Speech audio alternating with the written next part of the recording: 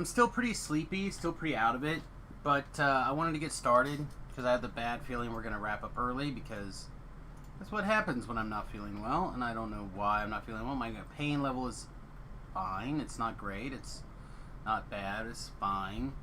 I'm just like exhausted. I don't know what's going on.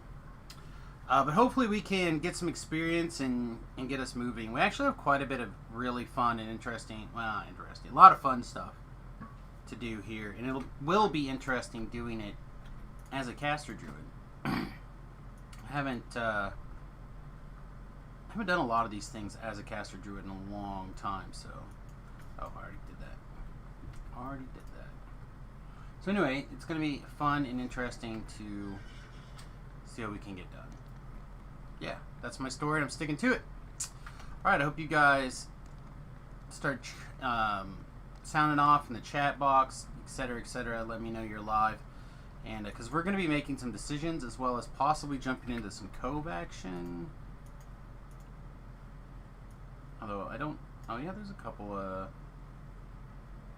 Cove groups, but it's all high-level stuff, and not really boot that life.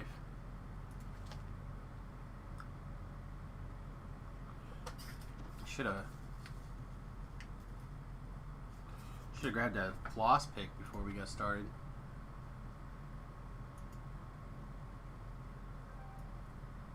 I think I got a little piece of beef stuck in there.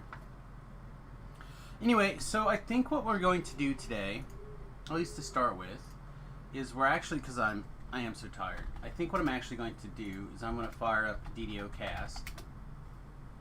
And we're actually going to listen to the DDO cast episode.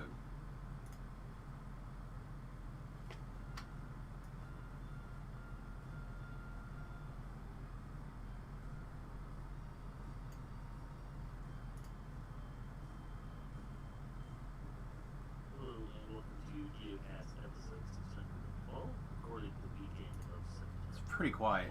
I'm your host, Patrick. I'm going to do the news myself this week because there's news. Looks like it's going to be okay, though. It might be a little quiet. The discussion topic this week a little faster. We get to this week's screenshot. Shrapnel pays a visit to a relative in this week's screenshot of the week.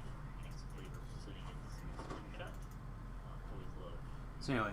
Blades armor type. In this case, the Blade Forged armor type. We like to talk about Dungeons & Dragons online every weekend. You can catch us through Twitch, YouTube, video forums, iTunes, or from our website, geocast.com. Geocast is hosted by Cyber, also podcast hosting Killer. Shows are usually available within a few days of the next show. Stay updated. Alright, yeah, we're going to have to turn down the DDO. I'm going to have to play with my audio adjustments here.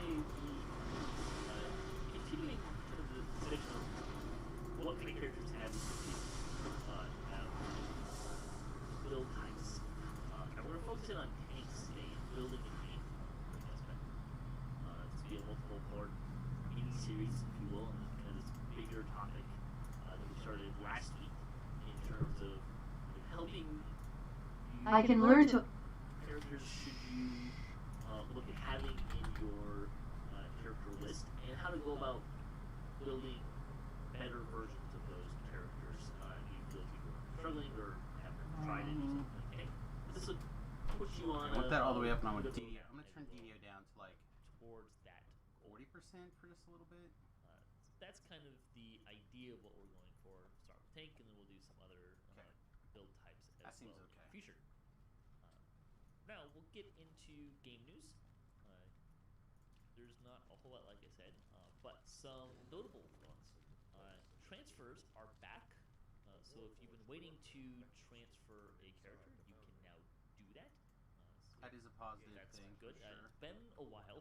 They shut those off back in July to prepare for server work because they couldn't have a character transfer from a server that had the work to a server that hadn't had that work.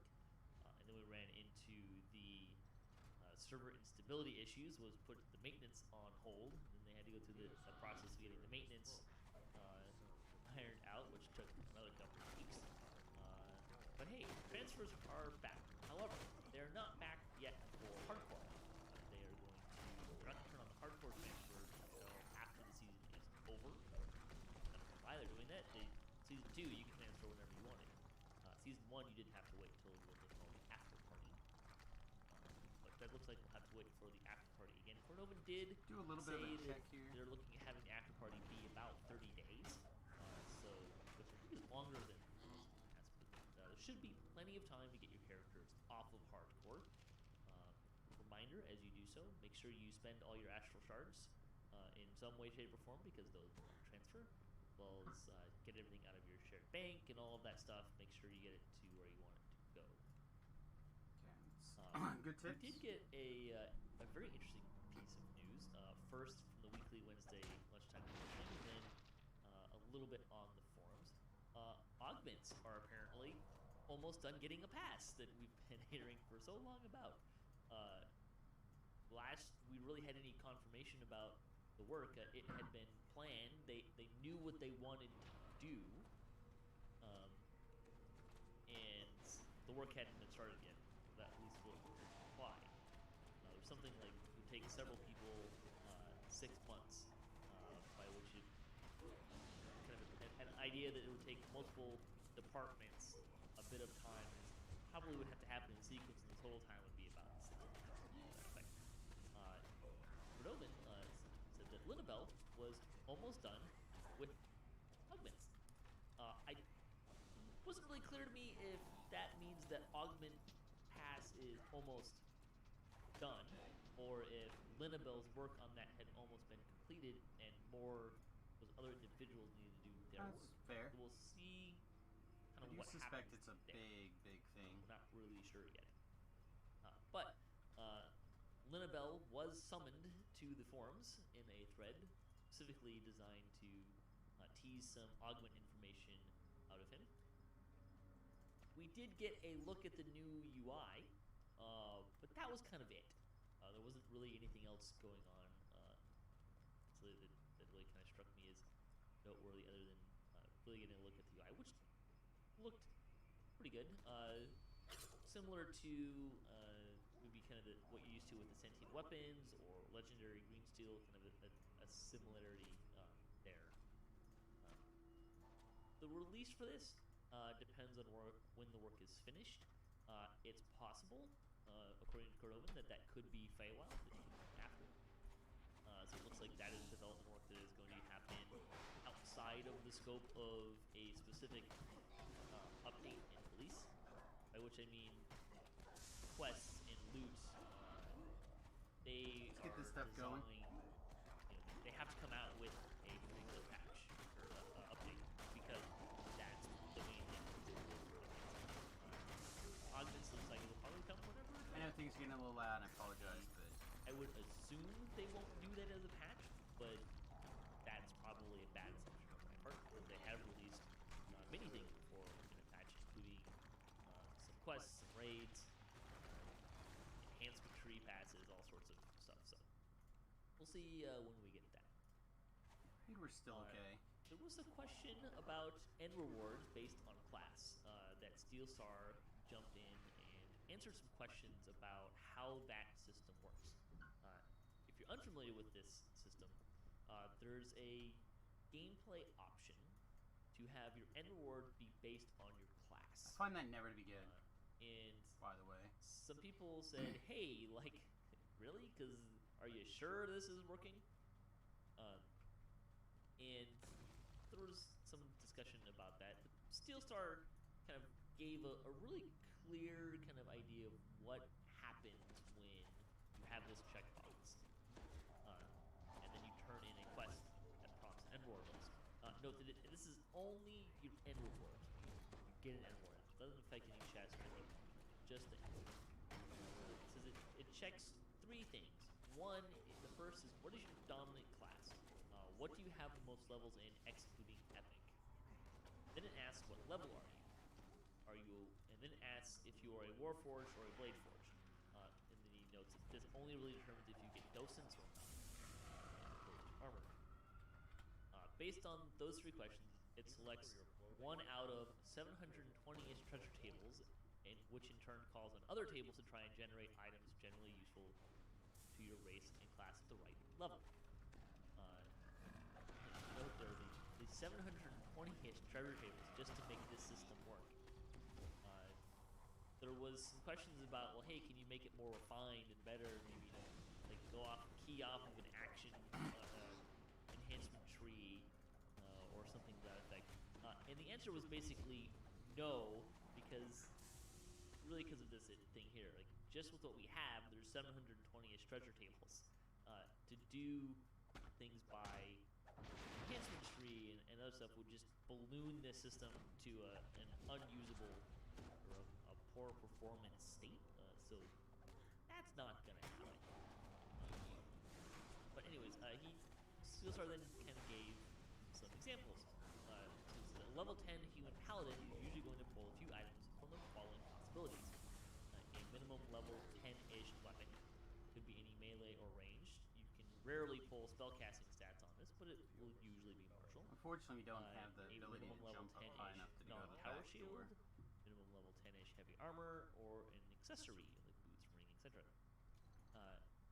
A human wizard, to compare this by, is usually going to pull a few items from the following possibilities. These are all minimum level 10-ish. I believe that kind of means that they should be at most. I guess it would depend on they made it depend on the quest level, so I'm not sure if minimum level how varied that would be. But these are all minimum level 10-ish. So a club, dagger, or quarterstaff that can rarely pull spellcasting stats, but it will usually be martial, which seems kind of strange. Oh, sorry, it comes later. A simple ranged weapon, which can rarely have spellcasting stats on it, but it'll usually be martial. A set of robes, an accessory, a wand, a club, dagger, or quarterstaff with specifically spellcasting stats, or a scepter with specifically spellcasting stats. So it kind of breaks out the non-spellcasting and then the spellcasting stuff. Then he did say, again, it is not realistically possible to adjust the system to handle feat or enhancement choices. The system would grow exponentially. It's already gigantic. Back in, well, they could make some nudges on the system. A larger overhaul would take a significant amount of time. So don't hold your breath. And to be honest, I don't know that. I don't feel like that's like doing a massive overhaul of that system is going to really do a lot. I mean, it does help if you're trying to get started, I think. But most players I know, like, they turn this system off very quickly, unless they're like, I'll use it on when I'm looking for some stuff specifically, or I'd say on hardcore. I used it when I was playing monk on season 1, because I wanted to get some monk-specific things as opposed to getting a bunch of armors that I couldn't use. But I mean, you pull so much loot. I don't know that. I don't think it matters. If you really I almost always turn it off and never left it on. Bonus days through the weekend. You can get double commendations of valor through September 13th. Store sales. This is a slightly older DDO cast, I guess. 13th as well. Sale for I should mention that 25% off of select. I do have plans to be on healing DDO items, cast spell basically point sometime this quest week. XP elixirs through September 17th.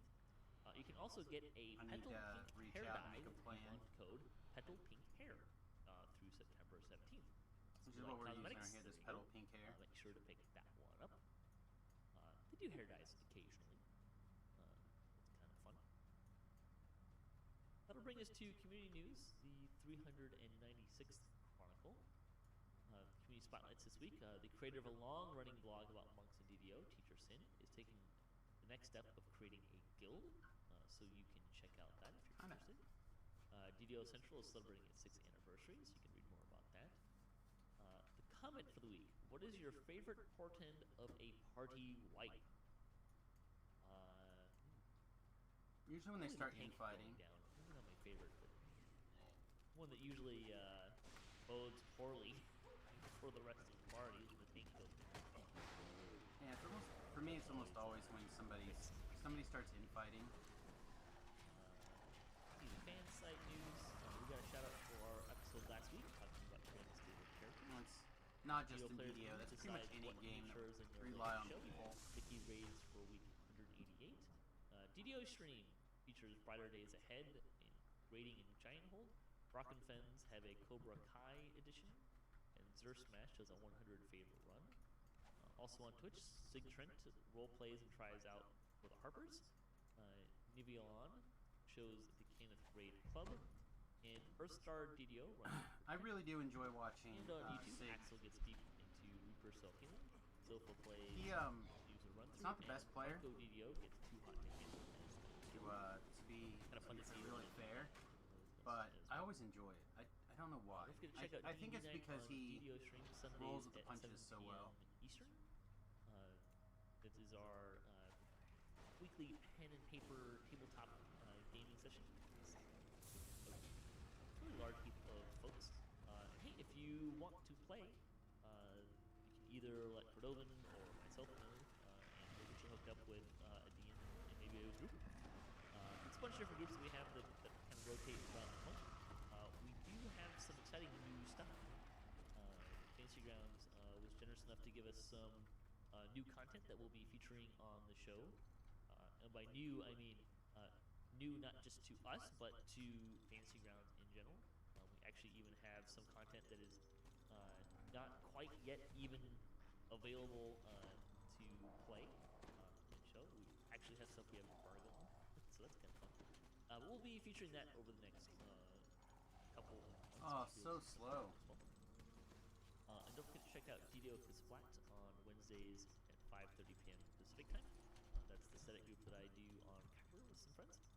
And we have a lot of fun.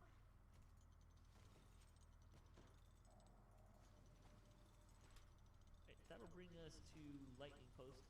Fuzzy Duck 81 wrote in about our stable characters episode. It says that I'm very much a fan of characters having the primary, secondary, and tertiary role ability approach. In many circumstances, trading 5% or 10% damage output for increased defense and immunity, healing, etc. can make a huge difference. He thinks that everyone should have a healer in their stable, in part so they can realize just how annoying certain player styles are to heal and try not to do it anymore. Yeah, that's a common recommendation from folks to have. So this stable question, hopefully DDO is not burying me too badly here, but I actually really was annoyed that I didn't get in this particular DDO cast conversation with the what do you keep in your stable, because I'm, as a person who spends all their time like TRing and stuff like that, doing different builds, I feel like my answer is really awkward because I feel like the answer is should is not a thing. I think you should have one, maybe two characters that you're fiddling with as like a general rule. You can have more. You can, like, if you are somebody who wants to just get to in-game and sit there, then you definitely want to have a wider variety of things that you can continuously be cycling through, keeping your skills fresh. But if you're a person like myself who spends most of your time... Do I gotta talk to this dork first?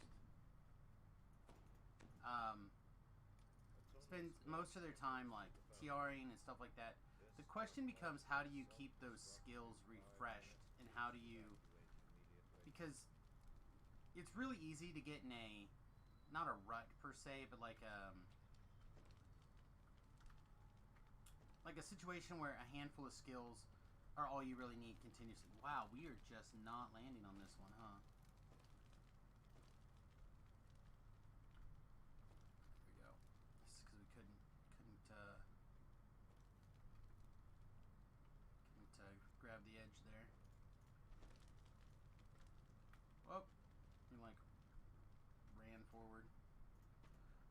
So like to me, you really have to consider how often you change builds. So if you're a TRer, right, and you don't change your builds, then you need to have a stable of things to cycle through to keep those various skills up. So like for example, I know a lot of people who they only like melee all the time, and you're like, okay, well that's awesome, but you still need the ability to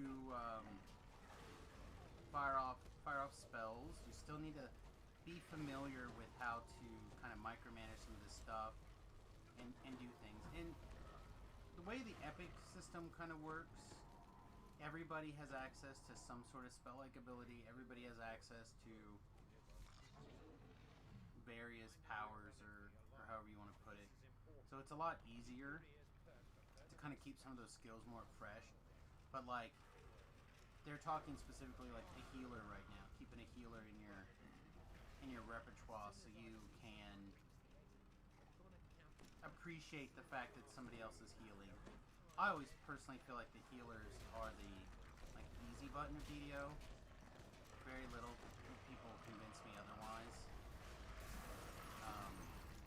It is occasionally possible, I suppose, that somebody could convince me that healer can be a stressful position, but for me, 9 times out of 10, I'd rather be healing something than almost any other class if I'm kind of trying to pay attention. Alright, you gotta be careful.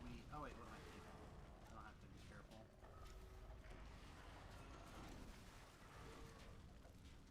I have permanent featherfall, or not featherfall, slide aroundy booties. Slide aroundy booties. Alright, let's go back to the show. Don't forget, if you are listening to this for the first time and you would like to know more about DDOcast, DDOcast.com. Obviously a big fan. I try to listen to the shows on the regular. I don't always get to, but I'm gonna start. I think what we're gonna start doing on Mondays is we're gonna start off the evening stream by playing DDOcast, the newest thing. So back to building a tank part 1. Sure, you have the experience sometime of playing a healer, just so you can understand how much of a pain you are to heal. Regarding the thing about people who only play healers, the excellent flexibility of DDO's class enhancements mean that yes, while they're all primarily built as healers, their secondary ability can mean they can play quite differently. Like a cleric healer tank might heal from the front lines, relying on charisma and constitution for lots of hit points, turns for the healing bursts while having relatively low wisdom, which is very different from a healer caster druid who maximizes wisdom, relies on healing over time, and which needs more planning ahead, and some very solid DC casting, like Earthquake, or Crowd Control, Sunburst, and Mass Frog. Hey Katsasuma, how you doing? Yeah, that's why we, sometimes we don't talk about class-specific things as much, and including in this series, we won't be talking about class-specific things, we'll kind of talking about more of a build type, because you can do a lot of those crazy things. I'm low today. Fine tanks are interesting. Like my audio's low. It might just be because I've got something going over the top as well. Unnecessary 95. There, is that any better? I get told that every once in a while that I'm low. You see. I actually have the sound system up, so let me look and see if I can.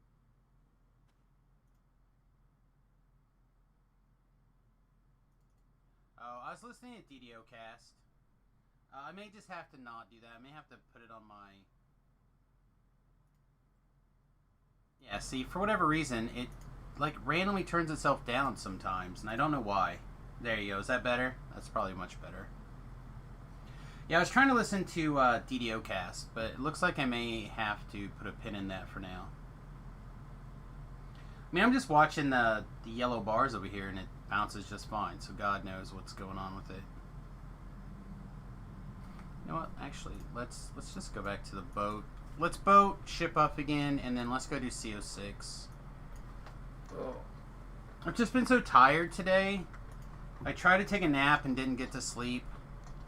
So I thought I would spice things up a little bit by letting Patrick kind of get me up and going with the DDOcast episode.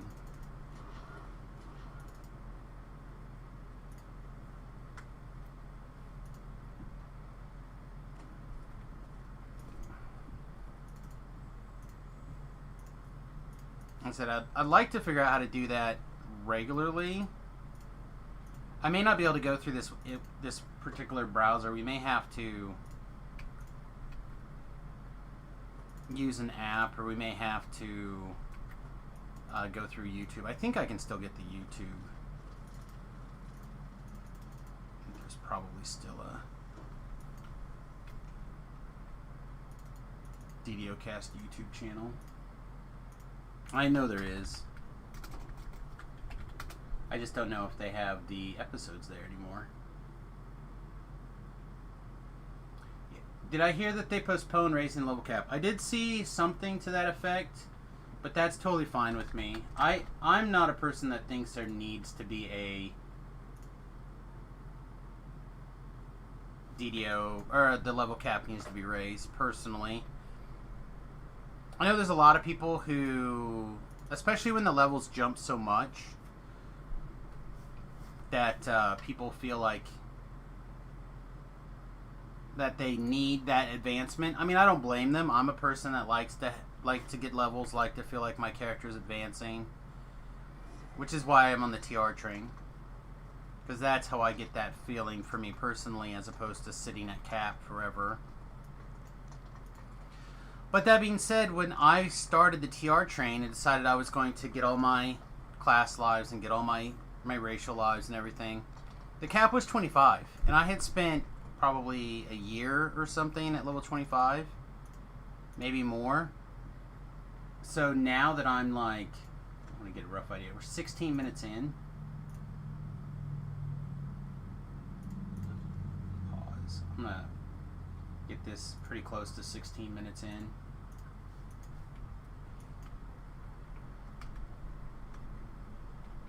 So like, for me, I'm not a person that thinks the level cap needs to be increased. I'm just not. I think that they would be almost always better served by finding another way to get content or introduce things. Whether it's a sentient weapon system more like what I've designed, where it feeds off your character's experience as you level. Or if it's a system where you can have XP like bleed over to things. Like, I feel like there's other things that you could do within DDO before you get to the point where everything is just, let's raise the level cap 2 more, let's raise the level cap another one. I don't know, I'm not that impressed with the epic levels in general. You wish you'd done your ETRs back when the level cap was 25. That's just it. That I think is the reason why I personally do not love epic experience or epic levels as much. Is because when I was working on my ETRs, a lot of my guildies were not available, not around. So I primarily soloed my epic levels. I didn't exclusively do that. Turo was around sometimes. Or sometimes the girl, like there was times where people were around, but for the most part, I soloed a lot of that stuff. And what? Did I not pick up the quests? I'd be so annoyed if I didn't pick up the quests. Alright.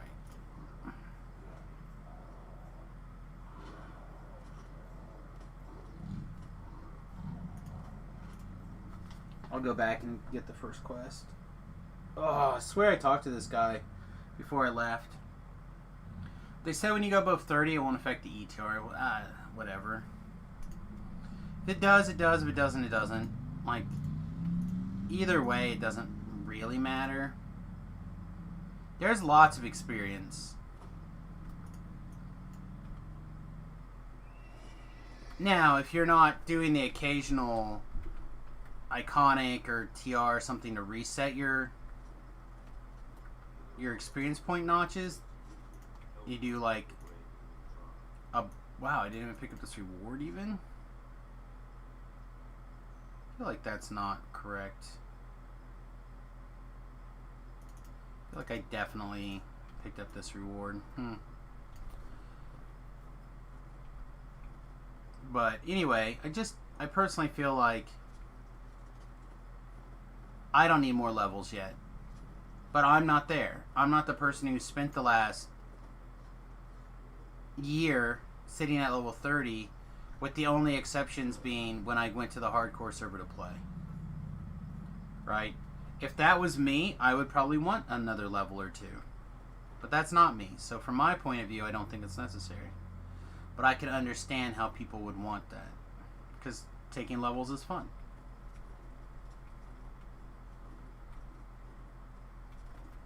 I just think that it becomes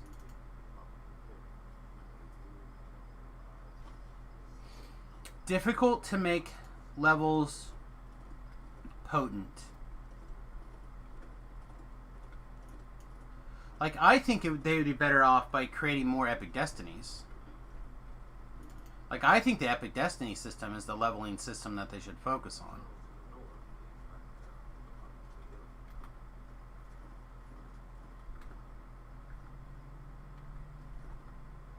Like, why they can't branch off into more specific destinies, I don't know. Because these first couple are so easy, we're going to go ahead and do them on Super High Reaper, and then we'll dial it back down. Or make them go to level 10, or... Like, my point is just that they're the system that I think feels like the most, like, actually TRing, like the most, like, something worth investing in. Like, they feel awesome. They feel good. Where to me, level 30, it doesn't feel like anything. It doesn't feel good. It doesn't feel bad. It just, I don't know. I guess I'm just mostly bored. Like, when I run to take an epic level, it's like, click OK. Click OK. Yay! Are they powerful? They're insanely powerful. You know, +1 to all your skills, etc., etc. Like, those are powerful abilities. They're powerful levels. But they feel blah.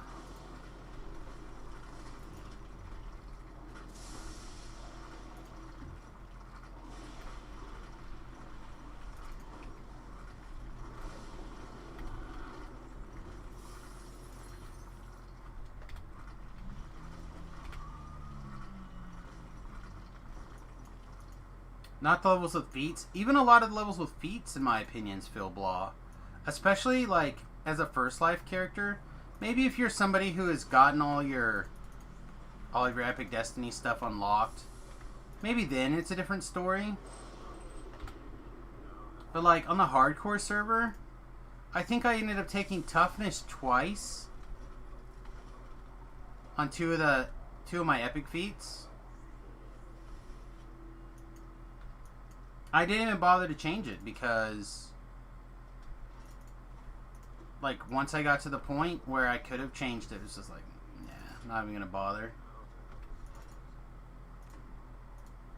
But, to be really fair, I don't spend as much time post-level 20 as a lot of people do, so to me, they just feel that way. They just feel blah.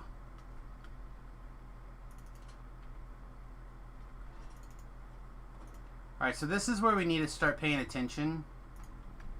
These guys can, like, randomly get really intense. Particularly, like, if there's a champ one in there or something. It can go sideways. But it's still pretty easy to, like, duck and dodge and weave around Scorching Rays.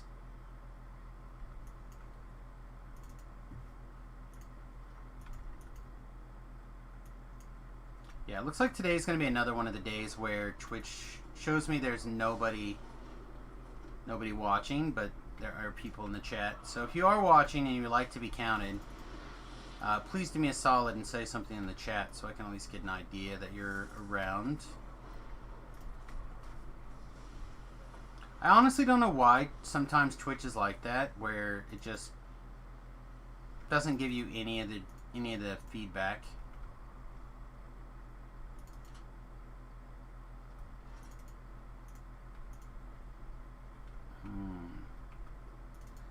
I must be coming down with something. That's the only thing I can think of, the way I feel.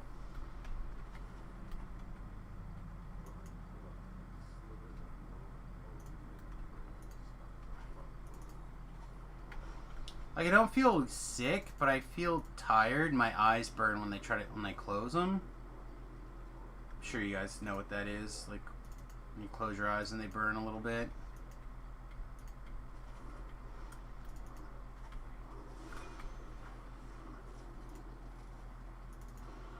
Like, it's not painful, it's just annoying. Okay, 30 monsters down. Quest is ready to go. So this one is very easy to do. Let me look at this. We just R4'd this one on... I mean, I don't want to say solo because we have a hireling, a hireling, our dog, everything else, but still. That was 602 Reaper experience points.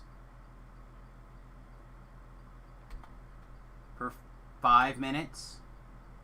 Feels good. Feels good.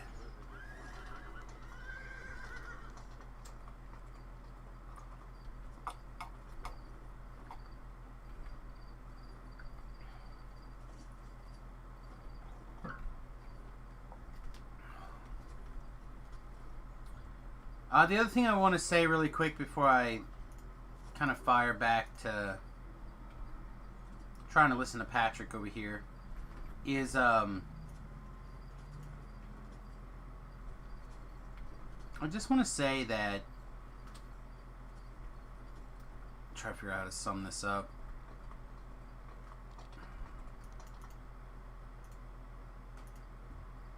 Oftentimes there's something different for everybody. Right? And for some people love the epic stuff. Some people like the in-game raids, like the top level hardest stuff.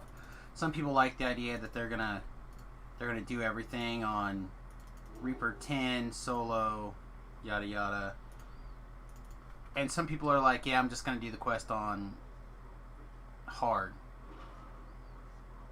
And that's something that's kind of unique, in my opinion, to DDO, where you can get such a wide variety of play. This guy trying to kill me with his scorching rays. Talk about malarkey.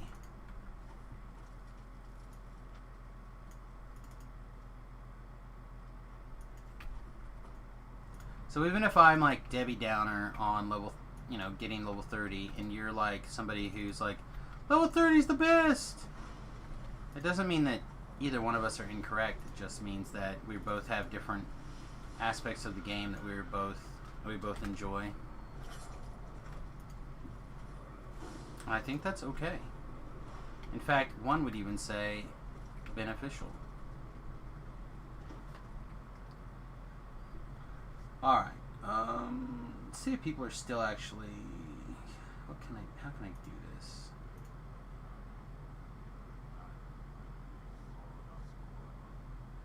I see it says there's some people in the chat, but I can never tell.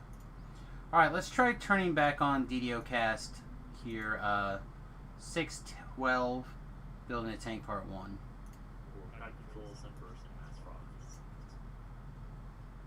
Yeah, that's why we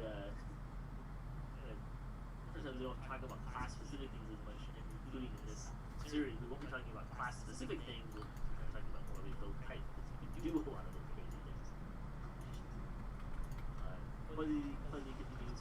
Finding tanks are an interesting one. In his opinion, a pure dedicated tank is generally the one role you can regard as almost unnecessary 95% of the time, as long as you're in a group that's halfway competent.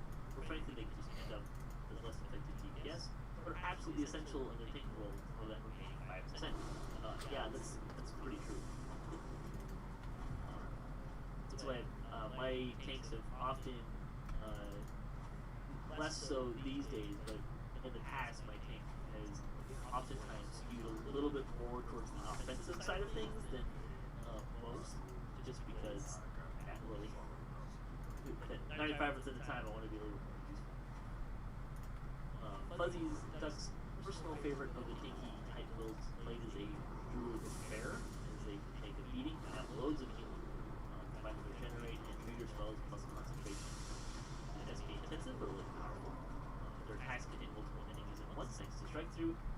of those attacks have crowd control effects too. In addition, many of those abilities have direct benefits for team members in addition to enemy attention. Yeah, prayers are a lot of fun. Even if you don't even have to be a tank, prayers are kind of fun these days. That'll end the news portion of the show this week. Thanks for listening to the show. Thanks to Becky for joining me for holding the conversation. To all the distributors for the podcast, and the San Diego Games, and the Cyber Years podcast. If you'd like to support the show, visit our website at videocast.com, or you can support us on Patreon. If you're doing video stuff and let's get a death board running. Like to be featured on our website. Kapla.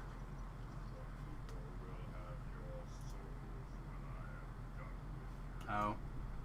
So my friend Whitty got a job here in, well, not here in Salina, but nearby, very close. And he and his wife will be moving back to his hometown. Nobody ever wants to go back to their hometown after moving away, or almost nobody does.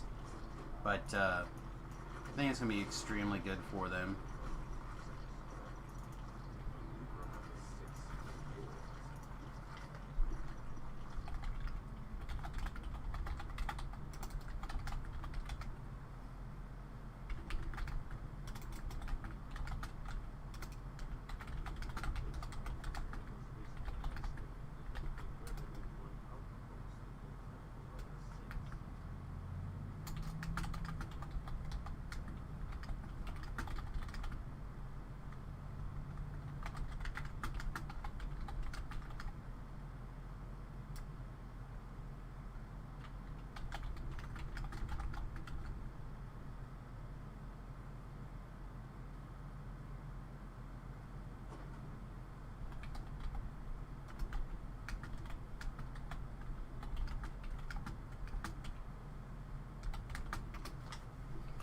Alright.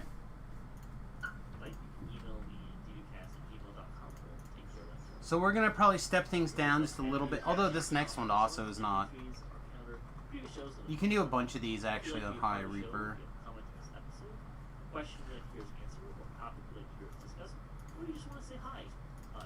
Speaking of, hang on, I forgot to look at the experience for that one.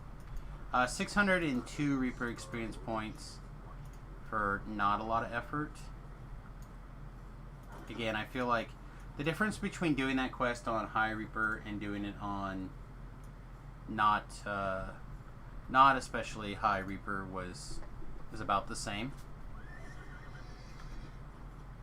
So should be pretty close to good. Alright, let's get back to this. DDOcast@gmail.com. Why no more Samus? We need more Samus. That's what everyone should be asking. I'll do my best. I'll try to be here this week. So, stay tuned for part 1 of Building the Tank.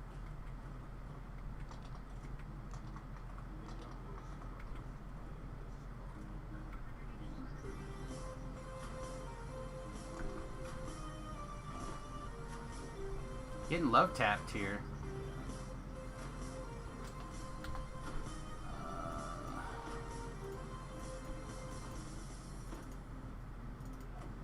Yeah, well, I think we can do the next couple like this.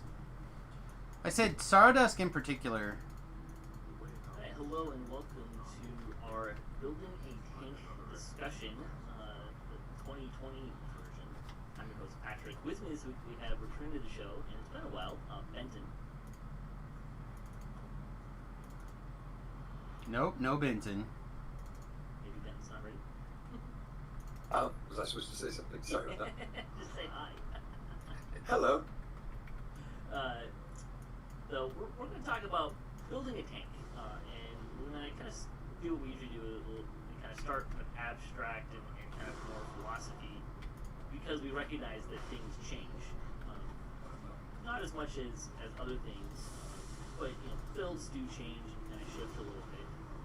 And we have seen a fairly big shift in the tanking world within the last year or two. And a whole bunch of classes suddenly got these percent boost to hit points.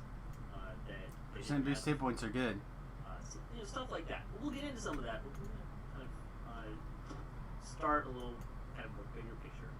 And just to kind of start, I think maybe Ben, why don't you kind of give listeners a kind of an idea of what your experience is with tanking the last couple of years? Sure. I never wanted to be a tank, so there's that. I was a caster, but as we started trying to do things harder and harder, it became critical to have a tank, right? I think that was the whole point of Reaper and bringing in the higher difficulties is to bring back some of the more traditional meta, and we needed a tank. Oddly enough, even then I didn't build a tank. When I started off, I was building a healer, and we were pushing KT up, and we needed healers who could survive. And so I was building survivable healers, and then folks started making me stand in front of the dragon. It happens. Yeah. If you're surviving longer than most people, suddenly you become the tank. Yeah, and so that's what it was, right?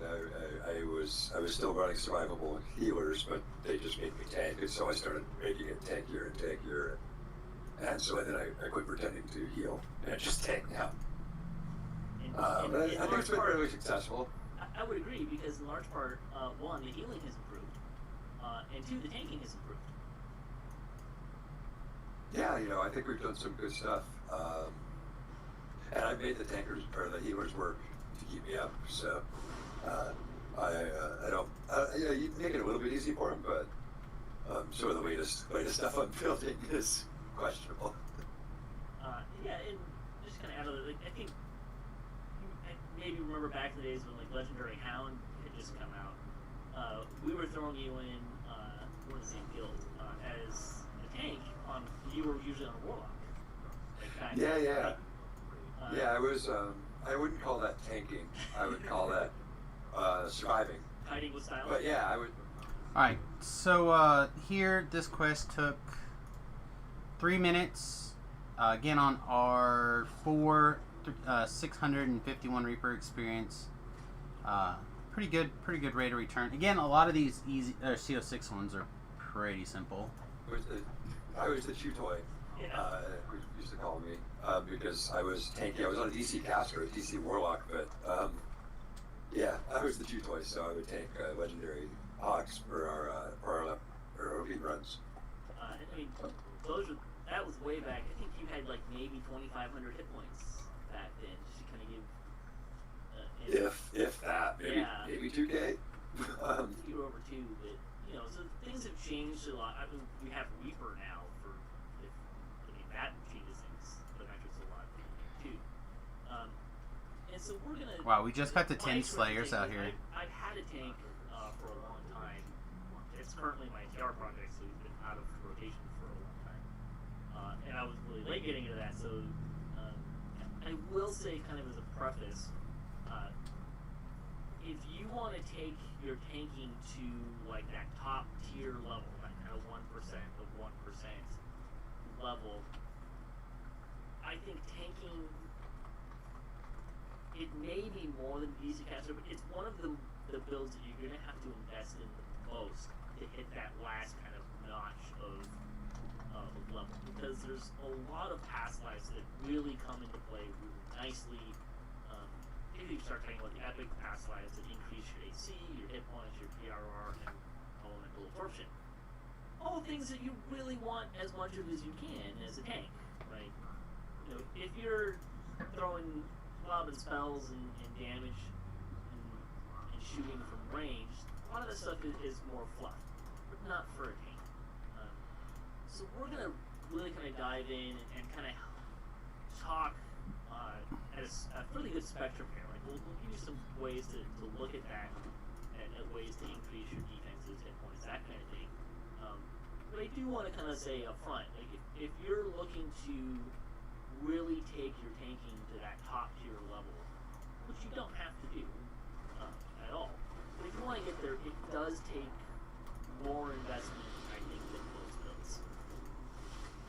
Yeah, I would agree with that. That's kind of funny because originally, I think you'll remember this, I was just trying to bring an alt in to tank for us because I was told, people were telling me, oh, you don't want to pass lives to tank. And so I just brought an alt in, and then you can do some stuff with it, but you just can't push it at all. Well, it depends on where you're at too. I think we're actually a pretty good comparison in this because the tank build that I was bringing in, while I did do a little bit of work and kind of playing the game of kind of the action points and kind of some of that stuff, I think we both agree that my tank was perfectly fine going in on hard killing time, even R1. Back when he was still tanky. I could solo the islands outside on hard. I was perfectly survivable on R1. Took a little bit more effort than some of the other tanks that we had, like yours and a few other people. So you can get to that point pretty easily, and that was not a huge investment in past lives or anything like that. But when you start talking about wanting to take it up to some other stuff we've done, like recently we did 3 for 8 killing time. We just did this last week R10 the final just. If you start getting to that point, you really start to have to get all of that stuff to really get past that step. Yeah, epic past lives are the most important, right? And then racial past lives after that, right? For the action points, because it takes so many action points. Yeah, we'll kind of get into that. I think the next place, let's just start with what is a tank? Let's define some terms here. Yeah, we may have different terms here. What do you think a tank is? Yeah, I mean, without talking about classes or anything, a tank is just the person that initiates combat and holds aggro, while the less, everyone who is less sturdy than that person is doing damage and trying to kill the mob. And I joke about that because I think with 3 of us in Kelvin, we were pushing for a percent of wings. It was Jen, Rice, and me. And it was 2 DC Warlocks and Jen on a melee build. And we made Jen the tank. And we would hit him with dodge cookies and stuff, but he would initiate and base tank whatever it was while we blinked it down. Or blinked it down. Yeah, I think the key part there is a tank is the person who takes the aggro, the damage, the focus, and in so doing protects everyone else, right? Yeah. And there's lots of ways you can do that. Like you're talking about, you don't necessarily have to be a tank to do that, depending on what difficulty level you're on and stuff. It's just about getting aggro and staying alive. And in so doing, you provide the opportunity for everyone else to kill whatever it is you're tanking. That's kind of boilerplate. That's pretty much it, yeah. You stay alive so that everyone else can stay alive and kill it. The underlying assumption there is that you are able to stay alive or may or not. Which, yeah, especially when you get into raiding and some of the bosses, and really when you start talking about special attacks and stuff, it's generally going to be more true. There's only going to be 2 or 3 people in the party maybe that can survive some of those dragon fights that you run into in certain places and stuff. Yeah, I mean, it's not 100% required for even like R10 questing. You don't need a tank. I mean, it can make it easier for sure, but for raiding, I think that's where it really is a requirement. Yeah. And I think some ways that are pre-designed to have that, like, I think part of the reason for that, right, is bosses have more hit points. It takes longer to kill them. If you can kill everything in the room before it can hit you, you don't need a tank. But it's impossible to do that with great bosses. Like, they don't just die very quickly. Oh, and they do ridiculous amounts of damage that one-shot pretty much anything that's not purpose-built to stay alive through it. So, keep the focus, stay alive. Like, that's kind of the 2 things. So, I think we'll start with, let's talk about holding aggro.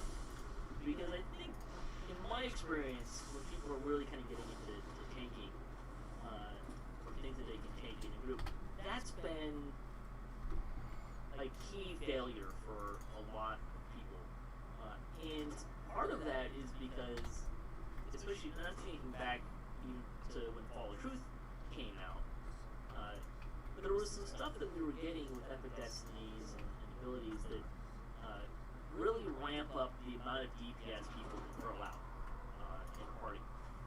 And especially when you start talking about like my head is starting to throb. Groups, they're going to have more DPS. Like by definition, everyone's going to be at a higher level. So holding aggro becomes something of a challenge. Well, I mean, that was the myth about tanking that I thought when I got started tanking, right? Everybody's like, well, tanking is just, you just attempt a shield block. Oh, okay, I can attempt a shield block. Anybody just hit the shield block. Whoa, but then the boss turns around and kills the whole party, and you're just still there attempting shield blocking. And let's be clear, like, this is not necessarily fully the tank's responsibility, right?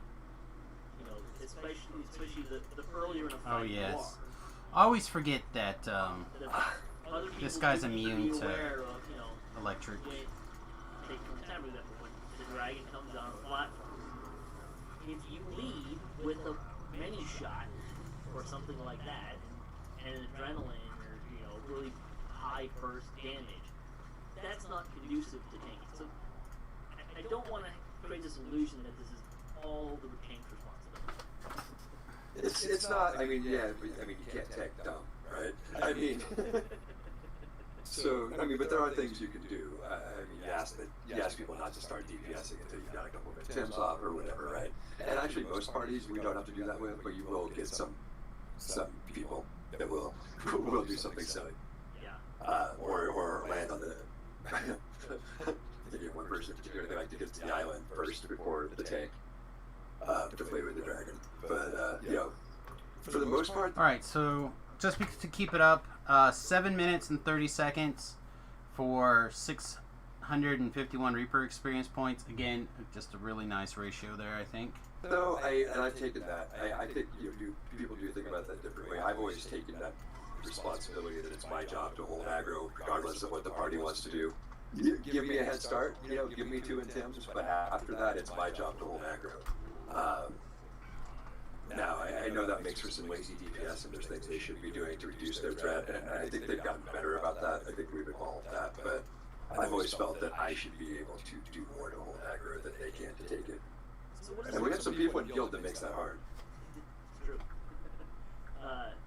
So what are some things that you do to help you hold that aggro? Well, I mean, the big thing is, right, before one of the more recent passes for tanks, you really had to work hard to find threat generation.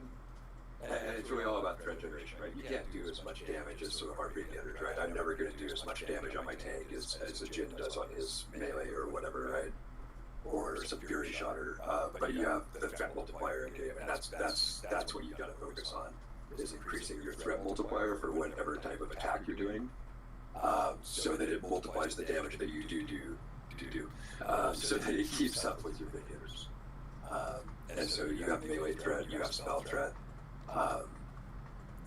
The trick is just to find that balance. All right, here, just for ease of getting things done, we're going to turn it down, mostly because we don't have the ability to knock out these couple of traps. If we can knock out the fire trap specifically over here, and potentially the blade traps on this side, we would not even worry about it. But because we can't, we're not even going to try. We're just going to turn it down. We're not here to just get the most Reaper experience. We're here just to move through the quest at a reasonable pace. We just happen to be in a situation where we can, I don't know why I spent all that extra mana. We just happen to be in a situation where we can get away with it on a lot of these quests because they are such quality quests. Like, the pacing's really good. The monsters are really, really confident. This one tends to be a little bit more difficult in my opinion than some of the other ones, but even this I think will be okay.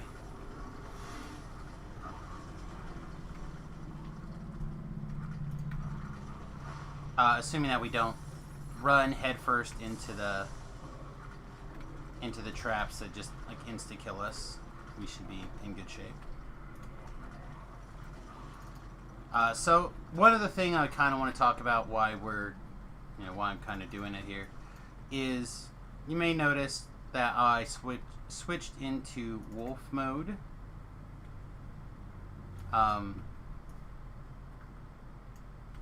This Frost Breath is one of the best spell-like attacks in DDO, in my opinion. Cone of Cold is very powerful, and having it with a super short cooldown and a relatively inexpensive cost is pretty awesome.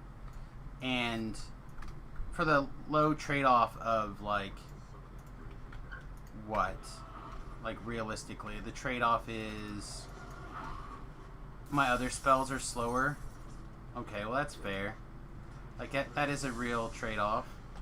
But at the same time, is it so much of a deal breaker that I occasionally don't want to move into this mode, this stance, as it were, to make this happen? Of course not. Extremely powerful ability there, and I highly recommend giving it a go sometimes. I'm not using it constantly, but in situations where I can fire off a couple of freezes or frost breaths and clear the wave, especially when there's multiple pieces of trash. I think I should probably just have lightning bolted this guy, but whatever. Alright, we're going to put them in standstill mode. I'm going to throw a protection from fire. We're going to take a bunch of fire damage. It's just the way it is.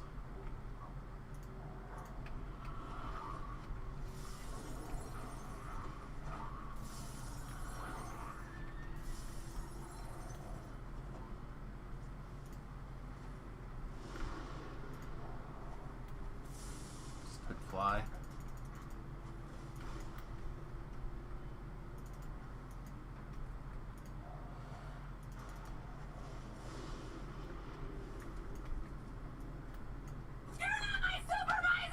Hey, thanks for the host, my friend. I was busy concentrating. Get a small heart attack. Appreciate it. Let's see if it'll show me who that was.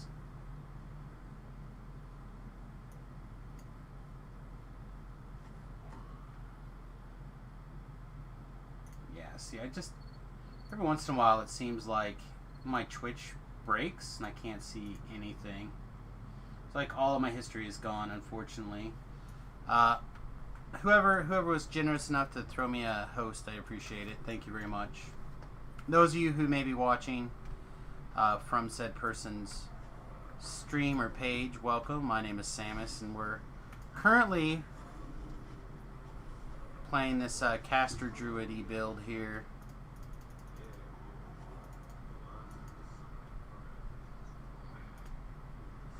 And we're also in the process of listening to DDO Cast episode 612, Building a Tank Part 1. I don't know if it's because this is the newest one that has come out and that they did Part 2 this week and he just hasn't posted this week's episode yet, or if this is the newest episode. I didn't check the date. I probably should at some point. But I'm not super worried about that. So anyway, yeah, I was just kind of talking through this quest. This is a big change from some of the difficulties of the other quests.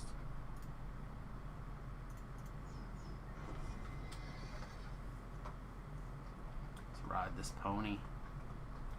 Anyway, back to Patrick and making a tank. Tanking is something that I would like to be better at.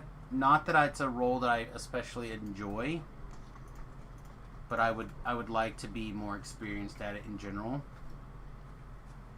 And it's possible that I will play my next hardcore character as a tank. I haven't decided, but looking at the success that some people have made with like a really good self-healing tank, Flask, Apocalypse Dawn, etc. Those guys, they do such a great job tanking that makes me want to consider it. You know what I mean? Alright, speaking of consider it, I'm gonna go ahead and pop that guy. We hadn't knocked out any of these rares yet, so a quick 700 experience is not a big deal.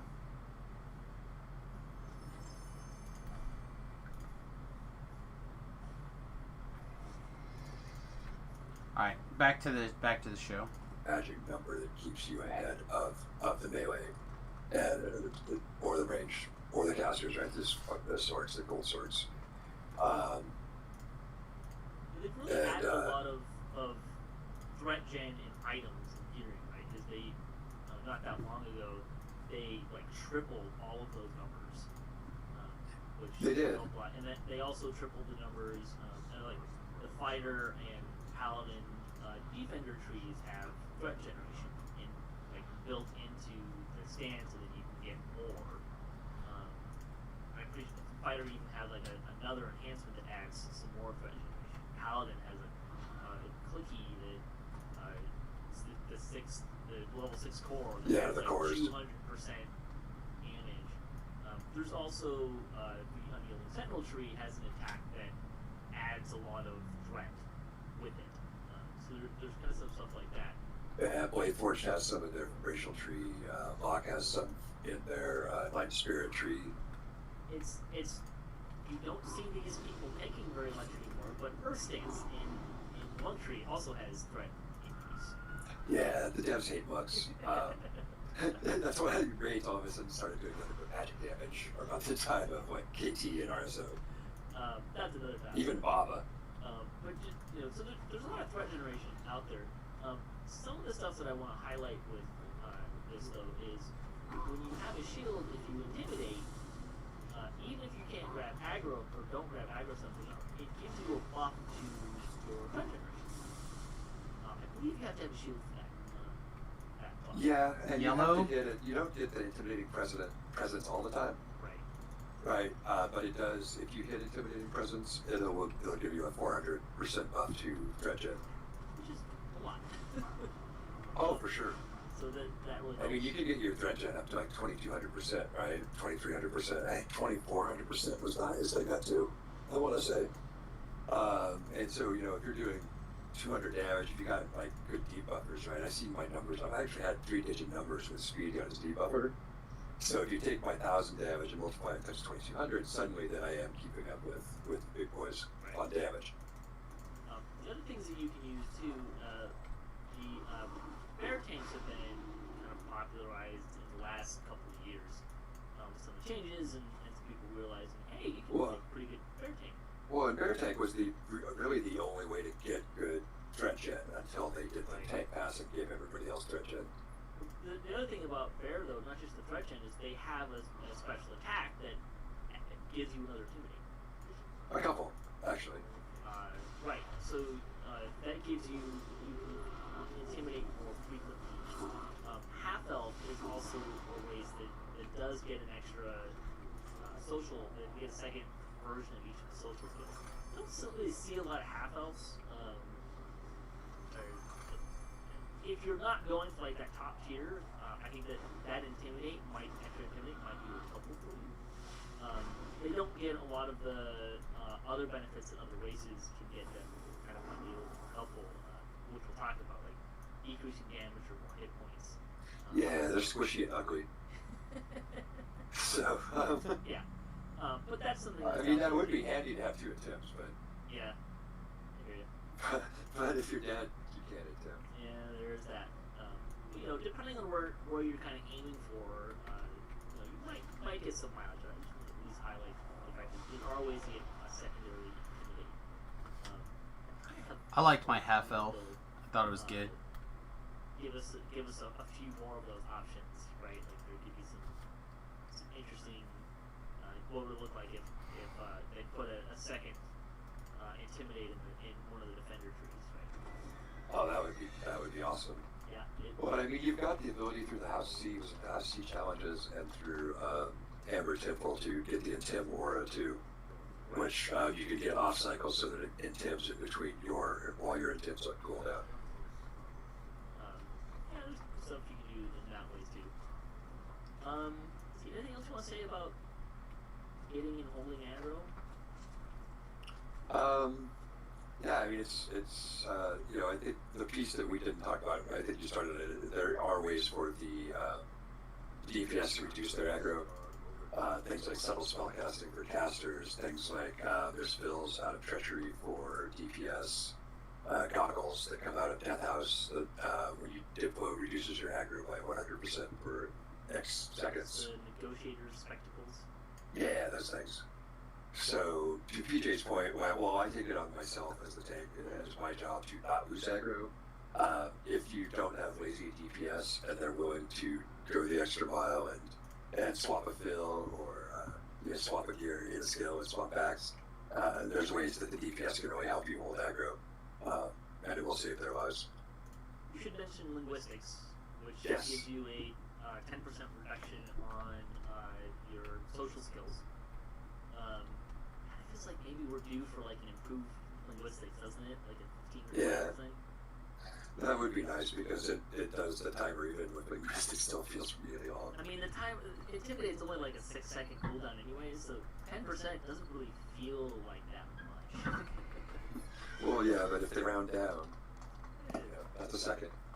The other thing that I think we've kind of alluded to this, but I think it bears mentioning here is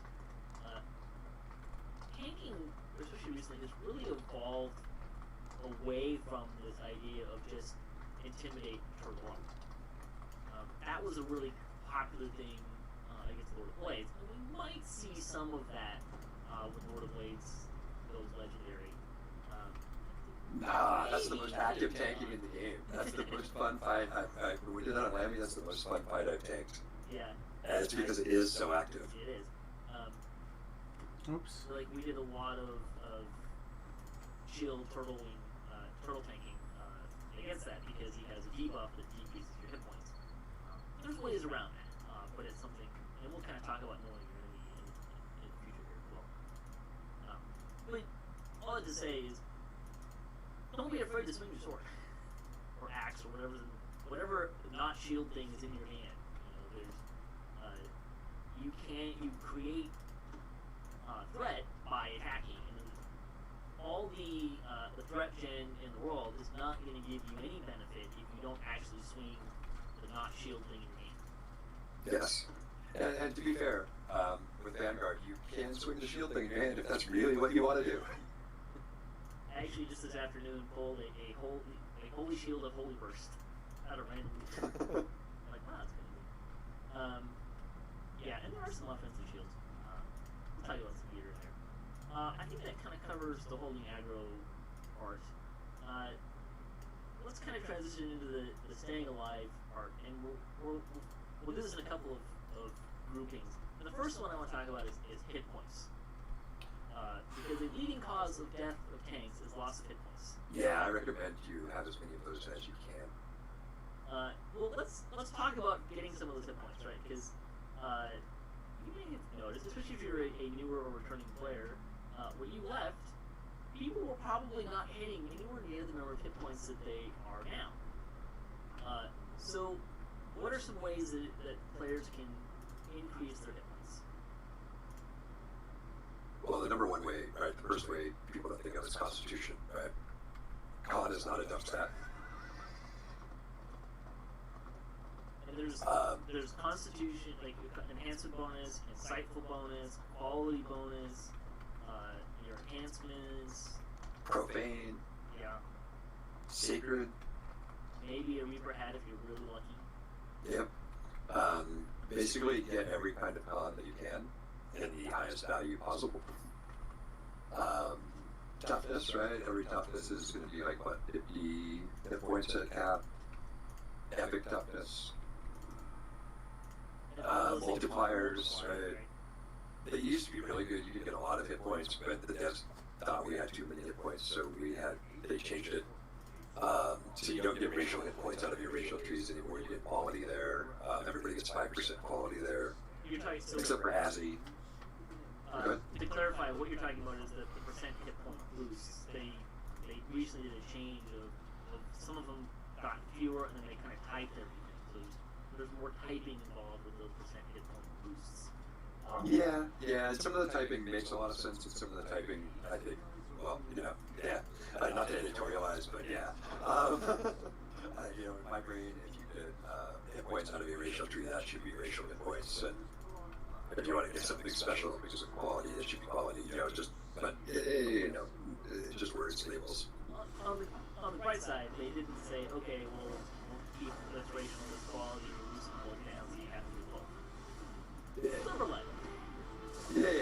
it's good. You can still build really solid.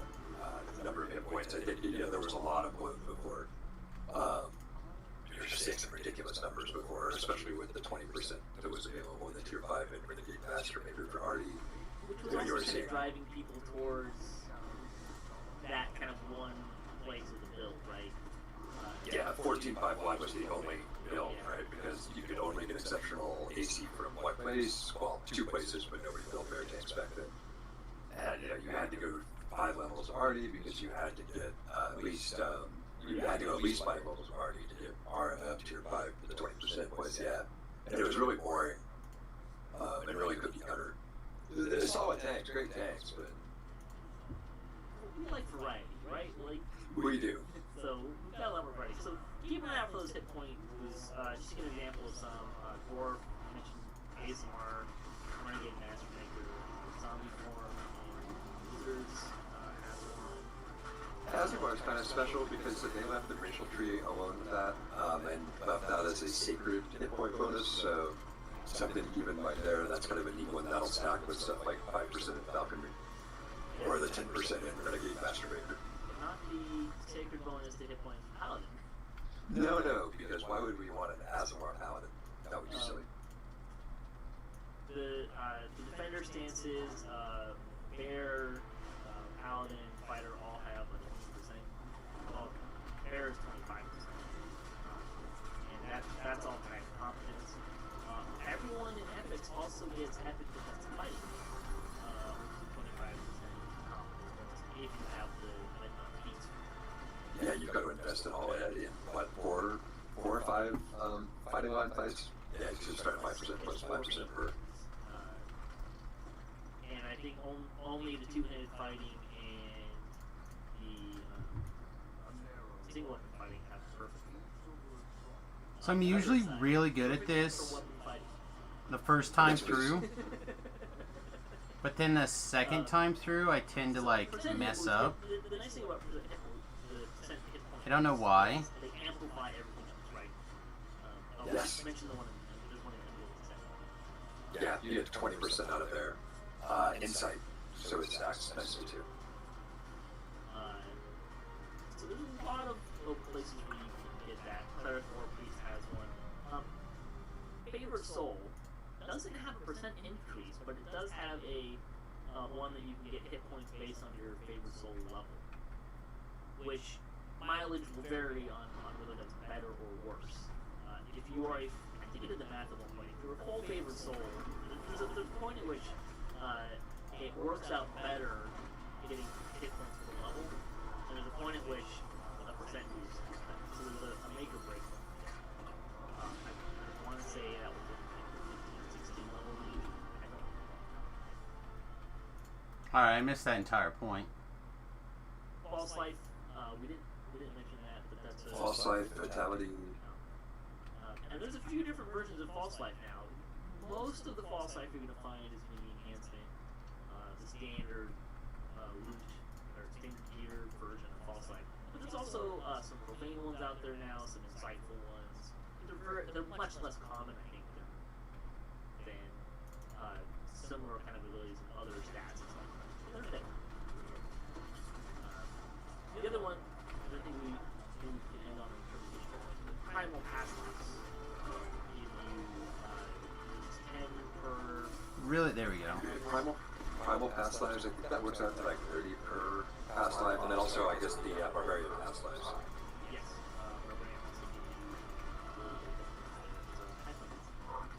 Yeah, I think we also forgot about. Oh, sorry about that. That's one of them. We forgot about the 500 belch load in there. Opposition.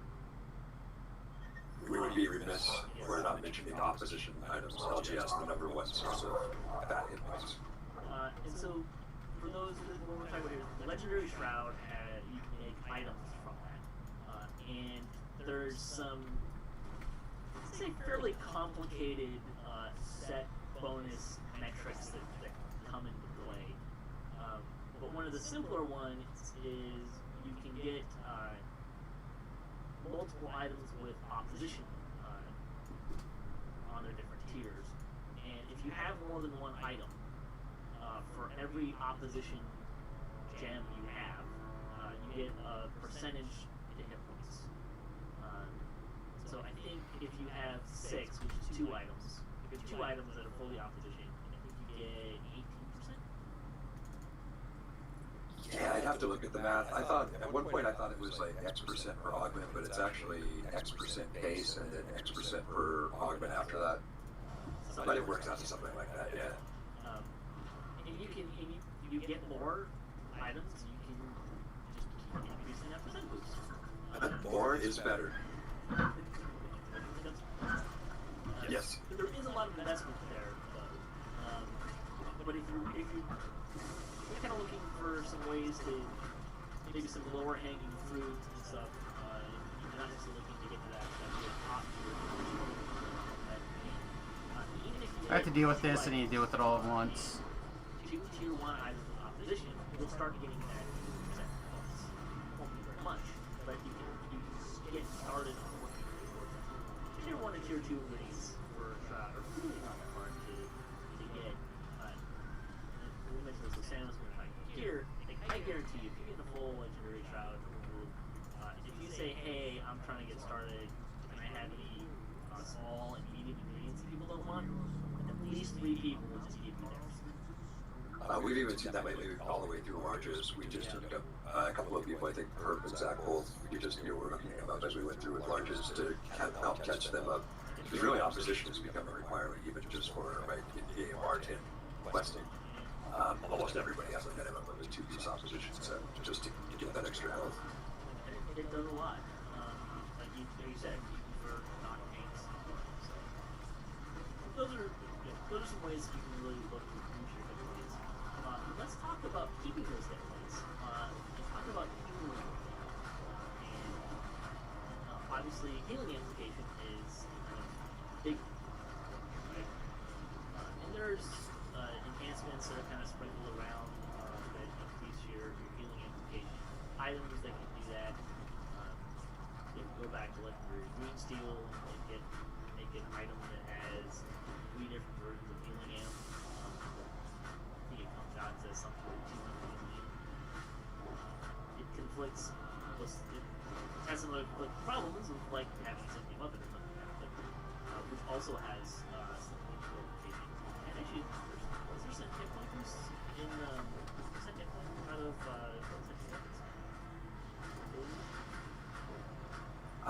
Hit point boost or hand boost?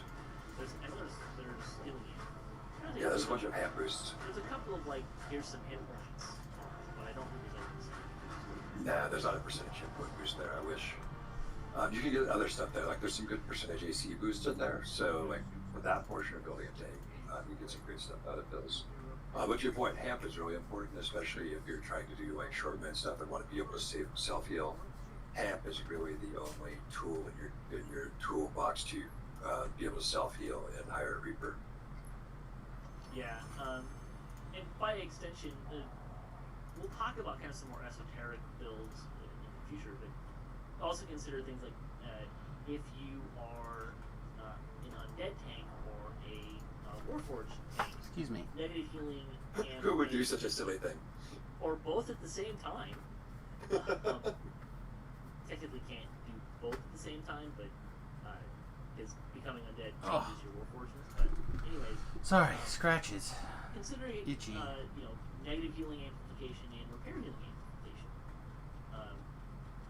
both of those, both undead and Warforged can be healed. And if you're gonna make a tank that is one of those things, I think that healing amplification problem becomes more pronounced, and you should try to get more of that. Absolutely. Do not make a toaster tank or an undead tank unless you're willing to invest, or your healers will not heal you. Yes. Well, with that, it's important to recognize, hey, if you have a bard in the party and they have the thing that gives the enhancement. I'm adds sorry. hit There's points my and healing to ankle the is like songs, that gives you so itchy. positive, negative, and repair healing. So there's and one of the advantages of being a undead tank or a Warforged tank, that actually kind of amplifies some of your repairing options too, right? Because if you're Warforged, for example, maybe you have source workers that can bring reconstruction to help heal you.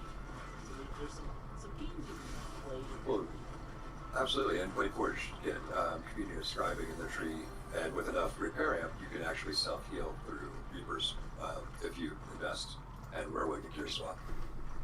And there's construct essence kind of can take you down that line if you're going Artificer and Renegade Master Maker, which also has some repairing in there as well. It has similar to, I don't think it's called community of scribing, but it's the same idea.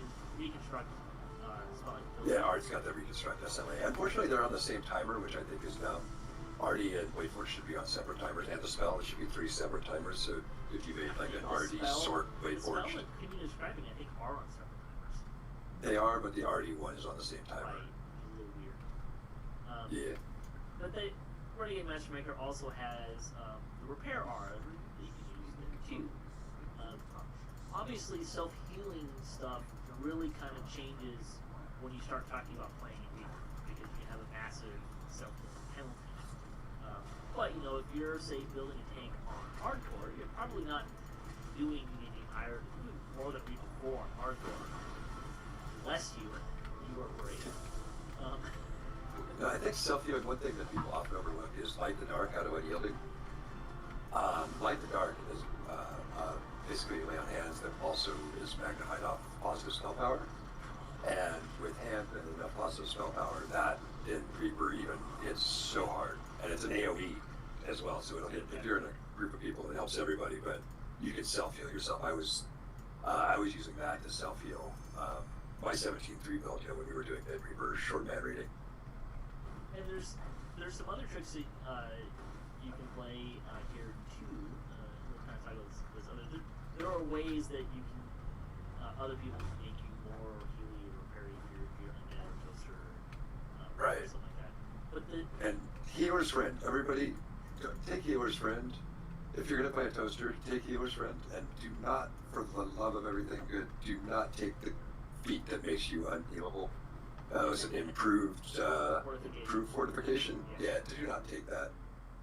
The one caveat I'll give to that is if you are playing in a static group and you guys are going, like everyone's going to be Warforged and you're going to repair each other, okay, take improved fortification. There's easier ways to get improved fortification, 100% fortification than taking that feat. But we can probably find better things for you taking that feat anyways. I remember so frustrating ending up in a raid where we would have a War Fortune party and they wouldn't say anything about it, and I'm like throwing heals at them and they're not getting healed. I'm just like, what is going on here? The good news is that... Hey, see me, see you. Just listening to DDOcast 612 while we're playing here tonight. Kind of not feeling great.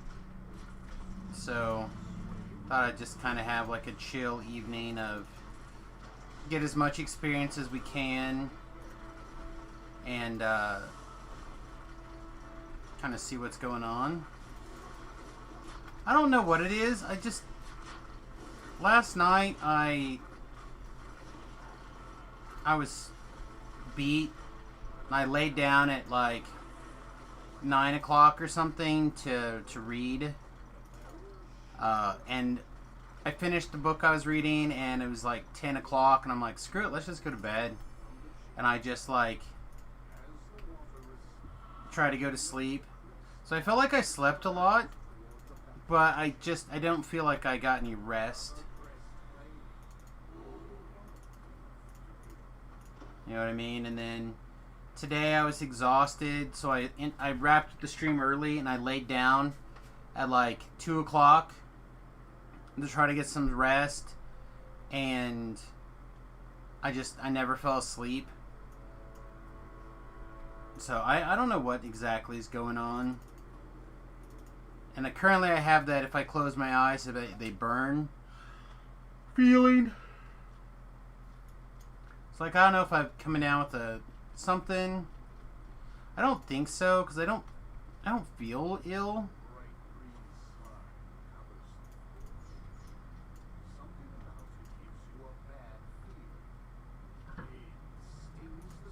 But I'm just, I don't know. Feel beat.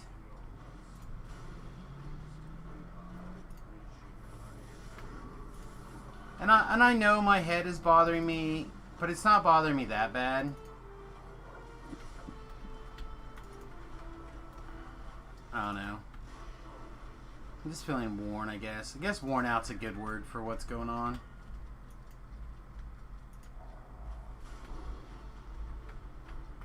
Yeah, I mean, that's just that I don't feel sick per se. I don't know. I'm just tired. I'm so tired.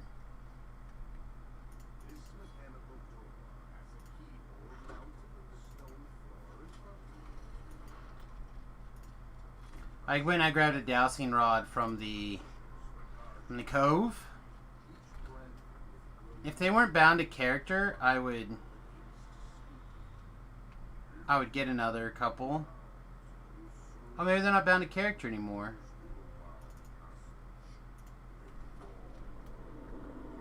Nice. If they're not bound to character, I might grab a couple more before the cove is gone. Just like a couple to throw in the shared bank. I don't need them all that often, but every once in a while I do really like having them around.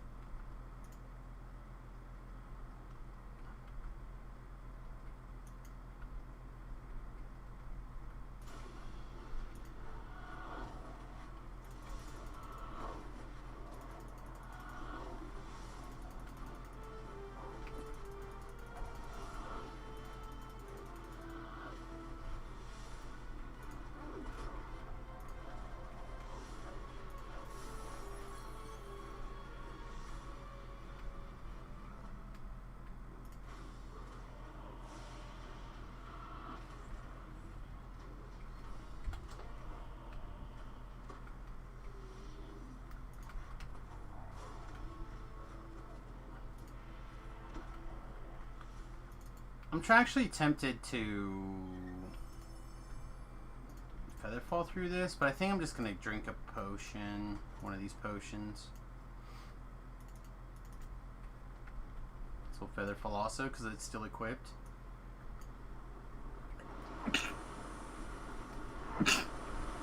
We'll see if we actually need the jump.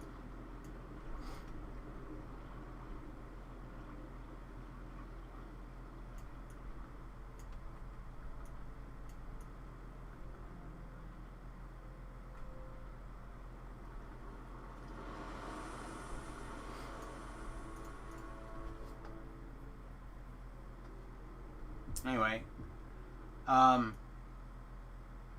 unless there's something you'd like to discuss, I think I got like 5 minutes left of this DDO cast, so I'm gonna wrap it up here, and then I'll ramble for a little bit before we find something else to listen to. You know, undead.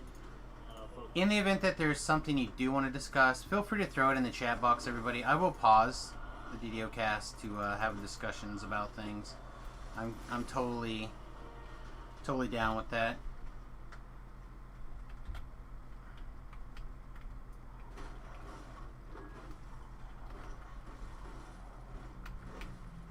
I didn't think these were breakable.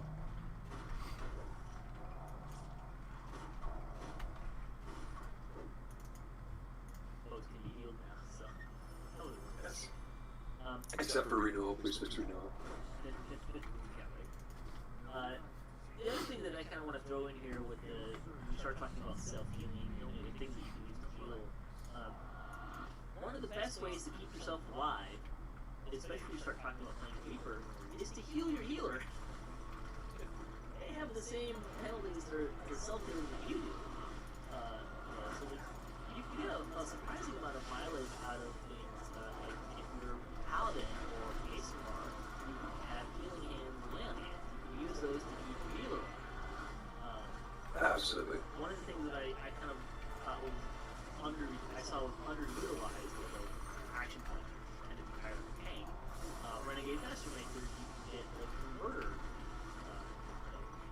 Master Maker is already a popular tanking tree, enhancement tree for if you have artificial levels, you can take the enhancement that gives other people the ability to be repaired.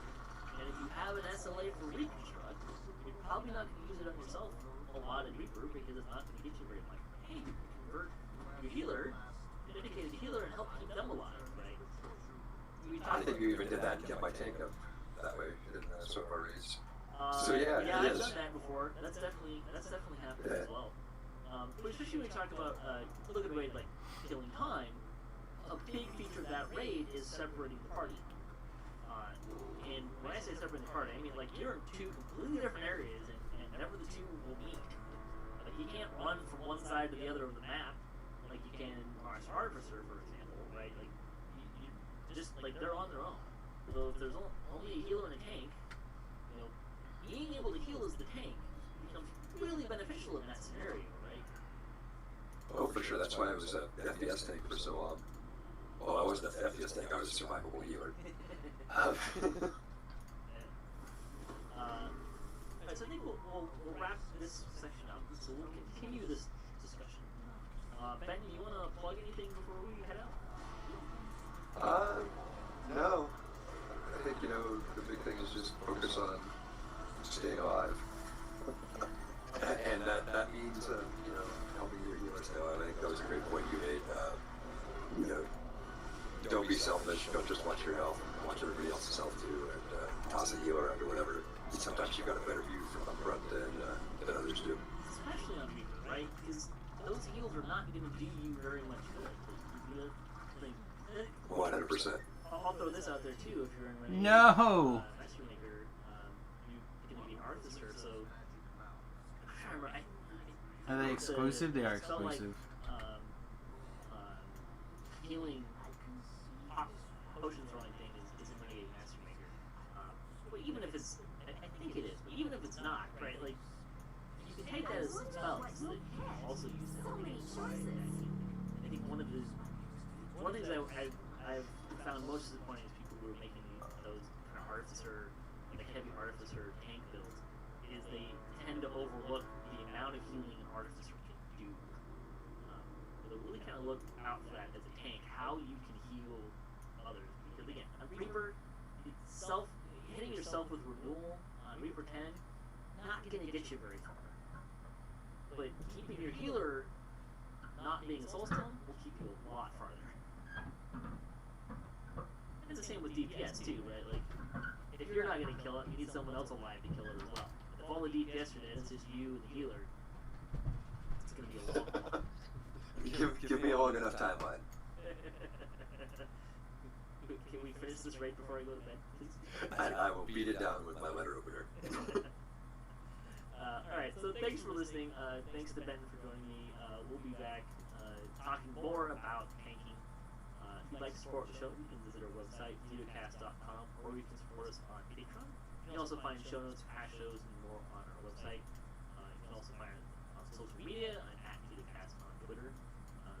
If you'd like to join the discussion, you leave a comment or email us to videocast@gmail.com.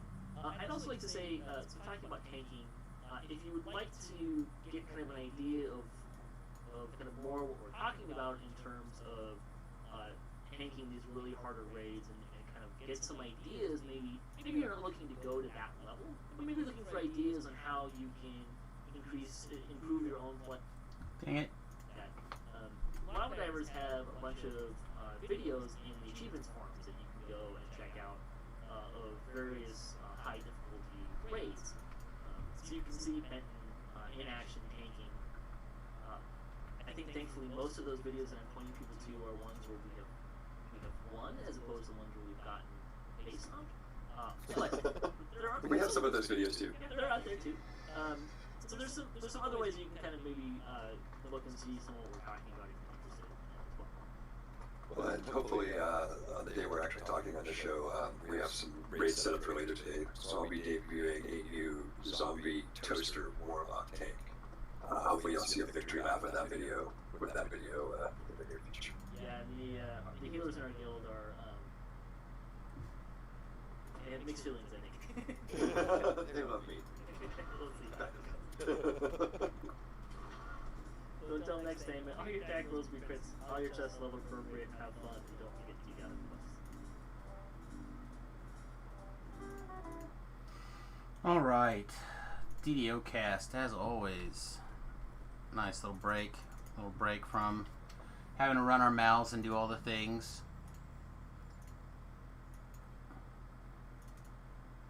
I said, we're supposed to be on there this week.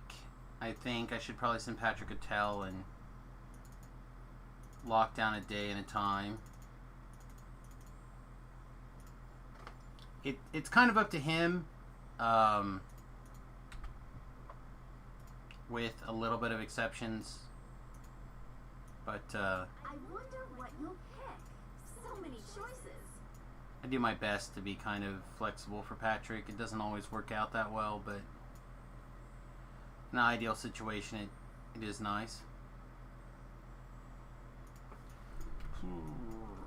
Alright, I think I'm going to use the restroom really quickly. I don't have any idea if there's anybody even watching to run an ad for, but I think we're going to go ahead and throw a little bit of an ad anyway here. 30-second AFK while I use the restroom. Be right back.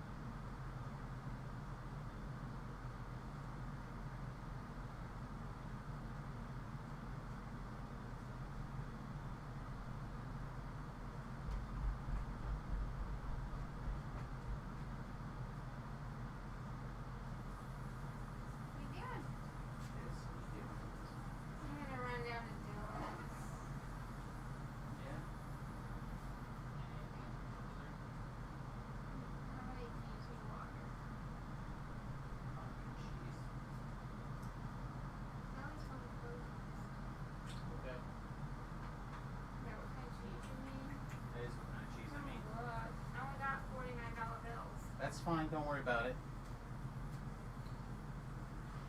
Oh no, I'm not feeling well, I don't think. I'm tired. Still. I know. I lay down on the couch and like What's going forever. Yeah, I thought you were going to spend the day sitting on your butt. I know. It just about happened. I thought that's what was the deal. Ruby opened up the last Fiji water last night, but he only drank a little bit of it, so I stole it this morning.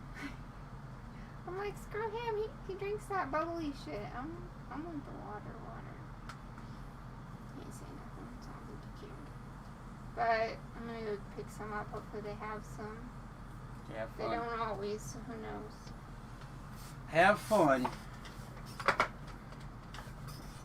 I'm also out of chicken. I'm trying to decide if I should grab some more chicken Probably, if you're going to keep eating it. so I can have dinner. Right? Well, I got a. Oh, my hair's gonna fall. I got a turkey thing in there. I don't know. I should get more chicken. Alright. Alright, love you. Love you.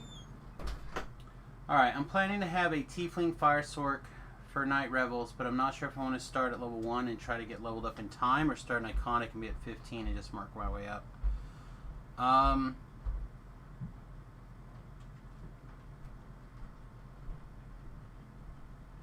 Yeah, I mean, that's a... So the nice thing about Night Rebels in particular, see me, is that there's so much experience there. So like the question becomes, where do you want to be for Night Rebels? Right? Do you want to be at level 30 for Night Rebels? Is it okay if you're level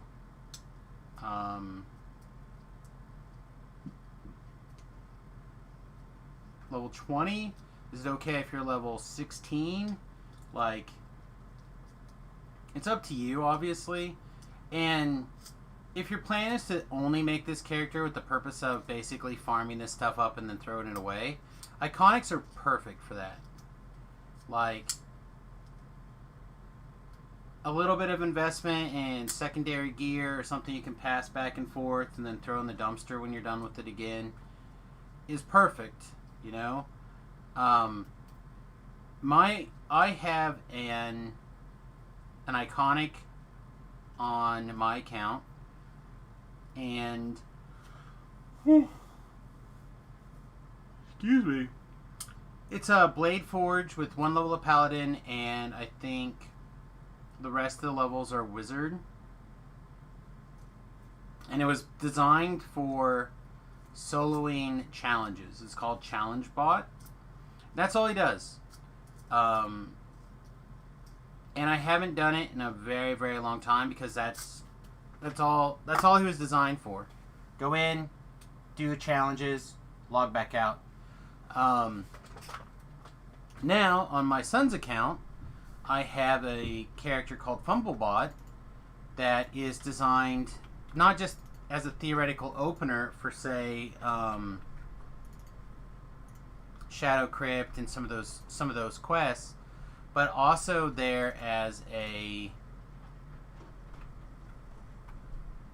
That is not this one. But also has the capability of soloing the Shadow Crypt quest in the event that this character, whatever character I'm playing on Samus, cannot do a Shadow Crypt. Not so much an issue anymore, but there was a while where it was. And in that kind of situation is where it's nice to have options. So, like, if you kind of look at it and think about it, I think you'll decide which way you want to go.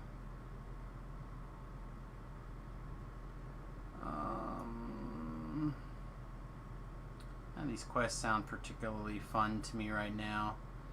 I guess we'll go do a couple of the House K quests.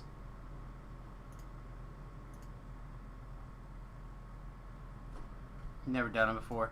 So, then the question is trying to figure out what it is you want to do, right? Like, most of the Night Rebel stuff is really short quests. Then there's like 1 or 2 kind of longer ones. But most of them are very short. They're like retakes on older quests. Let me just pull this up.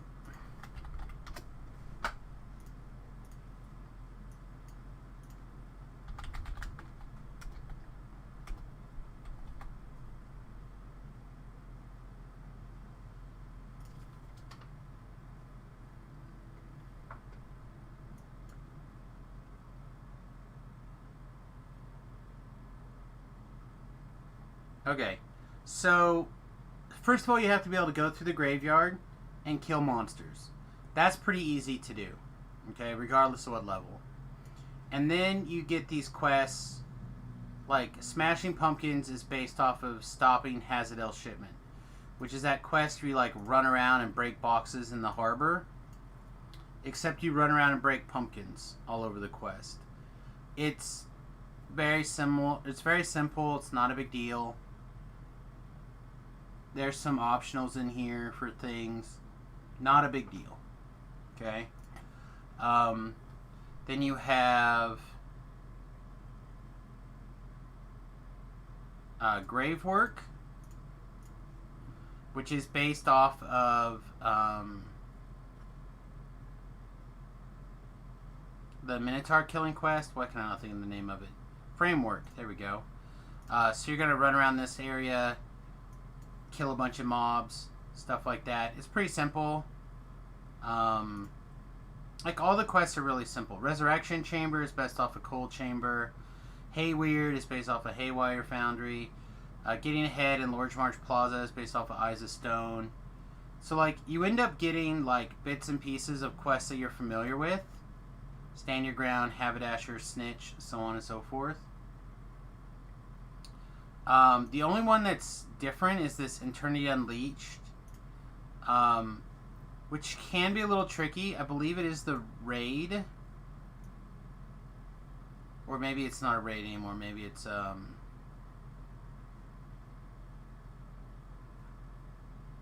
don't know. It's been a while since I've done it. I think the last time I did it was, like, with 2 people or something. But you, like, beat up the dragon.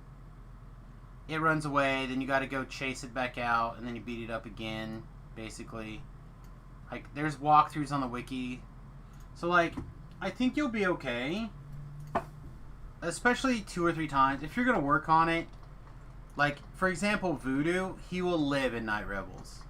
Like, I love Voodoo, but it's the most boring month of his stream on the planet. Because it'll be like, I'm awake, let's go do Night Rebels. And that's all it'll do. It'll be Night Rebels for, like, for a month. And, like, the first day it's interesting, maybe even, like, a little bit after that. But I hate watching the same stuff over and over again. And I don't like doing it. I'll, like, pick 2 or 3 things I want to farm, and that'll be it. And I'll, like, farm a couple of those things, I'll get a little bit of that experience, and I'm done. But people like Voodoo, for example, people who have a bigger focus and an overall plan for the year, like, Voodoo's got a plan for the year, right? And this stuff goes into his plan. And he knows what he wants, he knows what he's doing. He'll, like, epic TR and stuff. Like, man's got a plan. That's not me. Like, and he'll sit in there and he'll just grind it for what seems like years.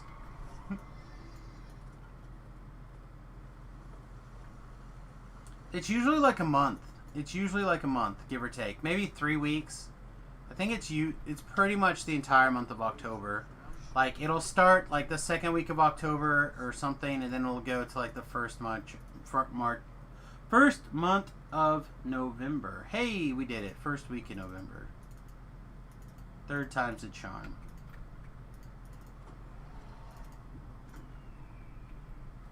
But, like, it's a thing. But there's so much experience there,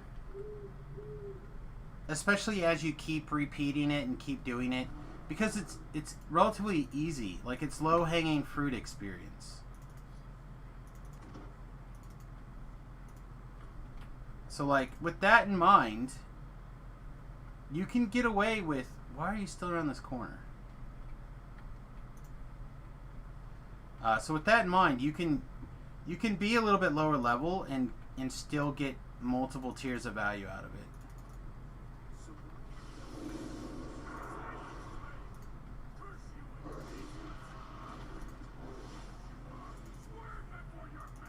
Yeah, all the levels get experience.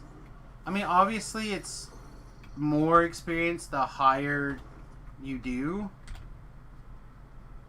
But it's good experience. It's very, very good experience. It's less good experience when you're, like, putting out keys and stuff. But I think that's part of what Voodoo does. I think Voodoo sells its extra keys, like on the Shard Exchange.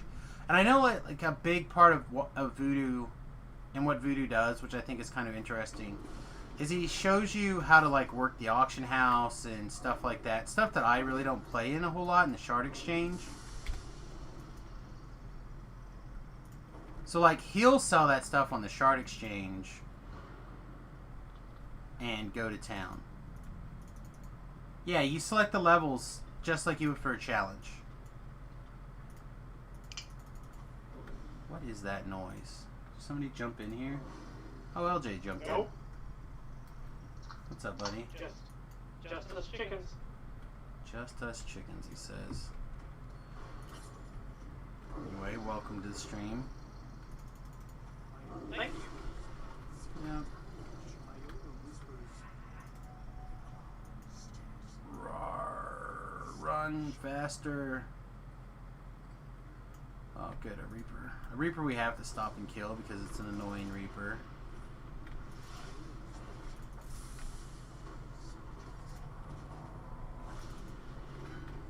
Ooh, and then we took a stunning blow off of some random thing. Alright, let's knock this stuff down.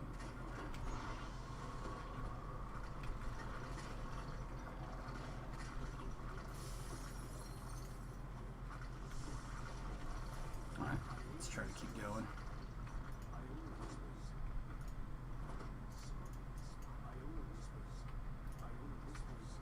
Iona's always whispering to me all these sweet nothings. He's whispering all the sweetness.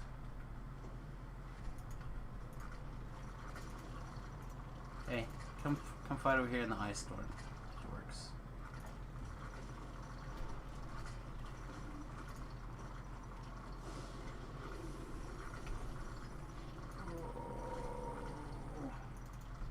Looks like we're gonna get chased by another Reaper here.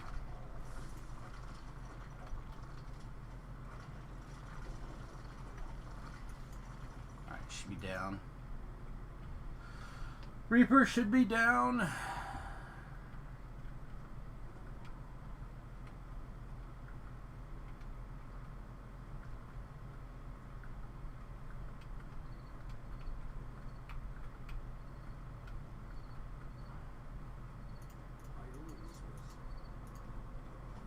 LJ, you still there? Yes. Have you been watching all the footballs? Kind of, sort of, not really, almost. Okay. Oh no, I have weird emotions on you logging into my account to watch the footballs. So on one hand, I'm glad somebody is using the thing that I'm paying for stuff like that. On the other hand, I don't want them to include all that shit in my account, so... Sorry, I changed my mind. I will stop. I apologize. No. I'm glad you're using it. I wish they would let me, like, not get the football account or stuff on there for less. I changed my mind. I'm just gonna drink Berkey water. Okay, sounds strong. Okay. Come on, Love you, babe. Love you. You know what I mean? Like, they're never going to change. It's like paying for cable. Part of your cable bill is CNN. So it's like, do I really want... You know what I mean? Like, Right. do I want that $2.50 each month going to CNN? No. But do I not want cable? No. Well, I mean, yes, because I obviously don't have cable now, but... Right. You know, it's the same thing with, like, football and that other stuff. Like, I would just like to piecemeal out what I want. Like, I Well, need like, these a 5 lot of things. A lot of the football and stuff is like already on your network television, right? Like, Yeah. I mean, that's... Yeah. Well, I mean, you should also have, like, the I believe I have ESPN and stuff in there, too. I don't actually... Yeah, I do. I know I do. Yeah. I have all that crap. So if you... Like I said, if you're watching it, you can watch it however you want. I'm just like... Ugh. Why am I paying an extra $4 a month for this? You know what I mean? But now Right. you're watching it, so now somebody's at least watching. See, that's what I'm saying. Like, I have mixed feelings on it. Part of me is like, ugh. I wish they would just realize that nobody cares about this, but then, like, every once in a while, somebody does enjoy it. And it's like, well, then I'm at least getting some money's worth. I don't know. I hate how all this stuff is set up. I really thought that YouTube TV was going to be different. That I would just be able to, like, pick and choose the things that I wanted. What? No.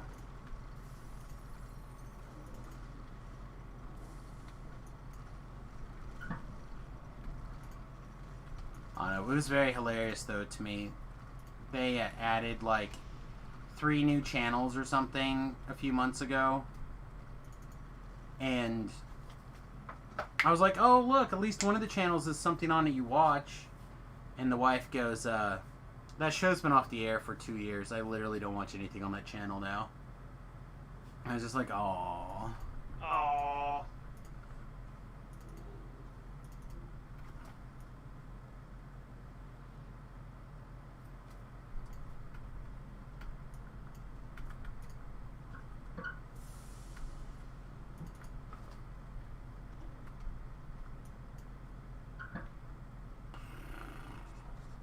But she noticed an $8 increase in the bill, though.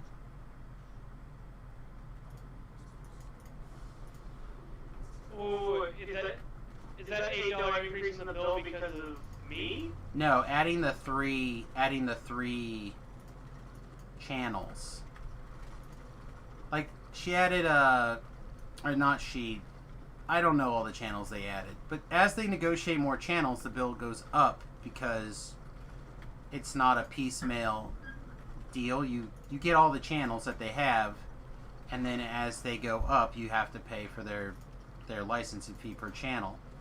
So I'm just like, when I signed up for this account, yes, there were some channels that I would have liked to have, and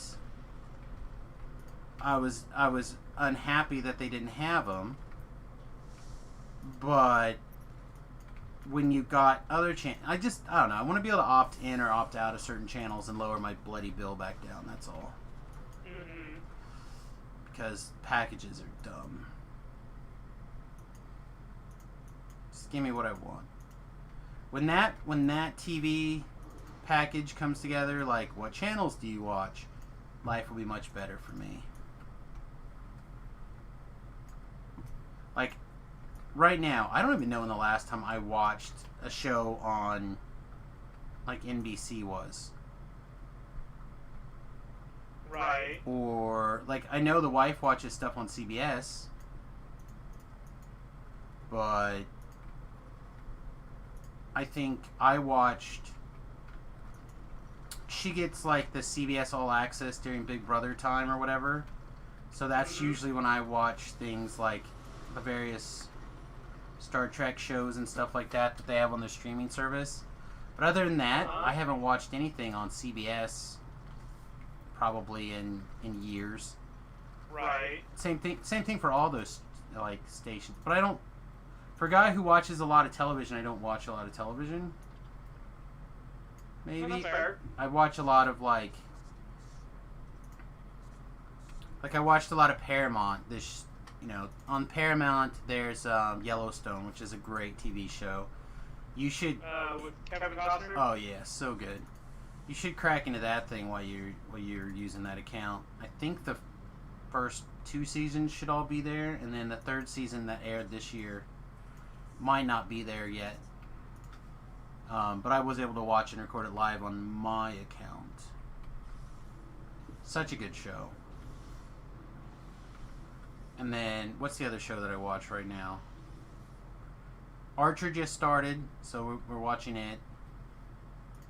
And then I was watching Winona Earp, but I guess they just had their mid-season finale, which is malarkey, because it's like 6 episodes deep. So they're on their break.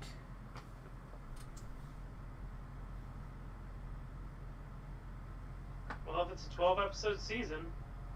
I don't know if it's supposed to be. Is the thing. I don't know how long it's supposed to be. I remember them being longer, but they might not be. But, like, almost everything I watch now is on Amazon, occasional Netflix. Like, the wife actually talked to me. She's like, "Can we cancel Netflix?" I'm like, I could cancel Netflix. I could cancel Netflix until the next Umbrella Academy. I could cancel Netflix until... No, there's like one other show, I think. Oh, the next season of Lost in Space. I could cancel Netflix until, like, what's the other show I watch on Netflix actually right now? I don't know. I was about ready to rewatch Iron Fist again. I love that show. I really don't understand how people hate on Iron Fist. It's got everything you want.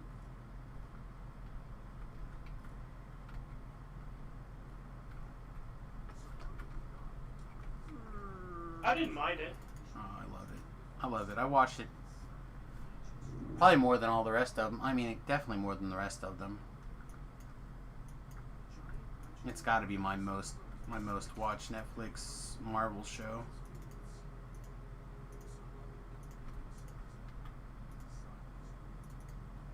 I don't know. I really liked Luke Cage.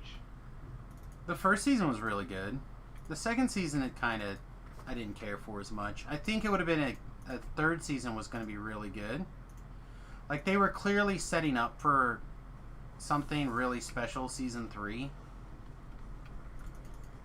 And the fact that they just didn't get it.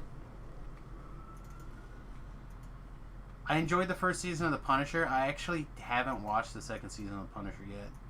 I didn't watch the first season of The Punisher. It was very good. I didn't watch all of the first season or second season of Daredevil either. Daredevil's good. I don't know. I have a hard time deciding if the Karen character is smoking hot or not. And then I watched True Blood. Karen? Yes, which one is Karen? She's the secretary. The secretary? I'm trying. Okay. I know her name. I can't think of it. She's big into D&D. Well, that's part of it. She does a D&D show called Relics and Reliquaries. Yeah. That I have never gotten to see because it's behind their paywall on the Nerdist or whatever. So I've never seen it. But yeah, like I said, she just back and forth between like ridiculously attractive and not. And then I found out that she's a big D&D nerd. So I was like, all right, well. And I ended up watching True Blood, which she is in, and was like, okay, I was like, all right, I'm on board. So maybe it's just that wispy, I don't know, maybe it's just that particular role that is back and forth. I don't know. Anyway. So yeah, I enjoy most of those shows. But everyone always gives me flack for liking Iron Fist the best.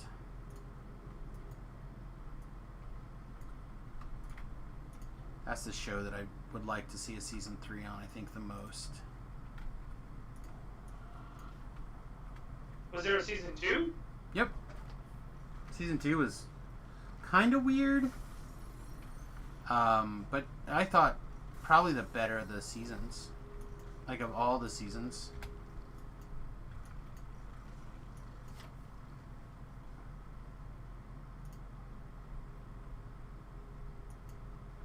Huh.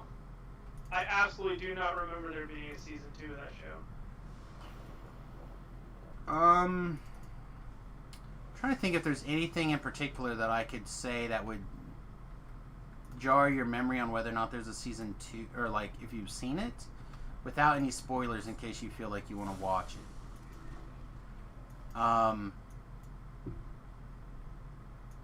Remember the best, like he referenced his best friend in his childhood best friend from the monastery. Yeah. He and he was in season 1 trying to get him to come back or whatever. Right. Well, and at the end of season 1, he goes back and finds out that their village may or may not have been attacked or whatever. Right, it was all destroyed or whatever. Well, they didn't show the city. They just showed like the path. And they showed like a lot of bloody handprints or whatever. Right. But they didn't show the city like sacked or anything weird. It was just gone. Uh-huh. So, the best friend, I think, has decided that he was going to get revenge on the city, and he is back to try to make Danny pay. Does that ring any bells for you? Nope. Okay. Then yeah, you are in the fortunate position that you get to watch Iron Fist season 1 and 2 again I mean, for the first time. Like, the one good thing about having a bad memory is I can enjoy things for the second time for the first time. You have the ability to watch it for the first time. It's great. I know, I really enjoyed it. I would think you would enjoy it as well, but I don't know. Maybe not. Maybe you'd rather just watch sports ball instead. So itchy. So itchy.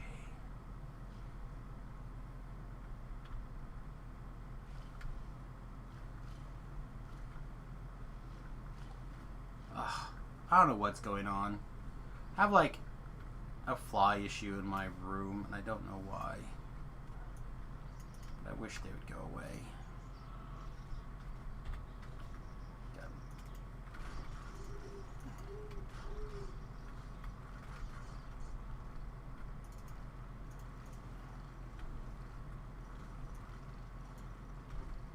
Wish they would go away. Alrighty. Yeah, no, like, everything I'm watching right now is on Amazon. Like The Boys. What was the show I watched before The Boys?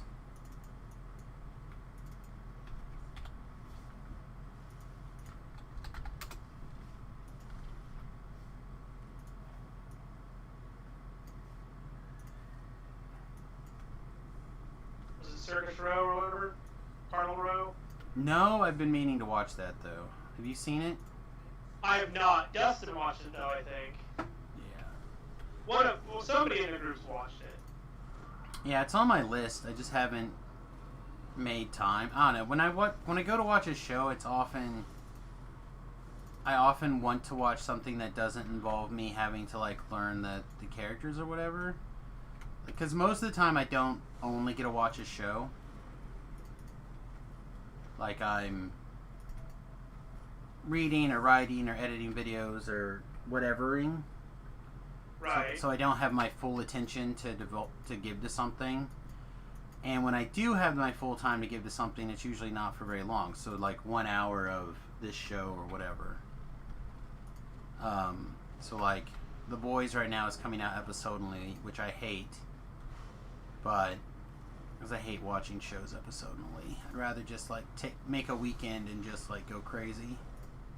Right, that's the reason I'm not watching the second season of The Boys right now, is because I'm waiting for it all to come out. Yeah. But like, Remy and I watched the first couple episodes of Suits the other day as part of the live stream. Can it show me what I've watched?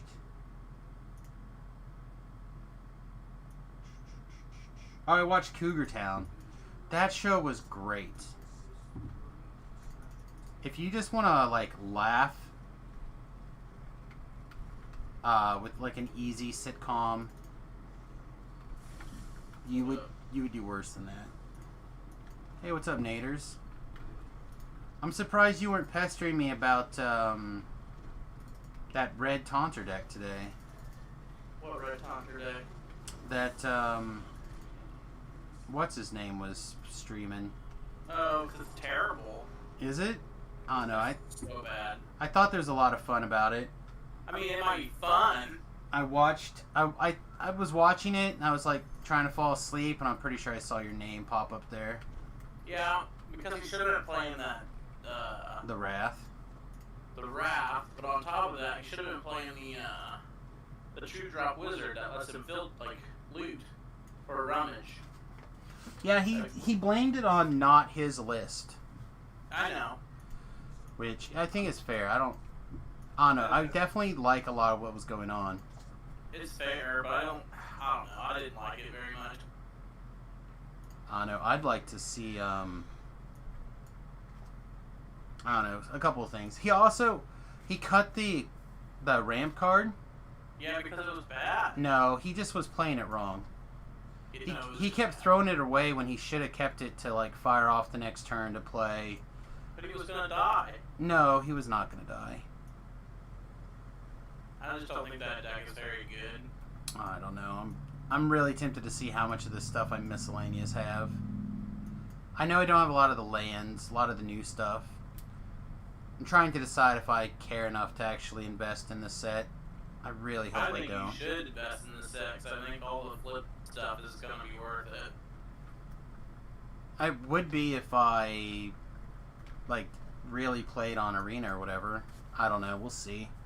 Oh, well, yeah. I'm talking in paper. Oh, in paper, I'll get what I can get. Now, I'm thinking about maybe buying a case. Wow.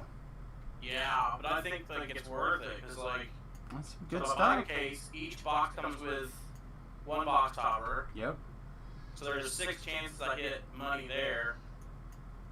And if I hit 1 or 2 like money cards and I can sit on them for a little bit, they'll go up. I don't disagree. Especially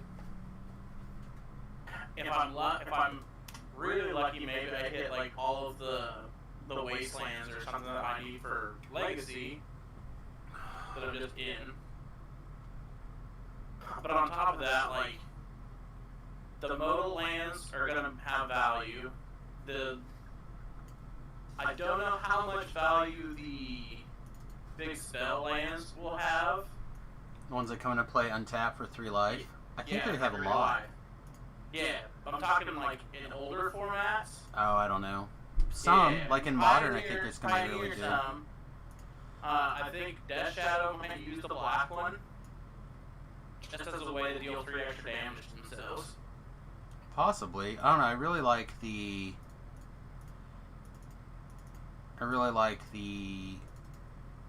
all of them in Modern for the Charbelcher deck. Yeah, I mean, you know, I sent it to you that the day I saw it. I was like, "This is amazing." it's fine. I mean, it'll kill people, that's for sure. Yeah. All right. Quick back to. Go ahead, Nate or LJ. Did you make a noise? I haven't paid too much attention to the new set, so I was just. Oh. Is there like a new Shockland style thing? So So, go ahead, Nate. You can describe it. I say so.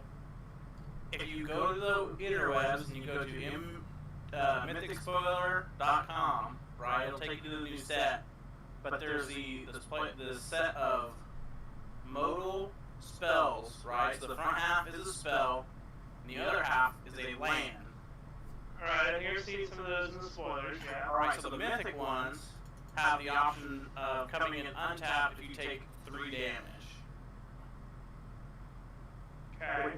Which is really good because, like, normally the problem when you have a land deck or, like, you're trying to run a little bit more on an aggro deck, what happens if you flood out, you lose. If you don't get enough lands, you lose. These spell lands solve that problem to a degree because, like, on turn 1, 2, and 3, when you can't cast this big spell, you just play a land and you make your land drop for the turn. Right. When you top deck it at turn 10 and you've got a bunch of mana, oh look, I don't need a land, cast this big spell. Yeah, I think they work pretty nice personally. They are very good, and they change the way that you build your Magic deck to a degree, because you can, unless you're trying to be like a landfall deck, you don't have to play the traditional 24 lands. And since they fit a dual purpose, you can play some number of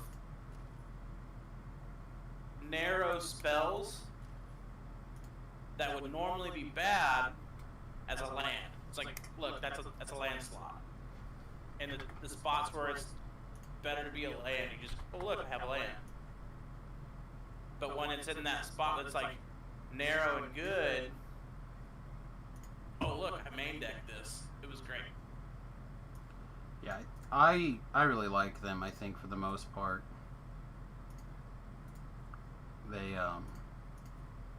They have a lot of interesting playability to them. But we'll have to see. I don't know if they're going to turn into money or not. I don't know about the big mythic spells, but I know the flip lands will for sure. That's what I'm looking for. Yeah, I don't know. Like I said, I think there's a lot of potential. But I honestly don't know how good any of them are going to be. Super long term. I think the 12. standard, pioneer, and modern will be the spots that they have their value. And modern will be kind of fringe. Like I see the blue one being played a little bit, and I see the black one being played, and then the green one just fits into any Titan deck. Prime time.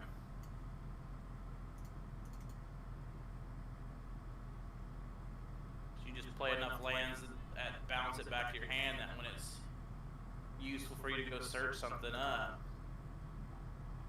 you just get it done.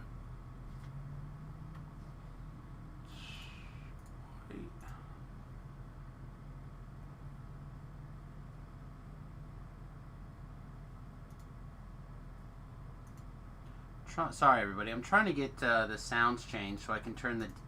Earlier when I was doing something else I needed DDO to be slightly quieter. Now I'm trying to set DDO back to a little bit higher where it needs to be so I can hear it along with you guys talking. There we go. Now No, I DDO should can't be hear back. you. Now you can't hear me? Oh, you went a lot quieter. Oh, I bet you I know what it is. Hang on.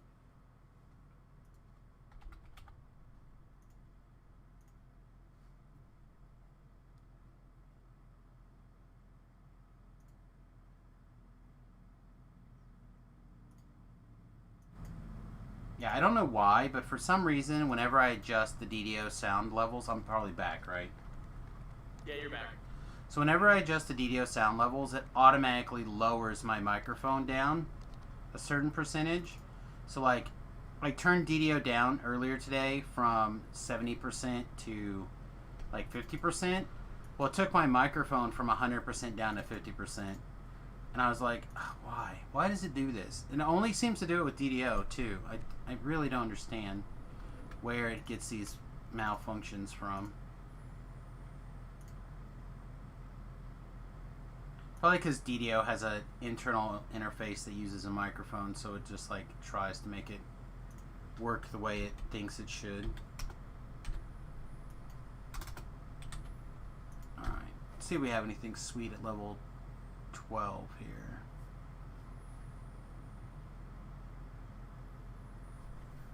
Yeah, I don't see us using either of these. We could give up a Mantle of Fury, but that does not seem like a trade that I'm down for right now. And we could put on the Band of Insightful Commands to get the extra Profane Well-Rounded, but again, that makes us break our set, and I don't think we're there. And then, while we're seeing green steel stuff, we'll throw it up here, but I don't think this is a life we're wearing green steel right now.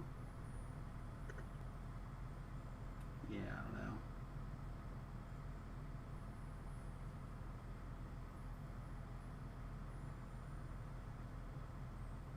Anyway, I ended up doing a little draft earlier today because I couldn't sleep and I wanted to sleep, so I just laid here and drafted. Oh, that seems about right. Blue-white Flyers, once again, doing work. And the most recent set? Yep. Yep. There's all sorts of like sick little 2/2s for 3 that fly, and there's a wizard-based air elemental. Yeah. Like, and then I got that 4/3 angel for 4 mana. It doesn't do anything except as a 4/3 on 4, but with flying. But that's one that's like you can pick something the same name outside the game. yeah. Yeah. So like it's not great for limited except for the fact it's a 4-power flyer. I mean that's good enough. And then there's a 3-mana draw card, tap your opponent's creature, it doesn't untap next turn. So like lots of tapping things and just tempoing people out.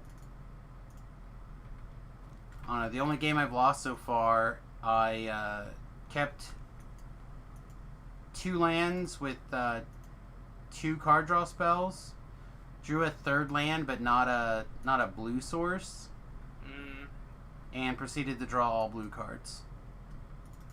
Go figure. Yeah, so like you have to count on getting taken by one of those, right, every once in a while. Yeah, I mean, like you just don't get a choice in the matter. This is not where I parked my car. not where I parked my car. But no, I don't know. I haven't decided yet if I want to spend money on the things or not. Like they still basically have the pre-release deal out there right now. The pre-buy, essentially the same thing as the pre-buy. But I'm just like, do I really want to spend money on this right now? It's Restless Isles. Yeah, it's pretty. Like I'm close to needing to spend money on the bus again. If I get some stuff, so I'm just like, can I afford to? On one hand, I would love to be able to do this. On the other hand, it's money that I don't necessarily have on hand. Yeah, I understand that. If people would like to watch me do some more Magic the Gathering arena stuff, now's a great time to support the stream. People are like, that's not what we're here for. We're here to watch you play DDO. Yeah, I don't know. Right now it's messed up. There's either 0 people watching, like literally 0, even though that's not what it shows up in the chat, or it's just broken again. Which either way, who knows? I have no idea.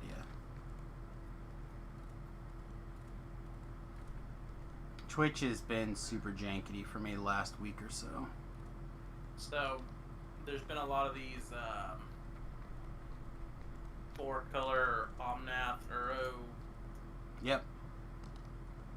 Where it's like combo turn, cast this spell, put The all these things into Genesis play. Ultimatum. Yeah. Does Genesis Ultimatum say to cast them for free or put it in? I think they are put into play. But I would have to specifically go look up Genesis Ultimatum. I think you put all the permanents into play and put the rest of the stuff in your hand. Is how I believe it is worded. I should have one. Let me find it.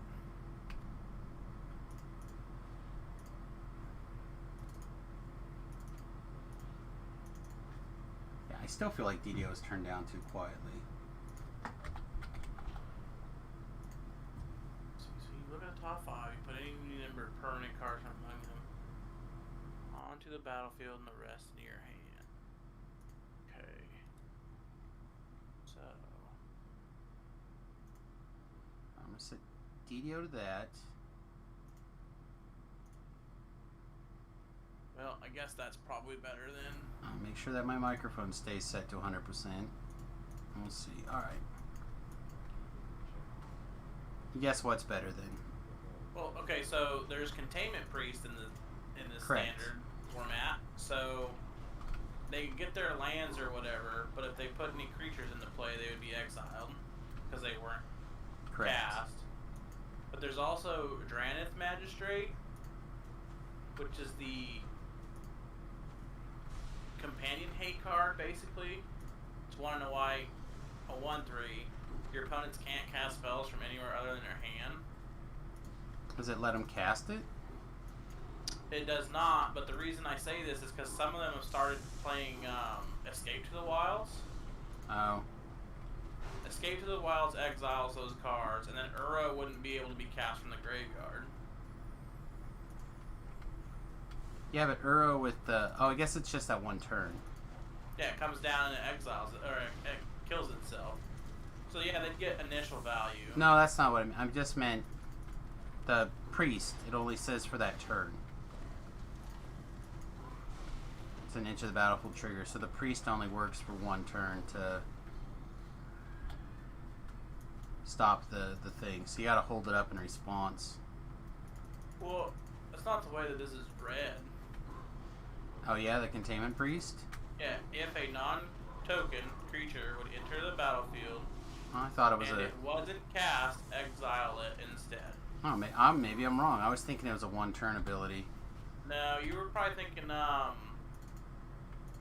thought there was something like Hallowed Moonlight or something like... There was a white instant that did something similar. Yeah, maybe, I don't know. Who knows what I was thinking? Not me, that's who. Well, we know that you don't know. That's right. So I'm thinking about splashing for these On a, cards. Because one's a wizard and one is a cleric, so that also feels party mechanics. Yeah, I slapped together a couple of things just like clear quests last couple of days, and one of them was the red white equipment deck. Yeah, I think you sent that to And me. I sent you a list, and then I ended up because I didn't have the all the tickets I needed to like buy everything. Right. So I ended up switching out something, the 2-mana like rare modal guy with containment priests, and there's the 1/2 flyer that prevents enter the battlefield triggers from happening. Oh yeah. So yeah, I'm running 2 of the priests and 2 of that guy. I think in my list instead of the red guy, the red warrior guy. Seems to be okay.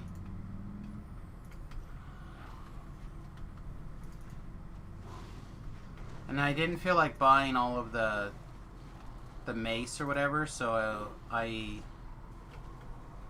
had like 1 or 2 of those maces, and then I'm using one of the previous things that says when a creature comes into play, you put a counter on it. And then it gets +1/+1 for every counter on it. That card seems to be good too. Especially with like flash creatures and stuff.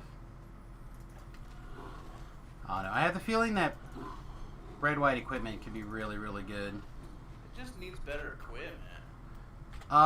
That's fair. It's got some of the best equipment ever, but it also has some of like the not good equipment. I mean, it's got the hammer and it's got Embercleave.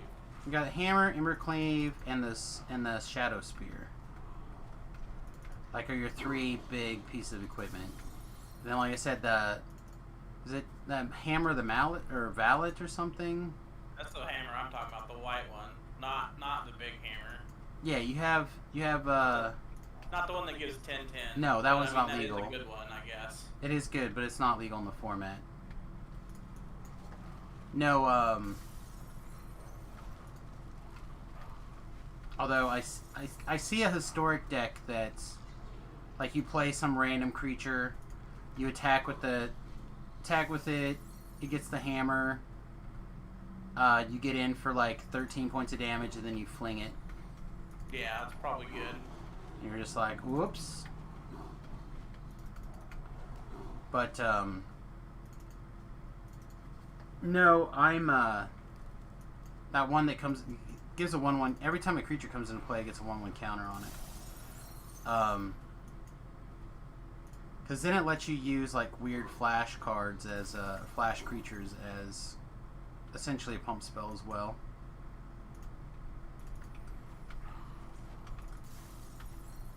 I think that card's also very good. It just costs 3 mana, which is a lot.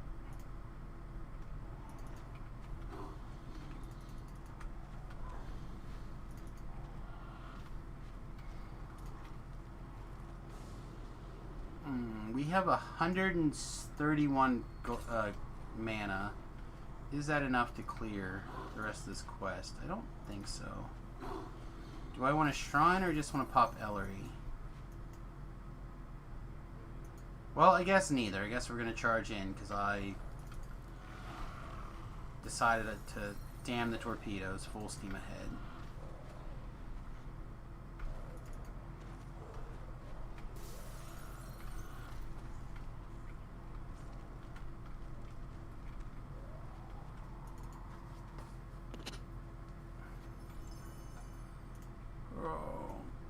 LJ, how's Ben's campaign? Is it almost...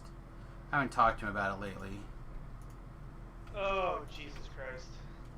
Does he think it's... Do we think we're getting close? No. You think we're getting close? No. Oh no, it was supposed to be like 6 weeks. Remember? Remember when he was like... No, I know. I know. Remember when people were like worried that I wouldn't be ready before he was done? Oh, trust me. A couple of us are already done with it.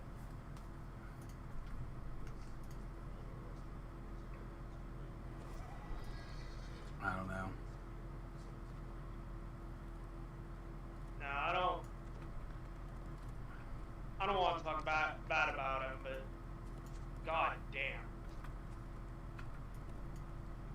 Gets to be a point where you're just fed up with the situation. Come on, you don't want to run into the same trap 13 times? Oh, that's not even the problem. Or the anymore. same monster for the 11th time? Oh, we do a lot of running into the same like 4 monsters non-stop. Did you figure out which video game is it based on yet?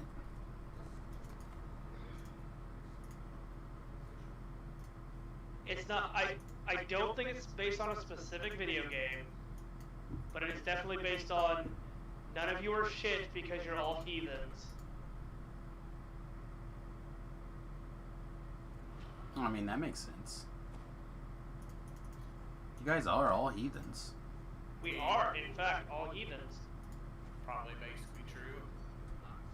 I'm not denying it, but it doesn't make for a fun D&D game when, out of nowhere, at the end of the dungeon, random NPCs who are just more devout than you are way more powerful, and it's like, why did these assholes just do the job to begin with? Well, because then, what would you do? Not playing a shitty campaign. Yeah, like, I don't know. Every time I jump in there and listen to the end of it, it never sounds exactly where I want to be. Oh, it's exactly where none of us want to Kind of glad I decided to take this off and work on the bus those evenings instead. I'm at the point where last night I gave up. His shenanigans got to the point where I'm like, nope, I'm not going to actively try to cause a party wipe, but I'm not going to try to avoid it either. We are going to die, and we are going to like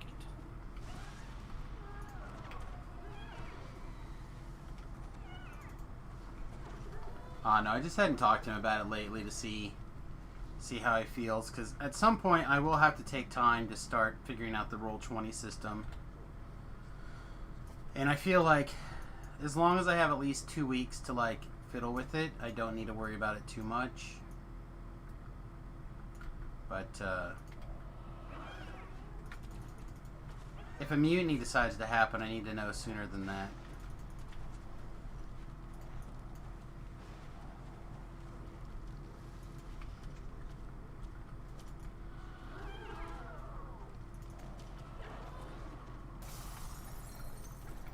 Because again, I currently do not have a quote-unquote end what I have planned, so people can just kind of like go and tell where somebody else would like to take over, or they'd like to do a different kind of story. I have a bunch of like things on my checklist, where if I can successfully coax you guys into getting to, I think you guys will really enjoy. So we'll just kind of see when certain things decide to cross everybody's threshold here. But I don't know. All I know is I was under the impression that I was gonna be up next, and then next thing I know, everyone's like, Ben's DMing next. I'm like, oh well, I didn't want to, because I love Ben as well, but I do not play D&D underneath Ben anymore. I don't remember what exactly happened, but it basically put it in a situation where it's like, yeah, this is not fun for me. So That's kind of where I was at last night. again, I don't remember the specific details as to why, but it's similar to how Dustin kind of does things, in my opinion, sometimes, where the way he envisions a particular quest or encounter or whatever is the way it's going to happen, or one way or another, his way or the highway. And I just don't enjoy that particular type of DMing.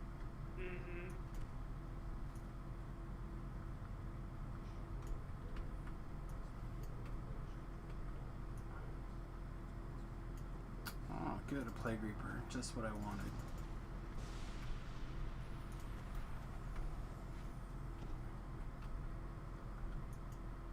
Another Plague Reaper. Oh, it is a Plague Reaper. Another Reaper, at least. And I happen to also be a Plague Reaper. Look at me, identifying my enemy without even knowing. It's like I'm an expert in this game. Speaking of experts in the games, how's your Final Fantasy XIV shenanigans? Yeah, it's alright. Shenanigans.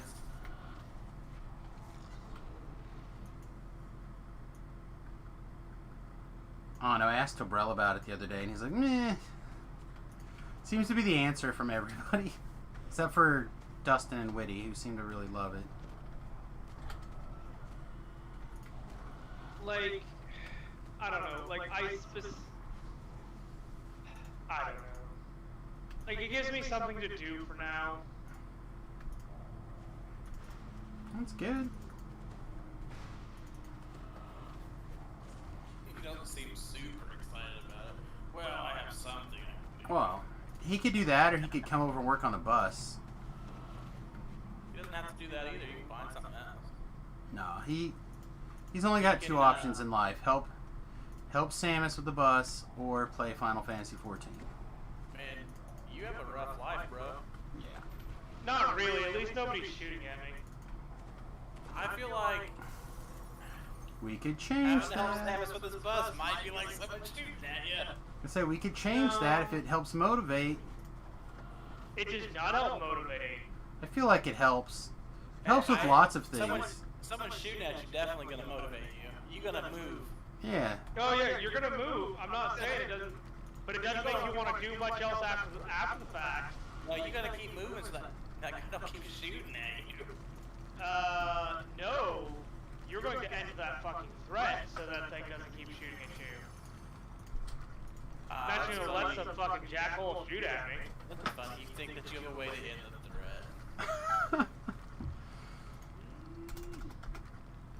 Every time I've been shot at in the past, it seems like I've had I have ended the threat.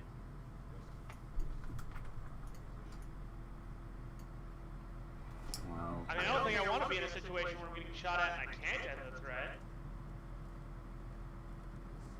Would not be a fun time. Does not sound like it would be a happy-go-lucky fun time at all. I mean, but who says you get to have a happy-go-lucky fun time? I do. Nope. I specifically got out of the army with the intent of having nothing but happy-go-lucky fun times. Has that been going well for you? Wait. On and off. You know, some days are better than others. Am I doing it again? Did I skip a level? Yep. I did. What am I? Alright. Let's put a pin in all this. And let's get back to the level 8 or level 10 quest that we're supposed to be doing. Okay. Good. I'm glad we're distracting you so bad.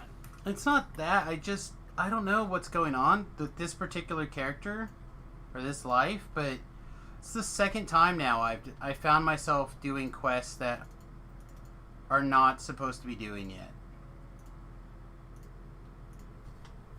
I'm just like, oh, well, it's time to do these quests, obviously. It's like, no, it's not time to do these, obviously. Obviously, it's not time to do those.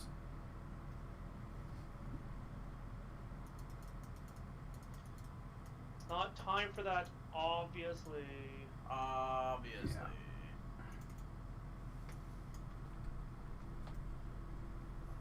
And then I let my hireling run out, so I gotta go get a different hireling now. Well, that's a problem. Nah, easy to It's a fix. salmon problem. Easy What a to problem fix. was. Gotta run over here and talk to a man about some help.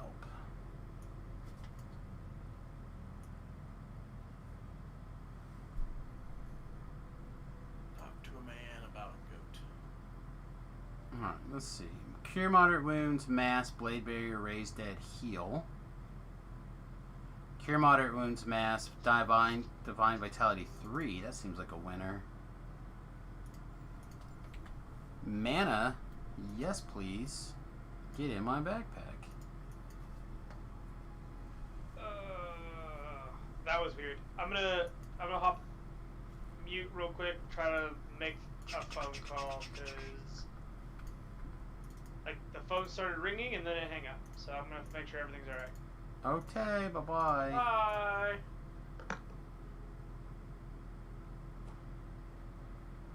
How are you making keto berry anything? You can't have berries. Or not very bloody many of them anyway.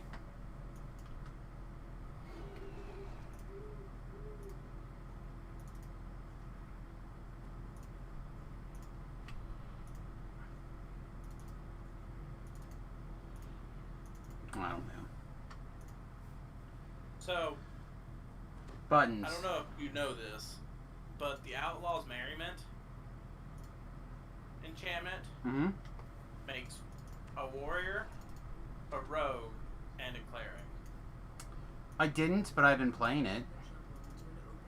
The only reason I bring that up because it is very good for the party mechanic. I imagine. It's like, I play this 4-mana enchantment. I wrath your board. Okay, my enchantment makes a cleric. I play this thing, it comes in with a bonus.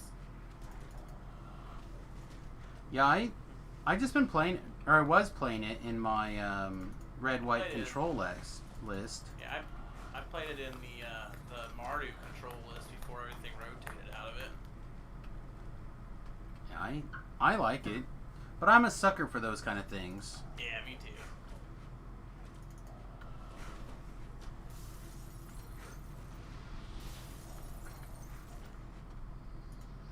Like, there's quite a bit of that kind of mechanic that, you know, I also use, what was the black new Blitter Blossom thing that we got? Whatever right, that. yeah, I know what you're talking about. Yeah, like, I use all those kind of things.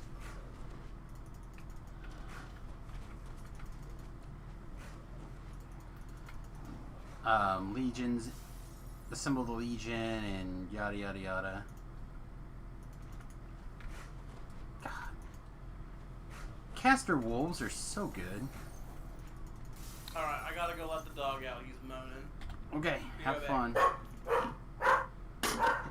His dog heard out and decided to let us know that he understood the word out.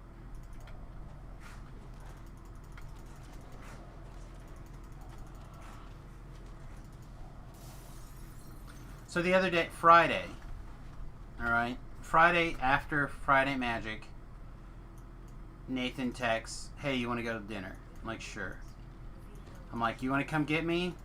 Or do you want me to come get you? He's like, come get me. Like, okay. So I go over to his house. And I lock my doors. And when my doors lock, the horn honks. Okay? And I watched his dog come to the window, look at me.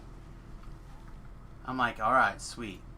So I get up to the door and I yell, don't shoot me, I'm coming in. Don't shoot me, I'm coming in.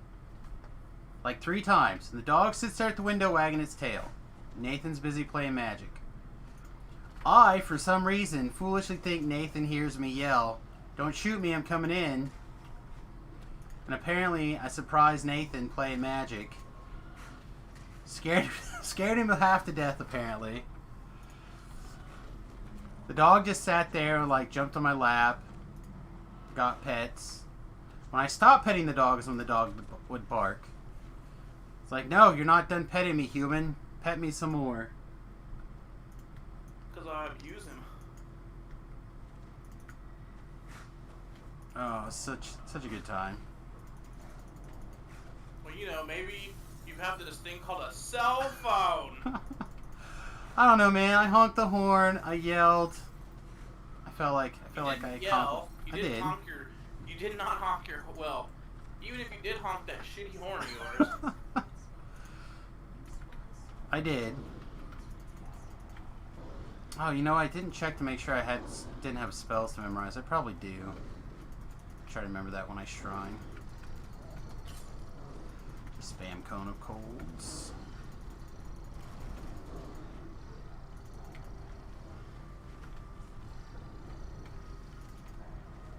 It was still great. I thoroughly enjoyed it. I'm glad someone thought it was funny.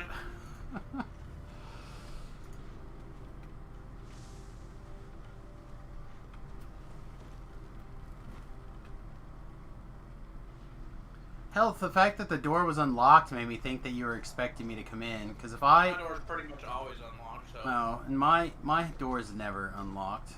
I'm pretty much like the captain of paranoia. Everything's locked pretty much at all times. Bam. I said bam. Oh Lord. Am I gonna have to go get some more of these dowsing rods? Aha, gotcha.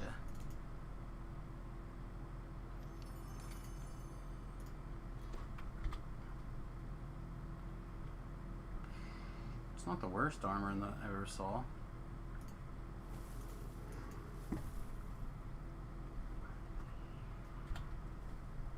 The point is that I was able to go over and pet Nathan's dog.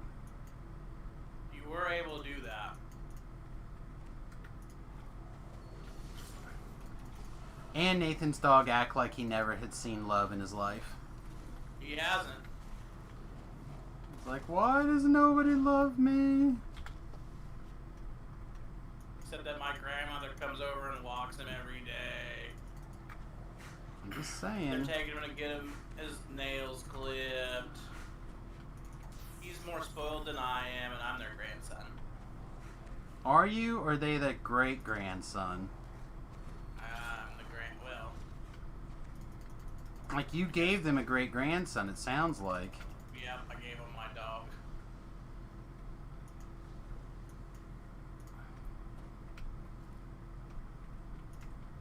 Ooh, that's so good.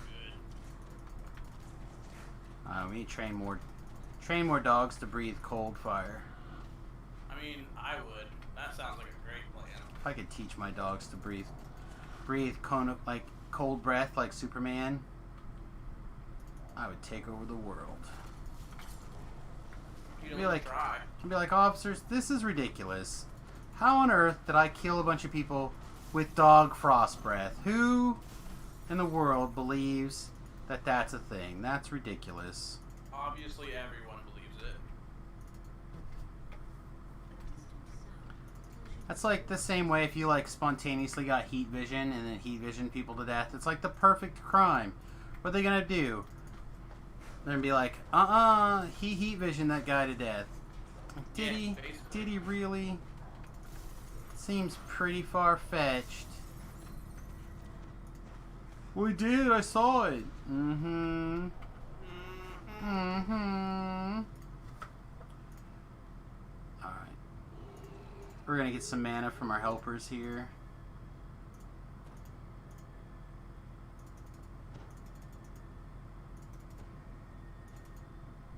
Difficulty, just like Reaper 1. For speed. I'm just trying to level up. We did some Reaper 4 stuff earlier today when we did CO6. And that was fine, but this quest is long enough as it is without adding more long to it.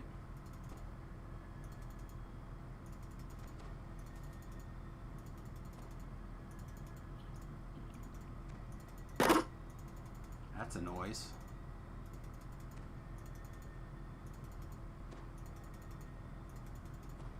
Man, look at him go. Man, she just like slamming us with those hit points or spell points. We're not even gonna need a shrine by the time we're.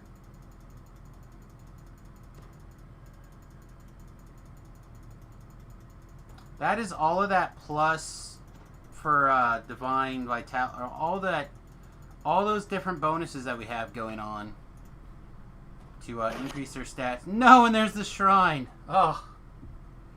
Alright, we may have to come back to the shrine.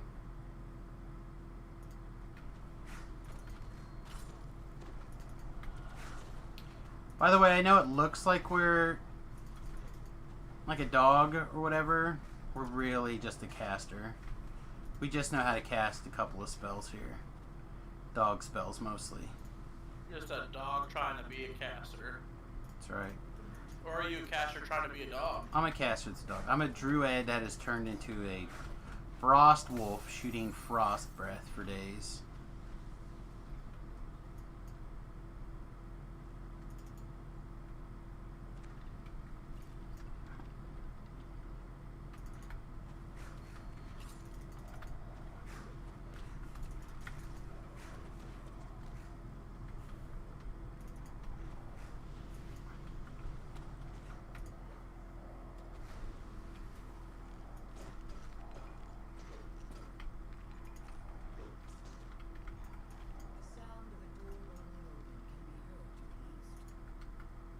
Explore the open cavern. Bum-ba-da-da. I don't think I prepared or cast don't take negative levels. So let's not take negative levels here.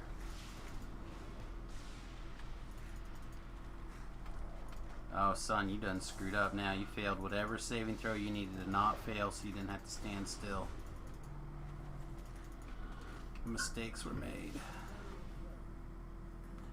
Should we go back to Shrine? Probably. We could go just a little bit further, maybe. Not so far to double back yet. Yeah, we'll go just a little bit further here. With that maximizing power dog breath, try to clear things a little faster. There we go. We'll clear to here and we'll heal up and head back. Alright. That feels reasonable.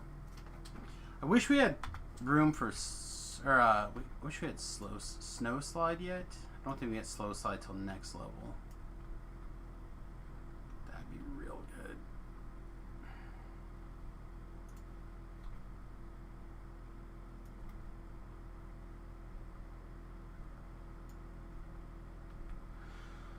Alright.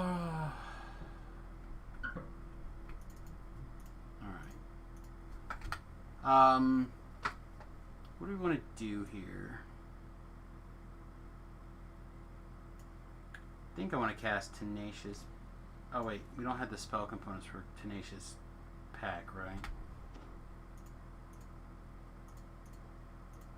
Yeah, we have 5s and this is 6. We don't want to take Tenacious Pack.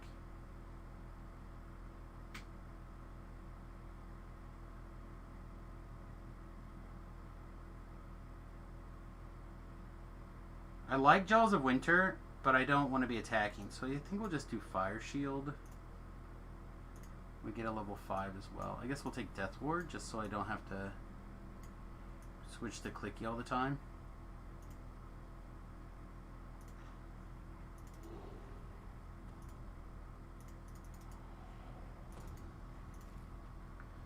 What? Oh no. Ellery didn't leave the party. It's not good. Oh well, I'll deal with it.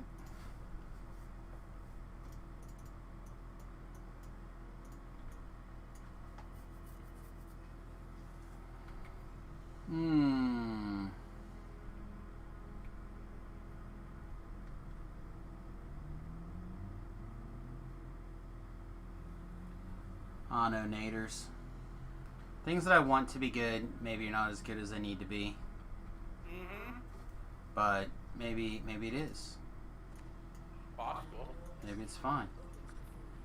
Maybe It's you can definitely fine. brass Every day taunter would be for bad. days. Maybe that's the secret. Maybe I should just be doing nothing but casting brash taunter.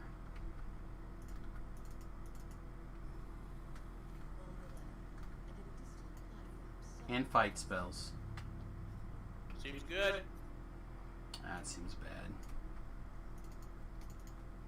Well, I mean, since you'll have green for your fight spells, you'll just be able to ramp into your taunter. Yeah, I really like the Reds version with the Crag. Like being able to go from 4 to slapping down that enchantment or the taunter or like whatever seems really strong.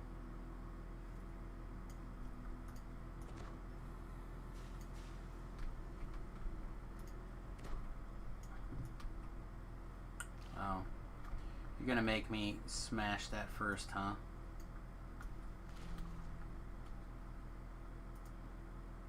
You weren't on at all when I wanted to.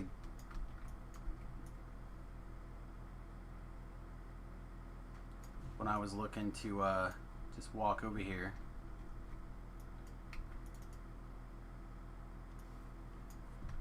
Oh, my Mario skills are not where I need them to be.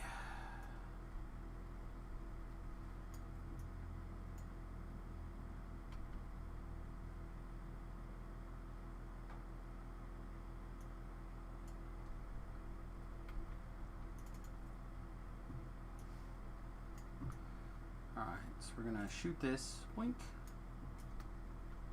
Get on this, and we're going to be ready.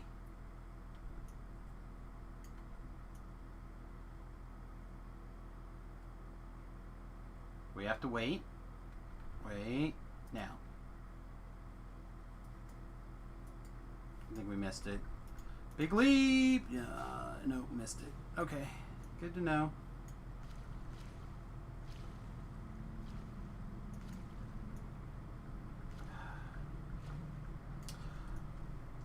So we have just enough like weird lagness going on here that it's very aggravating.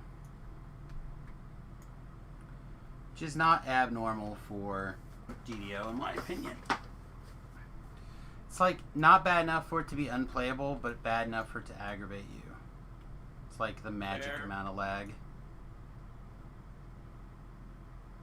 So when you're playing like these Mario skill things and you like have to hit a thing with your throwing weapon in a particular window,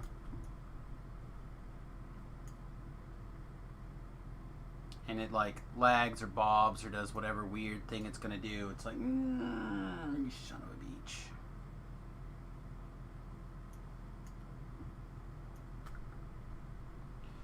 Alright, take 2. Mouse look mode is on, so we're ready to go. Have to wait till we're past and throw it. Throw it. Throw it. That's good. That was good. I literally saw it hit, and it didn't move. It refused to move. It's good. Making me feel warm and fuzzy.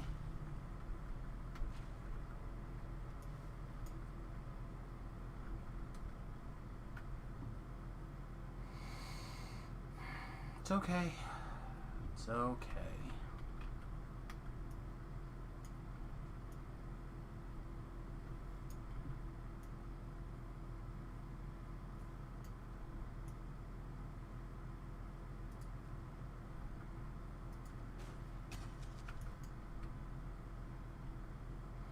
Could switch to a bow and arrow. I really don't feel like I have to, though. But we'll see. Just gonna manually hit that switch a couple times and see if it is working the way it's supposed to. And it did switch, so...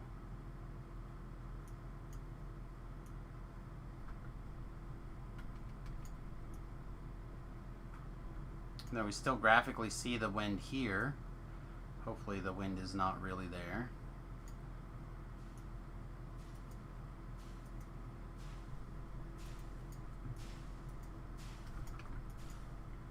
Oh, Lord.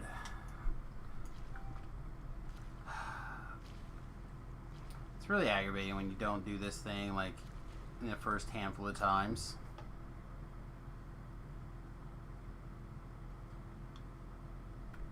Because I know it's very doable. I don't say I do this quest every life, but I tend to do it quite often. I know a lot of people just like abundant leap from somewhere over here to over there. We can give it a shot. I don't have an abundant leap though. This is the problem. I didn't even bring my store Scooty Booty Clicky, which I probably should carry around. Hit 30 again, woo, congratulations.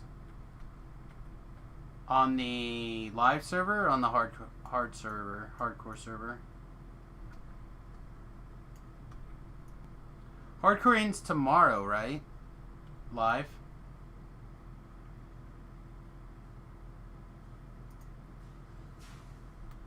You bastard.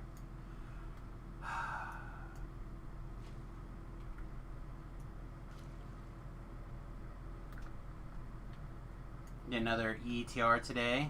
Congrats. One day ETR is pretty good.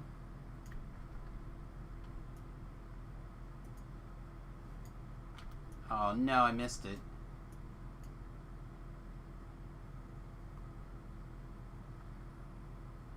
And we would have timed it perfect too. Oh well.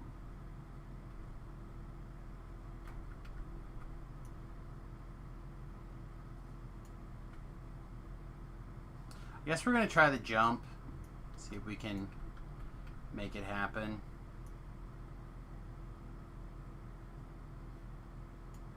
So getting from there to there is pretty far. I don't know if I can do it without the abundant leap thing, but we'll grab a jump doodad just in case.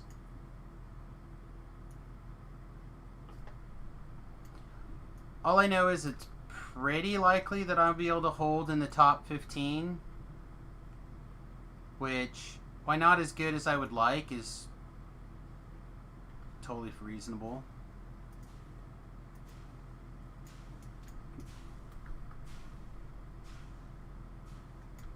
Yeah, we should have just did this in the first place, I guess, instead of trying to do all the things. Lesson learned, I suppose.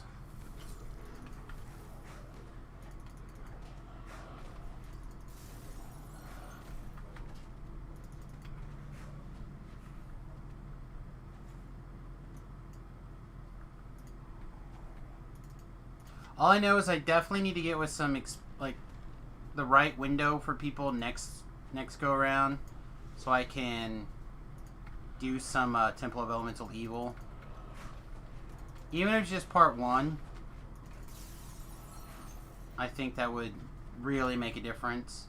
If I can get in with Nim and Dom's group for it next go around, that would be pretty ideal. They were able to 2-man it, or not even 2-man it, but like their group did it, which is pretty awesome.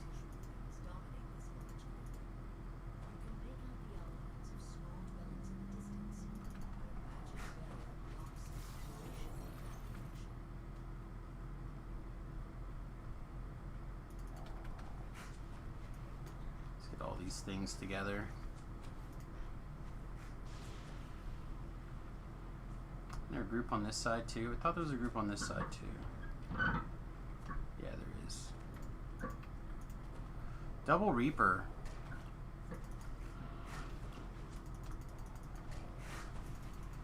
That's fun. Isn't it fun? You're up to 8 epic pass lives now. That's pretty good.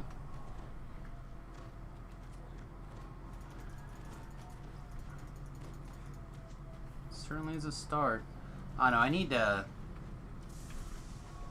come with a level 15 to 20 plan, like 20 to 30 plan, because I'll be doing iconics soon. 2 more human lives.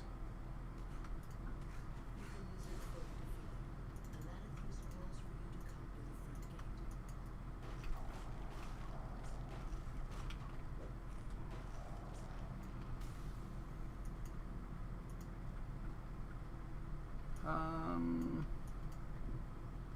I think we're shrine. This quest is so long.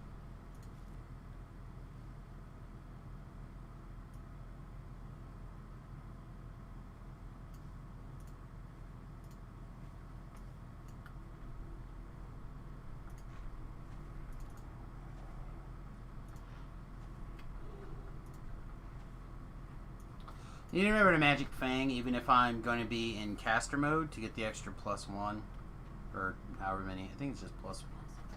1 per 5 caster levels. So +3 then?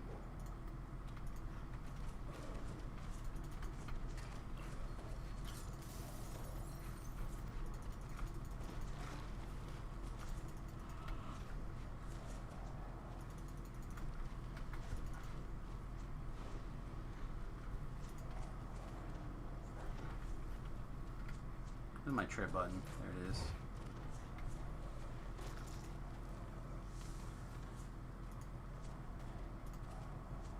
Lightning bolt your ass.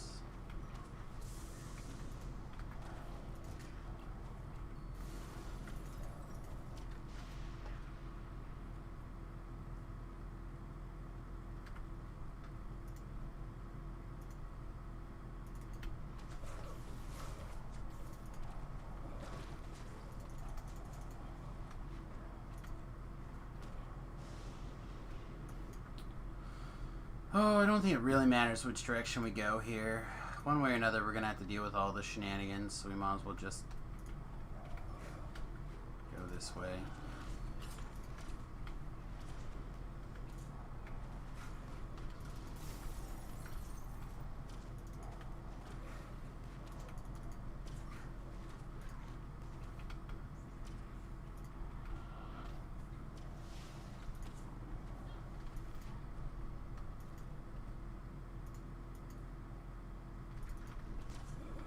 Need to see if there's like an oil I can diffuse to make flies want to abandon my office with a vengeance. I really don't know why they've decided that they are in love with my office.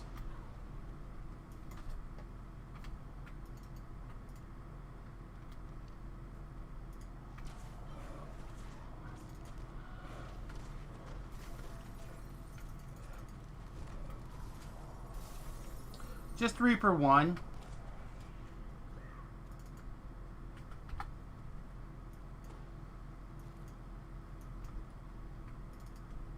I did not feel like going super deep. We're just kind of, like I said, we did some 4s earlier, and now I'm just kind of like relaxing a little bit. We might go back to doing 4s again a little bit later.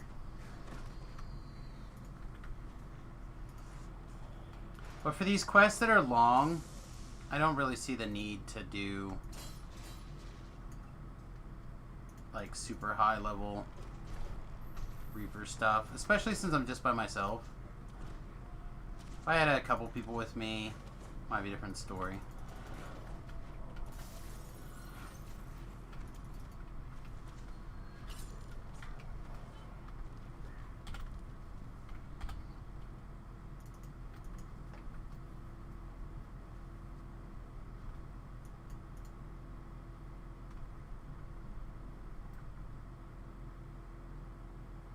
Alright, so when we open this door, there's going to be stuff that spawns behind us, but it's fine. Whatever.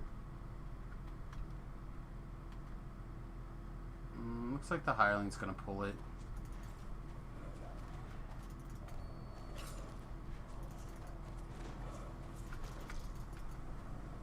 $32 of 150 lives done.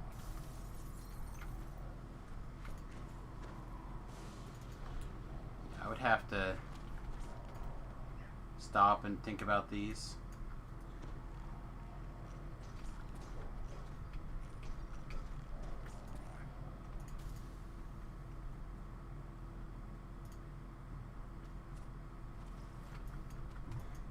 Oh yeah, I forgot. It wrongly thinks that Ellery's still here.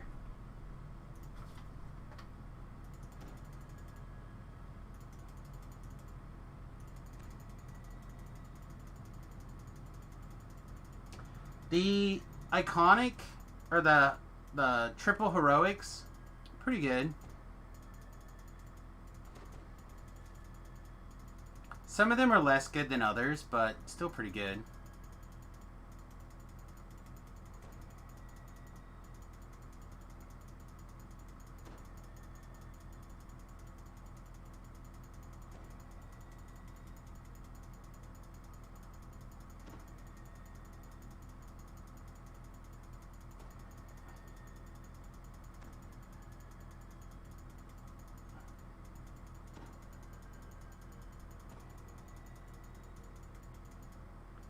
Yeah, but if you look at them, a lot of them are still just good depending on what you want to do.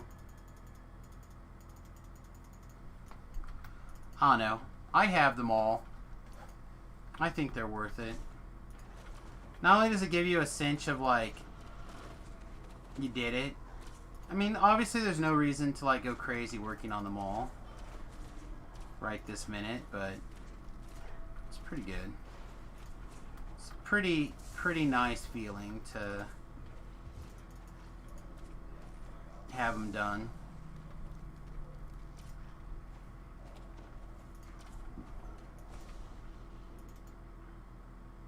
the lever activates, energy pulses into the central chamber. Definitely try to triple up Fighter, Monk, Paladin, Rogue, and Warlock. See, those aren't even the ones that I think are good.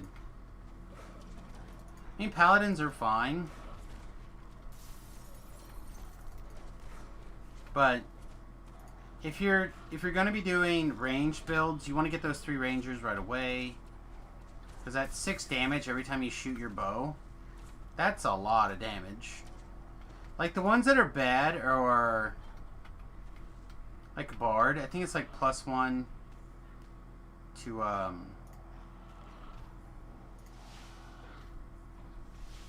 +1 to enchantment saving throws or something. Like, that one's not great. But like +3 to UMD, assuming it's working, is pretty good.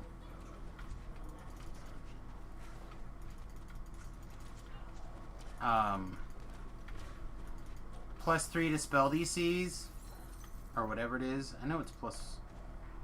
I have to look again. But like, DC bonuses are great. Spell penetration's great. Quickly answer this puzzle and pay half attention to it.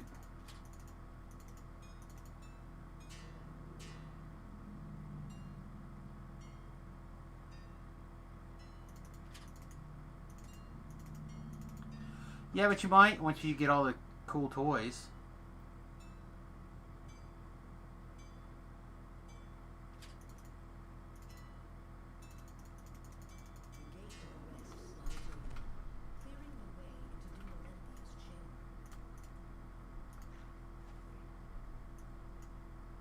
I know. I'm a big advocate for getting them. Obviously, though, they don't have to be a short-term goal.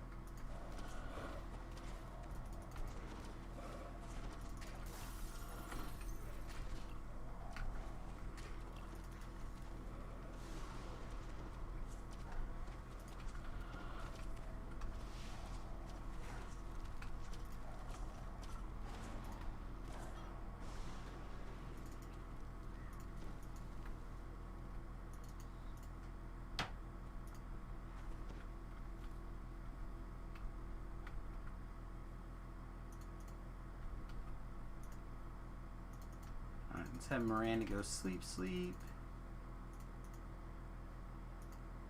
I'm gonna read buff Bin Fang Foom. I guess we'll summon another water elemental. I don't think it really matters.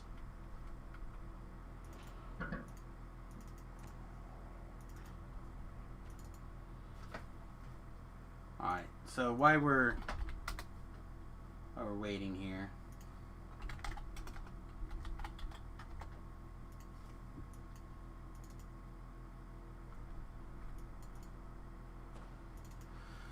I got the list pulled up. We'll worry about it in a second.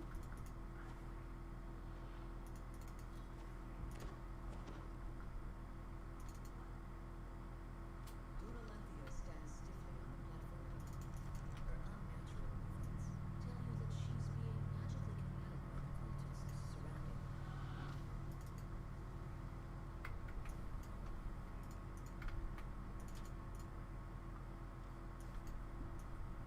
Well, that's just it. When you have all the tools at your disposal, then you can kind of do whatever you want.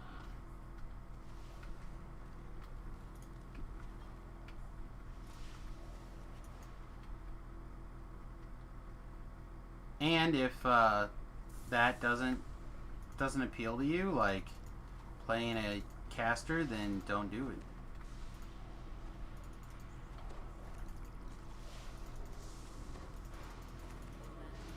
Alright. Man, we got knocked once against the wall. Lame. Hey, we got a flame sphere. I don't think we have a flame sphere.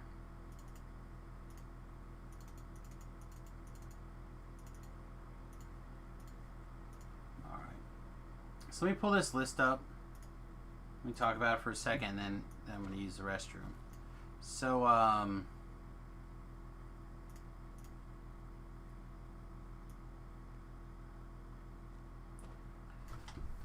alright, so for Alchemist, +1 DC transmutation spells, yeah, 20 spell points. That's 60 extra spell points. That's quite a bit.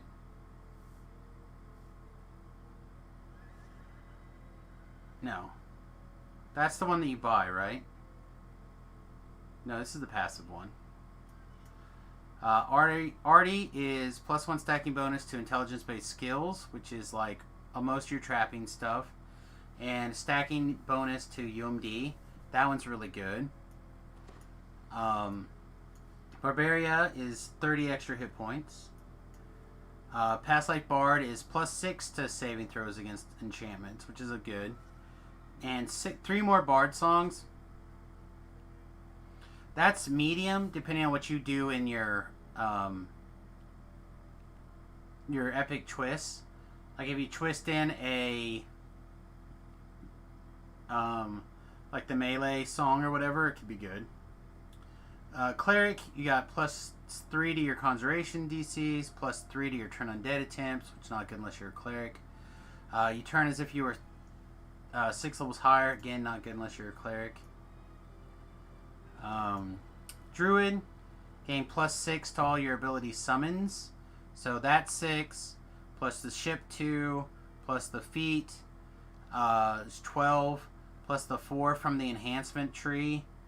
So now you're at 16, right?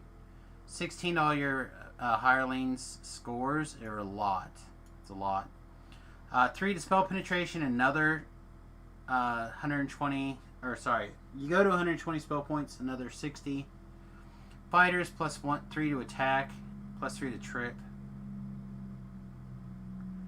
That one sounds nice for hirelings hitting stat-based levers.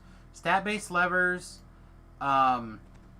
if you use Ellery, remember every 2 points increases her number of turn attempts, which is that many more DVs that you get.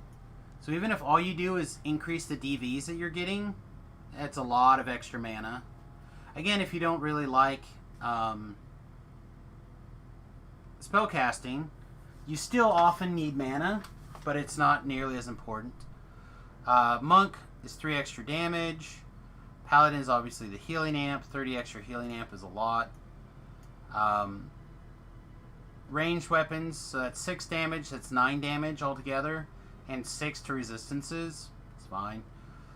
Saving throws versus traps, and 1 more damage while sneak attacking, so that could be 12 points of sneak attack if you're using a ranged weapon and you're sneak attacking. +1 to evocation, and another 120 spell points. Or sorry, takes you to another 60 spell points or another 180. 9 magical resistance rating, and another 6 to spell penetration, so that's 9 to your spell penetration. That's a lot. It's all a lot. This is kind of interesting. I've never actually tried it.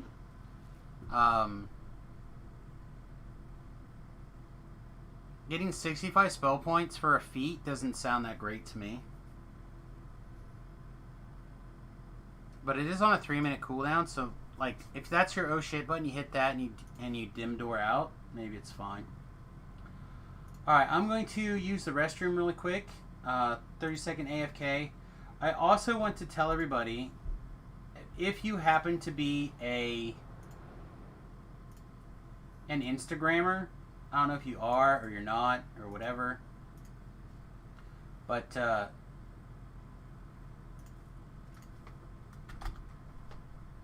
I made a Instagram for the bus, the fat halfling, and I'm trying to put an update in every day. I haven't put an update in for today, but tried to play catch up on what's going on. There'll still, like I said, I'm trying to put something in every day. Don't know that I'll necessarily do that, but I'm going to try at least. I'm going to try.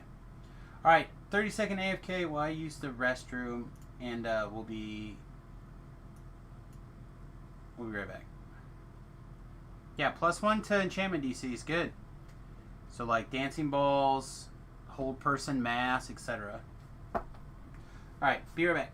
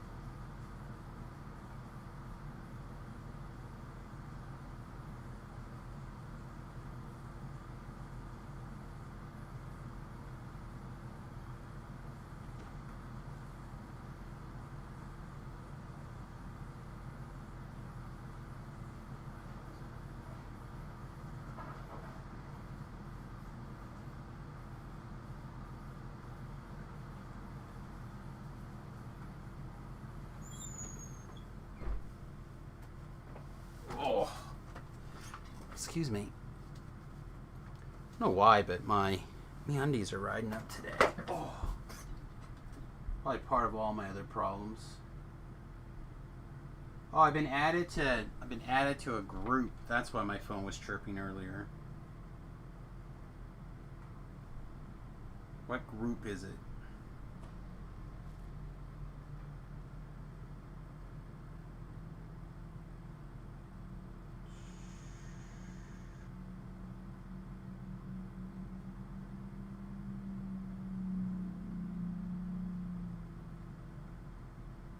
Don't know who this person is.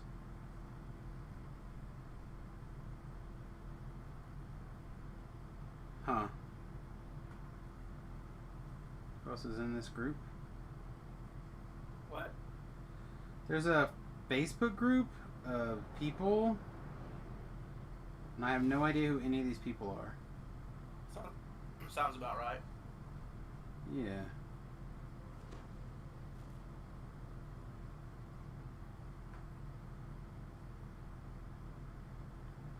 Yeah, it looks like a kids group or something. I'm gonna hit the ignore button. I'm such a monster. Alright. Sorry, I'm still trying to figure out the Instagram stuff and the notifications and everything that goes along with it. Looks like Fin Fang Foom has got a mummy rot. But I don't... And Ellery's still in here. So let's dismiss our pet. I suspect we're going to have to log off and log back... Or log out and log back in. So Ellery will disappear anyway.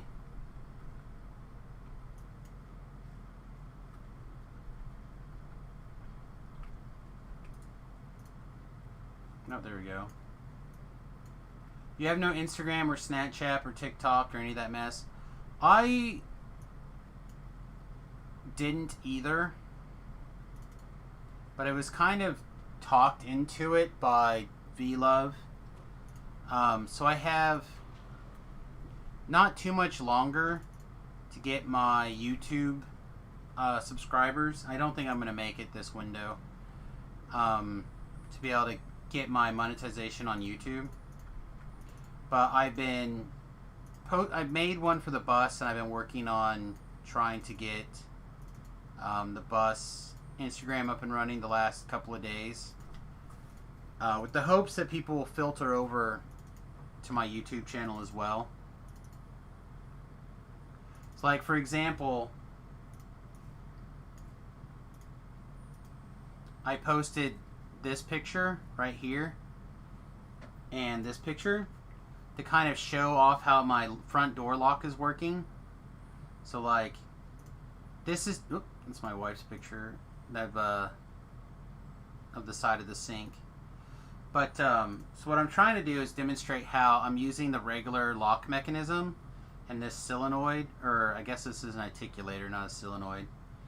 I guess it's a solenoid too, actually.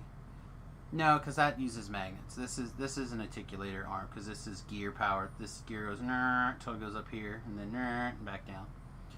But it raises and lowers this flap up and down, which is the locking mechanism for the door handle. So I literally didn't have to do anything to make it work. But in my description over here, I talk about how it's linked to my YouTube channel, and I'm hoping that people will go over there and look at it. That's my hope.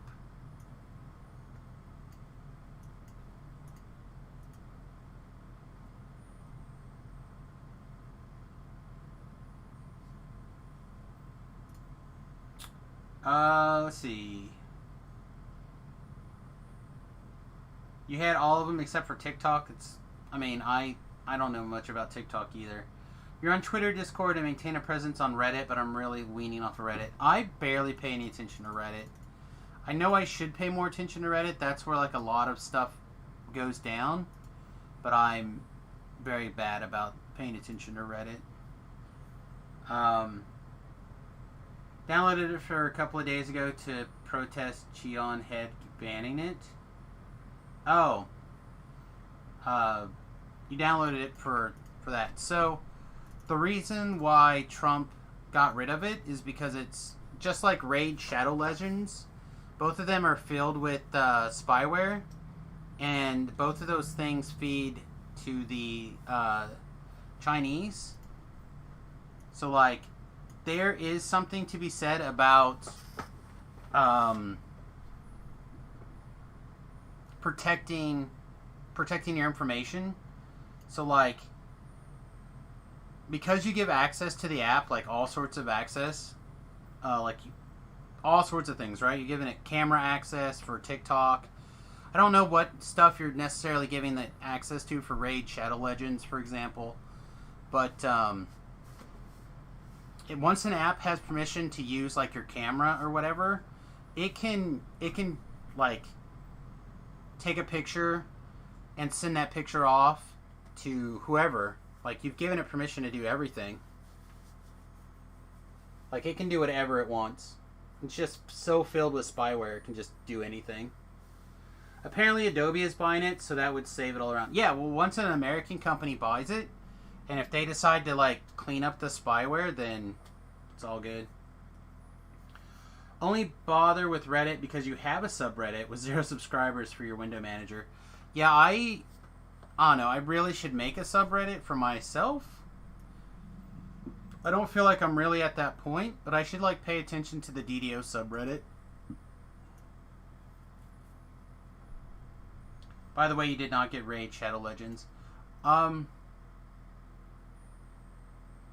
If they don't bother cleaning it up, the U.S. government can take legal action against them. I mean, there's something to be said about, can the government protect your right to privacy from international assets under a matter of national security?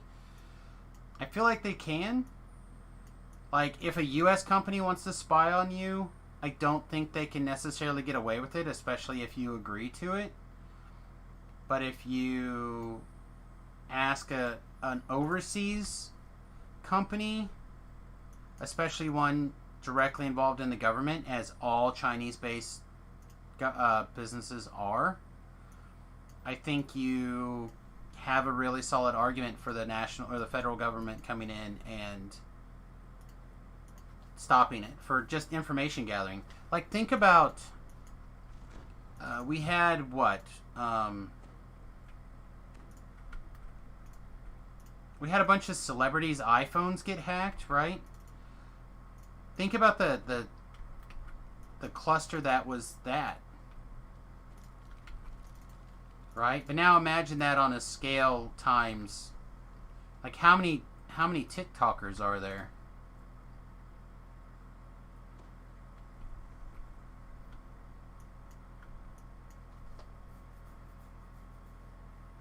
Users can also file a class action and actually get enforced judgment. I don't disagree that they can't. I'm just saying I don't know how likely it is. You're amazed we still have our energy resist shrines on the ship? Yeah, I've only got a few more left. I have everything except for electric resistance left. As far as I know, Tobrel still has a whole character full at least. And I believe both of the ladies, the British ladies, Grimm and Rach, both made an alt to just hold nothing but ship buffs. So I'm hoping that we're going to have another at least 6 months. But I don't know yet. We'll just have to kind of play it by ear. When they're gone, they're gone. But you see a big difference. Yeah, I mean, the big difference, I think, between an overseas government having access to things and something like celebrities having their stuff hacked, or at least those are the ones that came to the foreground. In my opinion, stopping foreign companies from hacking phones is different from stopping private citizens and sharing their cell phone info with China. The problem is that if they know that they're doing it and they're willingly doing it, it's different. But because nobody really understands all of their shenanigans, it's really a weird loophole. And also because of the international or the foreign nature of the company there, it's hard to know where the government goes and where the private company goes. Like, again, I would be inclined to say whatever they agreed. Right? Like, that would be my personal preference on something like that. But again, I can understand national security wanting to have saying no. Because, like, think about it for example, right?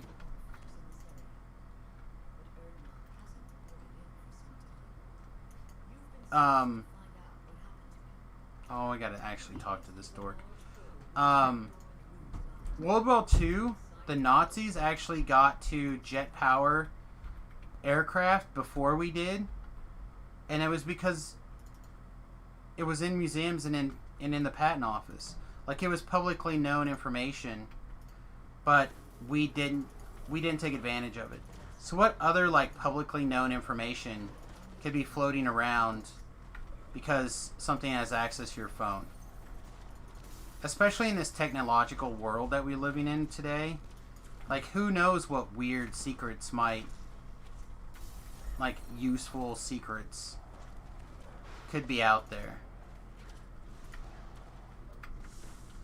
You know, like, maybe my password for my computer has something to do with like my son's our first pet or something, right?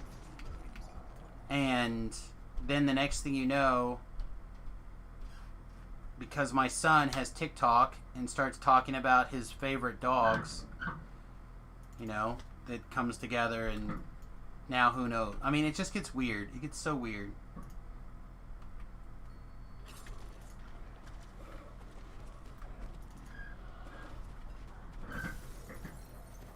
Shrines question mark. All right, hang on. What question you have about the shrines? So what DDO got rid of was the ability to purchase the shrines, not use shrines that were already purchased. So if you pre-purchased the shrines and were willing to give up backpack space to hang on to them, you can still have them until they're no longer physically, until you run out. So, like I said, I only have, I think, a couple of weeks of each ones that I have left, personally. I just made one alt to keep them up. Said Tobrel made a couple. The Brits made one, I think, a piece. So, like, all together, those shrines. Yeah, those shrines.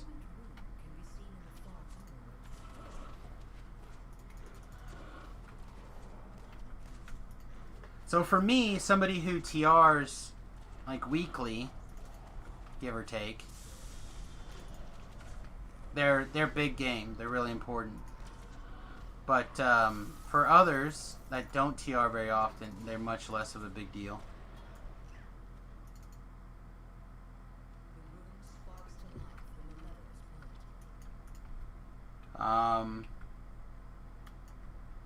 But at the same time, why are we telling citizens they can't or can't buy it? So again, it's not the fact that they can't buy it, it's the fact that it's known spyware for an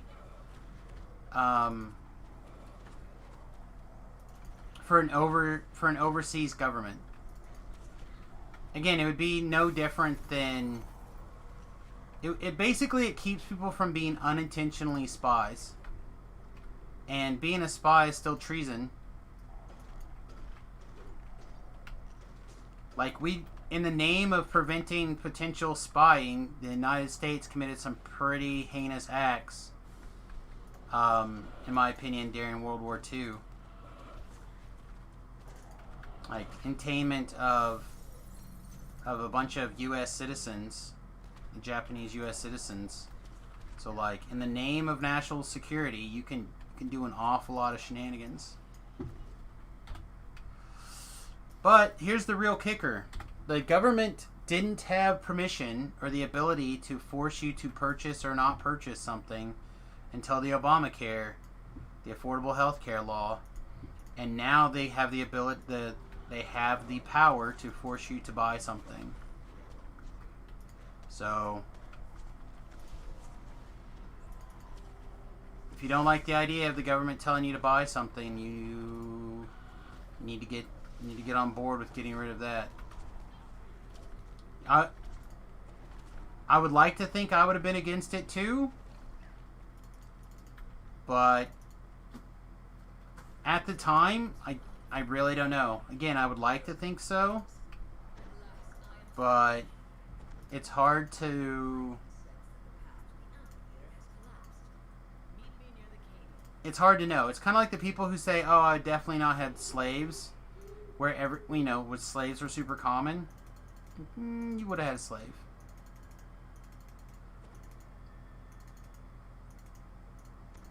You don't have today's morals and the morals of now without the cost. At the time, I was against the national security stuff and the Patriot Act. I think most people were against the Patriot Act. I don't think it was particularly popular to have the Patriot Act. I think it was a necessary evil at the time. The biggest problem with the Patriot Act, because it was set to expire after, I think, was it 4 years? 3 years? And they just kept not letting it go away.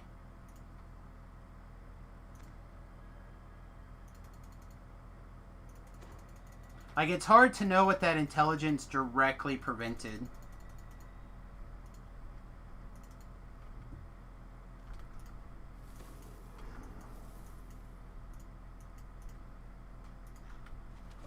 Again, I think there's a great Ben Franklin quote, right? The people who are the nation that's willing to sacrifice freedom for security deserves neither.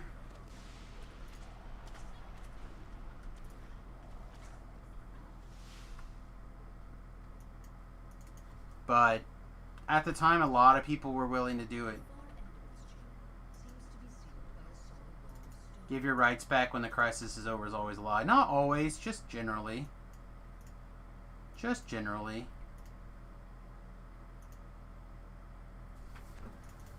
There's plenty of times that the government has taken power, especially this government, has taken power and then returned them over the years. It's just, it usually requires a little bit of a fight.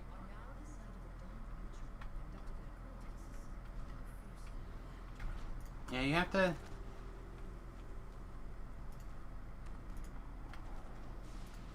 yeah, we're gonna hit all the buttons, I think.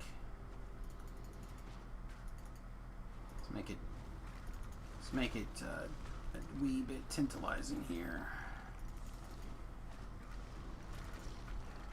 See, the dragon should go away pretty quickly here, right?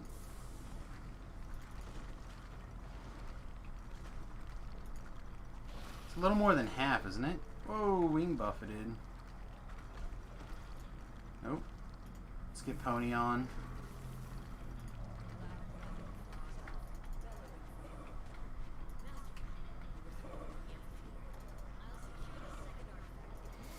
It's just never... It's never a good idea to give the government more power. Cite you one example? Well, clearly they interned the Japanese and they let the Japanese go. Like, that's an easy one.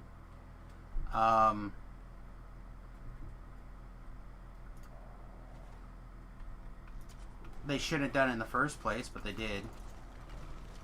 Let's see, what's another example? There was several times that they had national telephone monitoring, and they, allegedly, I don't know if they did, supposedly they stopped, which is part of the reason they needed the Patriot Act.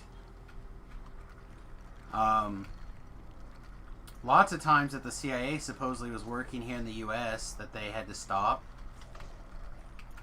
Like, that was an authority that they were not supposed to have, and once found out, they said to stop. So, like, there's lots of times that the government has had their power revoked, whether they had it correctly or not. But again, I'm a person that I don't care for government in that way. I feel like government needs to be as small as absolutely possible to protect people. It needs to be limited to the jobs it is supposed to have.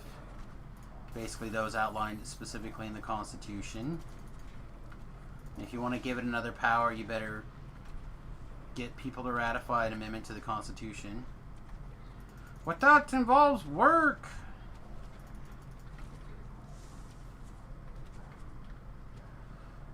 Is the Supreme Court not part of the government? I'm pretty sure it's one of the three branches of government. I mean, I'm not 100% sure. Legislature, no, not that one.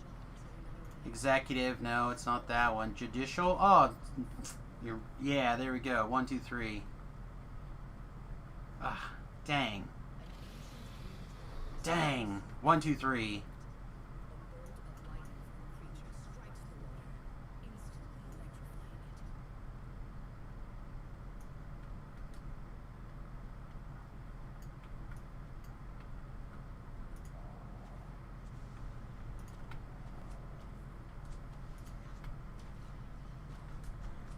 I mean, the whole idea is a series of checks and balances. That is what makes America great.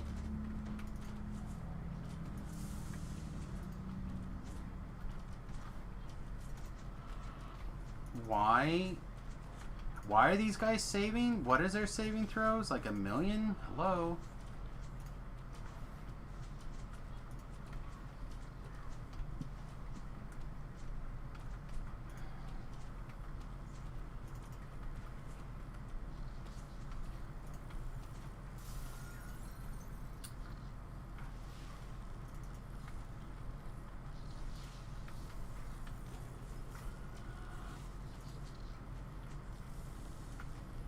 And yes, I'm one of those people who loves his government, or loves his country, even though he may not love his government.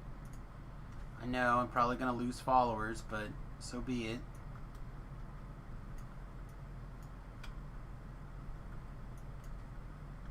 They don't really have oversight, so are they, though? They do have oversight. It's called the other two branches of government. And when the judicial legislates from the bench, they need to be smacked down. And they can be smacked down. They could be censored. They could be impeached. Like, there's lots of things you can do. Most of the judicial branch have elections or retirements. Not all, not the Supreme Court. The Supreme Court, of course, is a lifetime appointment, but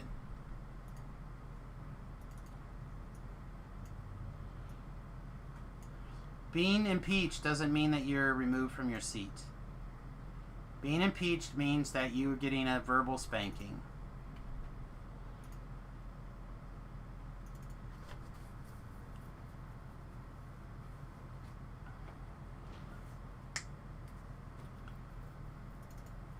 They do need to be smacked down, but one South Carolina judge in all of history has been impeached, and he was not removed from his seat. The impeachment was stopped partway. This is not oversight, it's useless finger waggling. I don't know. I can agree to disagree on that one. Like, if somebody's impeached, it should matter upon re-election or reappointment. Especially if it is a position where you can be removed. So, like, for a lot of those things, for example, say the presidency and impeachment, the Senate has the ability to assign whatever its punishment is. So if the Senate doesn't remove after being confirmed for impeachment, they get to set the punishment essentially. Which is why Bill Clinton continued to remain president after he was impeached and confirmed. Because the Senate didn't want him removed from office. Because nobody really wanted him removed from office, right? That's the big joke. The big joke is nobody really wanted him removed. They just wanted him to be spanked a little bit. Not in the kinky way that he was apparently into.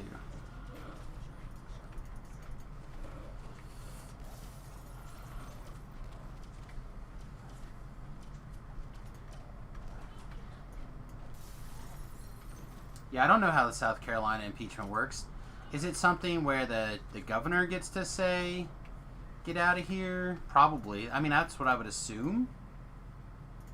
That the governor or some sort of oversight committee there is in charge of it.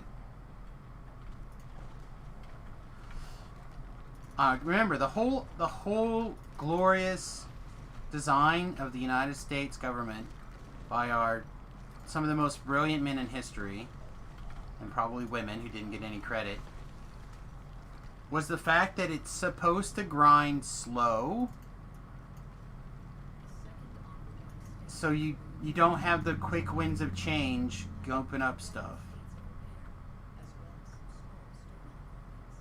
Oh. Okay, so hang on, let me rewind. ICSCIC South Carolina, so sorry. So there was a judge in the Supreme Court that was like that.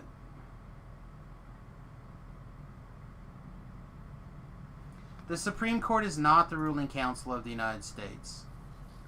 That is just an ignorant position. I'm sorry.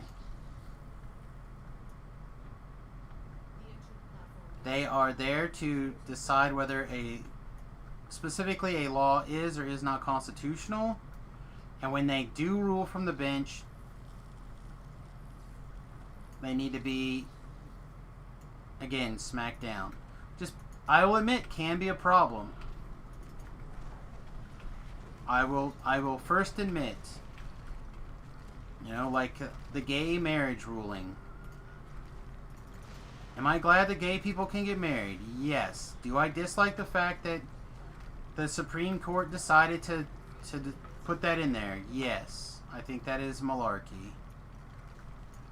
I think Justice Roberts needs to probably go. Okay, then bye. Okay.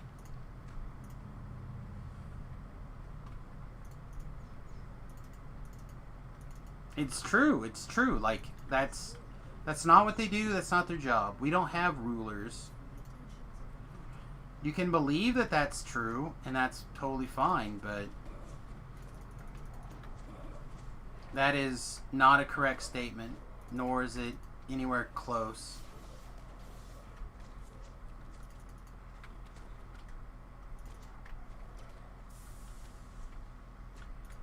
Hey, Mulligan Gaming, what's up, my friend?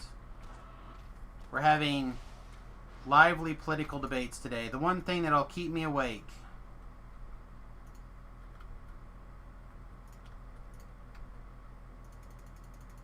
Ah, all right, Dirty. What's up, my man? I've never seen this account before.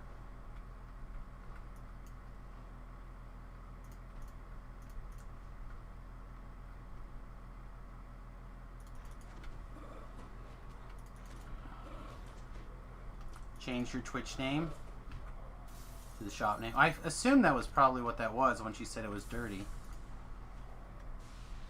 Are you gonna set up your Twitch account for hosting events again whenever events are allowed to be hosted again? I feel like our pre-release was super bad. It was real bad.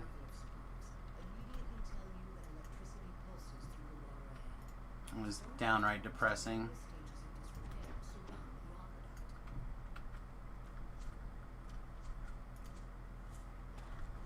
So while we couldn't have a tournament, right? We were allowed to keep our playroom open for casual play.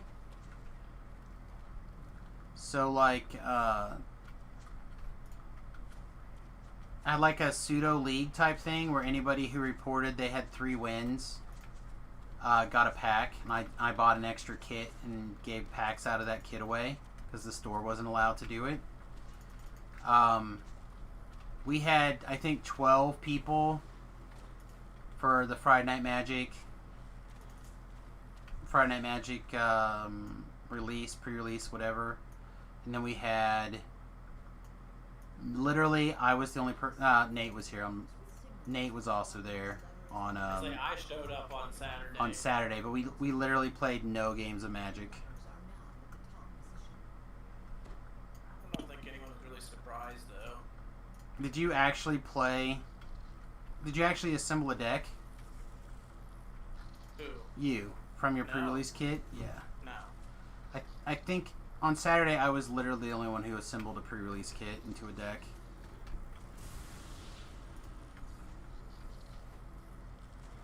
Did somebody pull that lever, please? Oh, Fin Fang Foam died.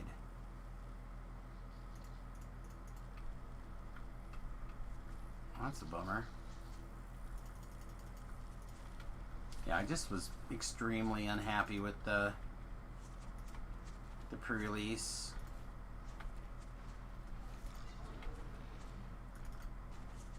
I know we tried calling Wizards of the Coast, and apparently either they chose not to return any of our phone calls, or they returned them at a time where the boss never got a phone call. So like, Todd does spend a lot of time on the phone. Like, a lot of people call him and asking questions about stuff. Like, he is a popular person on the... In town. Yeah, there you go. I was gonna say for the business, people call him a lot about things. And so it is possible that they try to call us back, but I doubt it. Take a picture of this deck. Just Monday night drinking and DDO tonight? That sounds fun. If I drank. But I don't right now.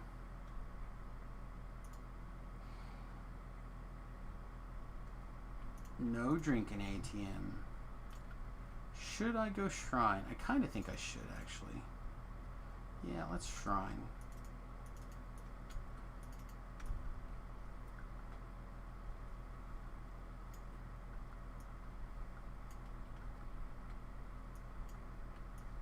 Still can't get over this comment.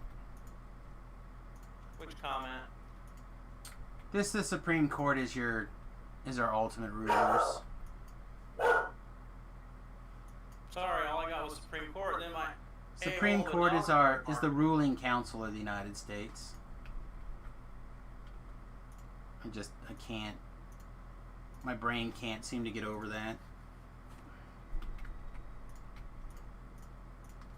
Get off me, fly.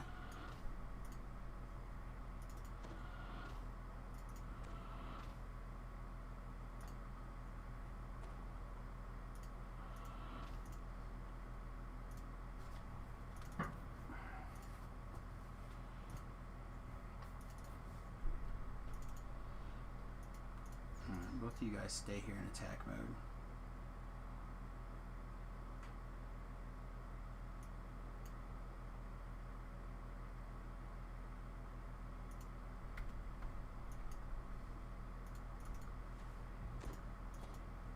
So, not politics related. What else is going on, everybody? Anything exciting? I mean, if you guys want to talk more politics, it's fine with me too. I love it. I can talk politics all the time, but I know it's not a very popular thing, especially with people who are more left-wing than me, that they tend to like have these notions that I do my best to dispel. Call it wisdom finally earned with age or experience or whatever. What's my thought of electing a new Supreme Court judge before the election or after the election? I think that the president should appoint somebody. That's a no-brainer.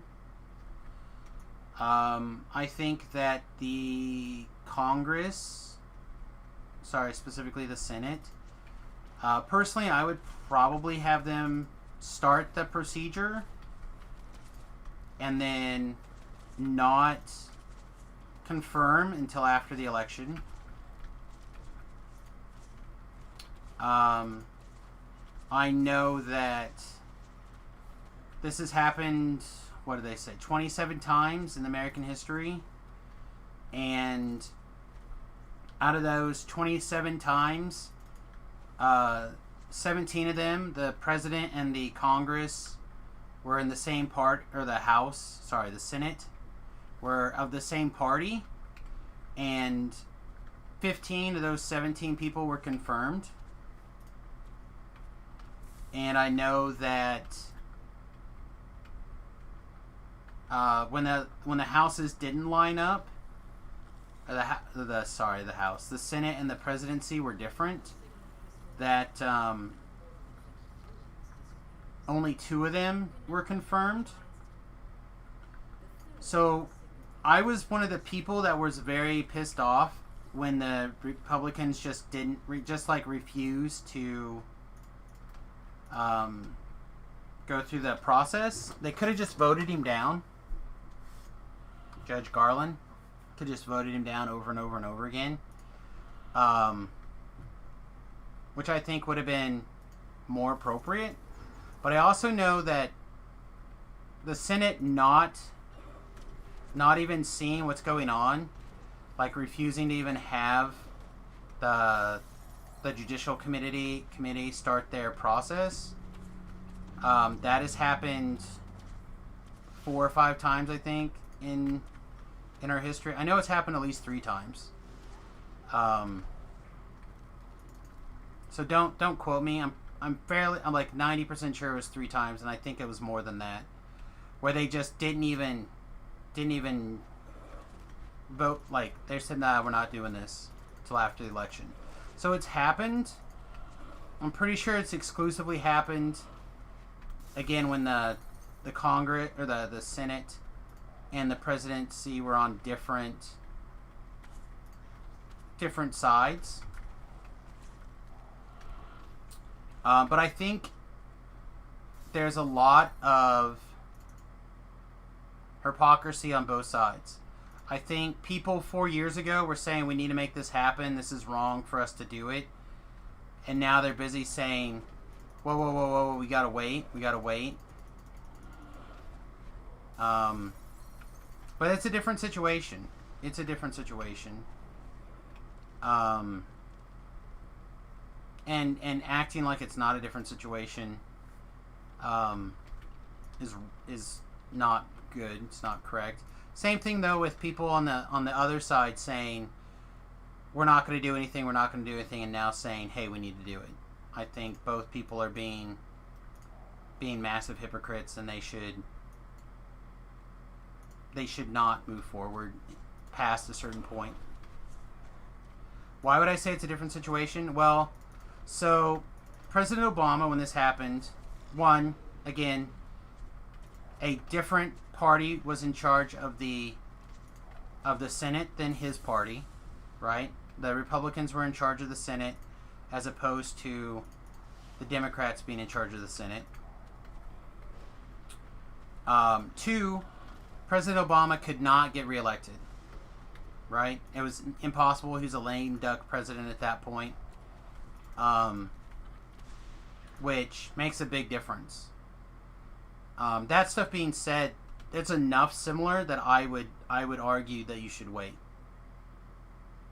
Again, I think you can move completely forward up to right before the confirmation hearing.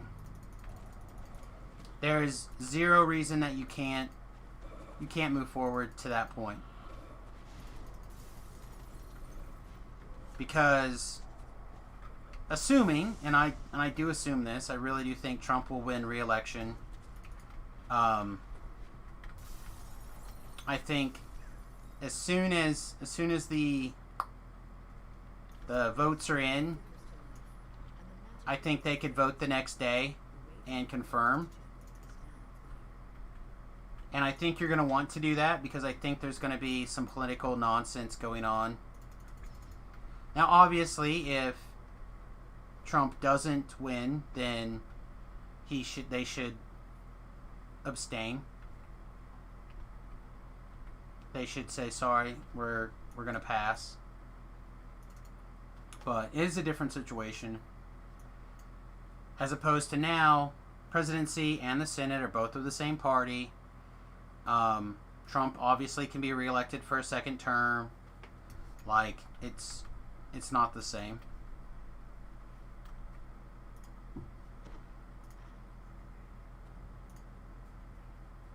I guess that my feeling is more of nominate the day after the votes are in. Well, that's just it. Like, the nomination process, why? Like, President Obama nominated Garland. Like, they've all nominated. It's the presidential responsibility to nominate. It is. Like, it is literally their job to nominate. And I don't think anyone's saying that he should nominate. I think everyone's saying that Congress shouldn't appoint or shouldn't go through the process. So, like, I don't see anybody honestly saying that Trump shouldn't do his job.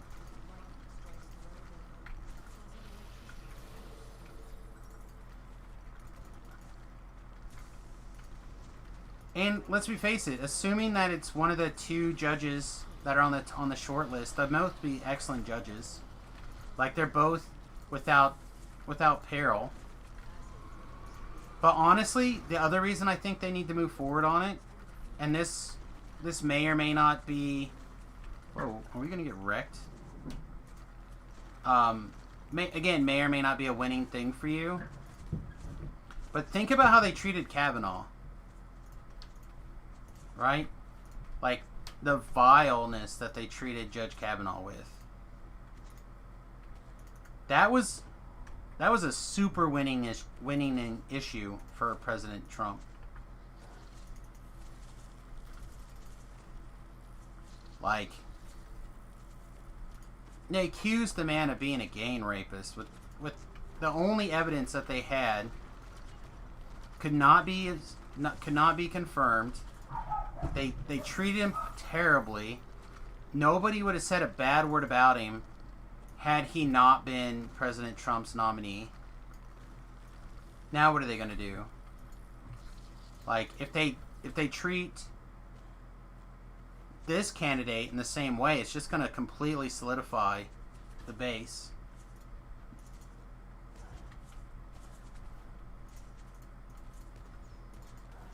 So yeah, if it was me, I would start the process. Alright, we're gonna have to kill these things.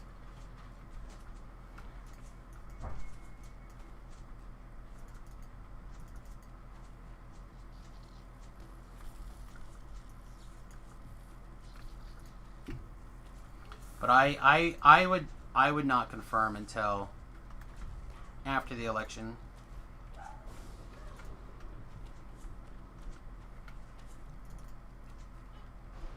What would you do?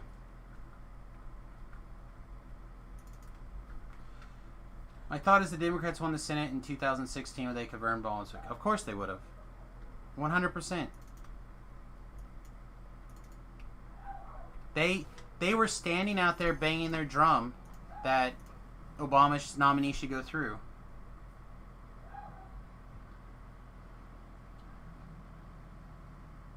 You don't think that the Democrats would have rammed Obama's pick through? You can pull up their quotes from before and their quotes after. So, if Trump won the election, right? But Obama put Garland up, and then the Senate was won by the Democrats, as assuming that they were able to switch power beforehand. Because when does Congress actually change hands? Is it before the presidency? If so, I almost guarantee that they would have pushed it through. It's just like I feel like if Trump loses now, right? Let's say something crazy happens and Trump loses. I feel like the Congress or the Senate will push it through before Trump's is removed in January. I feel either way it's going to work out that way. I just don't think it's particularly likely that Trump's going to lose in November.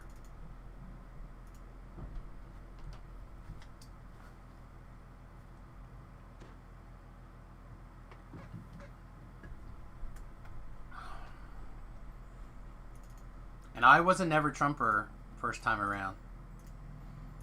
I really liked Ted Cruz. I did not like Trump. Did not like Hillary Clinton. I got on board for Gary Johnson. I voted for Gary Johnson.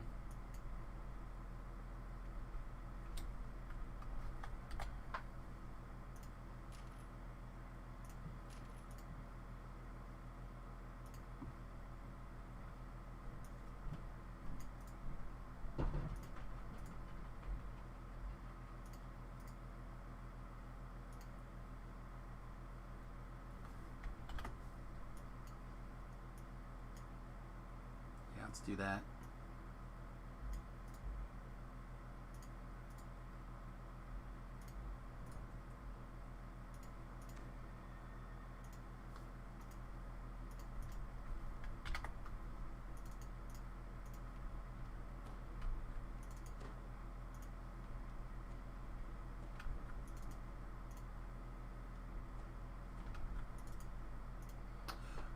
Well,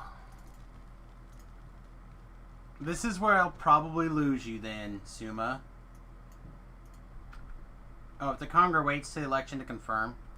I mean, that's what I want them to do. I don't know if that means that they will do. But again, after the election, they're going to have some amount of days where they can do whatever they want. And I fully expect them to move. Like, I don't expect them to be like, oh, well, we lost. I guess we'll just sit here and wait to get kicked out of office then. I would fully expect them to nominate and move things through.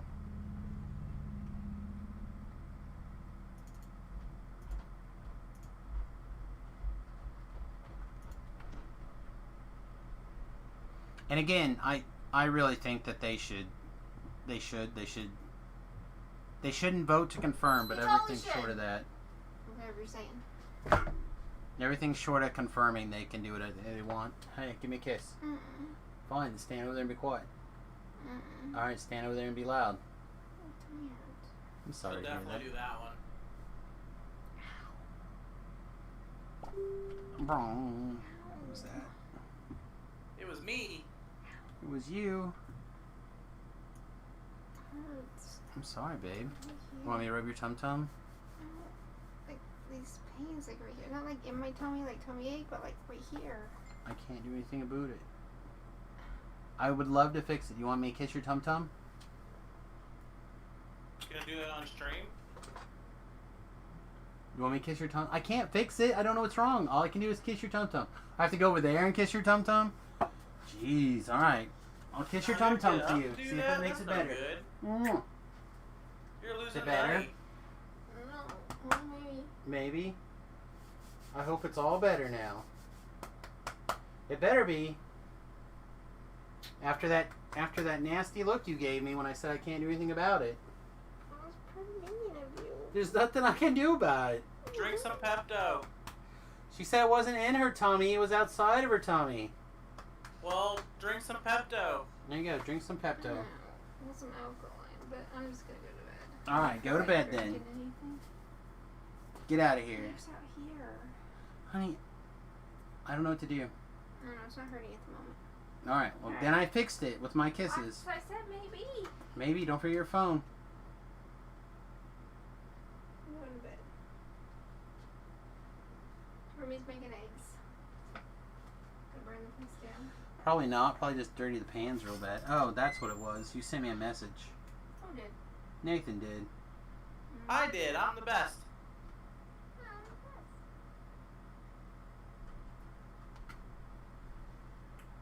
There's that wrong with that. Alright, love you, bye. But if he had, I would have been cool with Trump making the Supreme pick now. Okay, hang on. I'm confused. What if who had, you'd have been cool with Trump making the Supreme Court pick now? Like, Obama literally appointed Garland.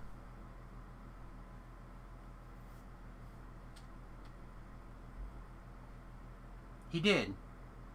Katsuma, he did. He made an appointment. And the Senate said, we're not going to take this up until after the election is decided. Which is exactly what... The Senate has that right. So, like, the president has the right to say, I'm going to appoint somebody. He appointed Garland. Right? The Senate has three options. They can...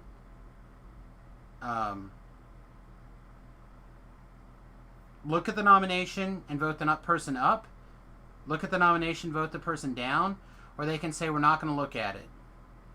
They took option 3, which I think was wrong. I think they should have taken it up, and if they didn't like him, voted it down. Obama made 10 correct. He did, which is totally fine. The president should make the nominations. That's their job. They can all do it. Again, 27 times in history this has happened. 17 times the Congress and the presidency have been of the same party, and they have moved forward. 10 times they have not been of the same party. Some they moved forward, some they did not. But the only 2 times out of those 10 times did judges get appointed. So, like,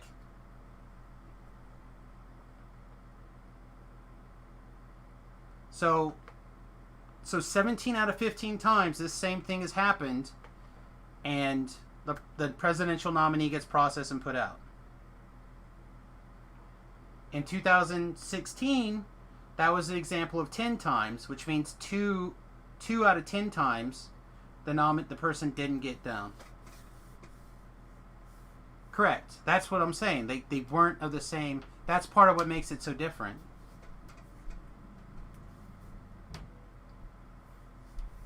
Yeah, that was the disconnect. So, I mean, that's like I said, those two things that make it different than the previous time.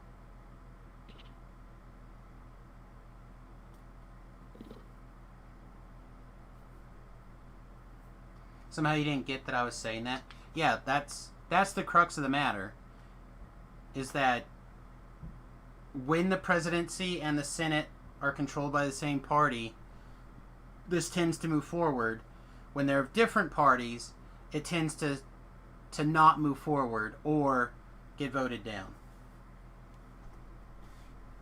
20% of the time, it results in the president's nomination going through. Which means 80% of the time it doesn't.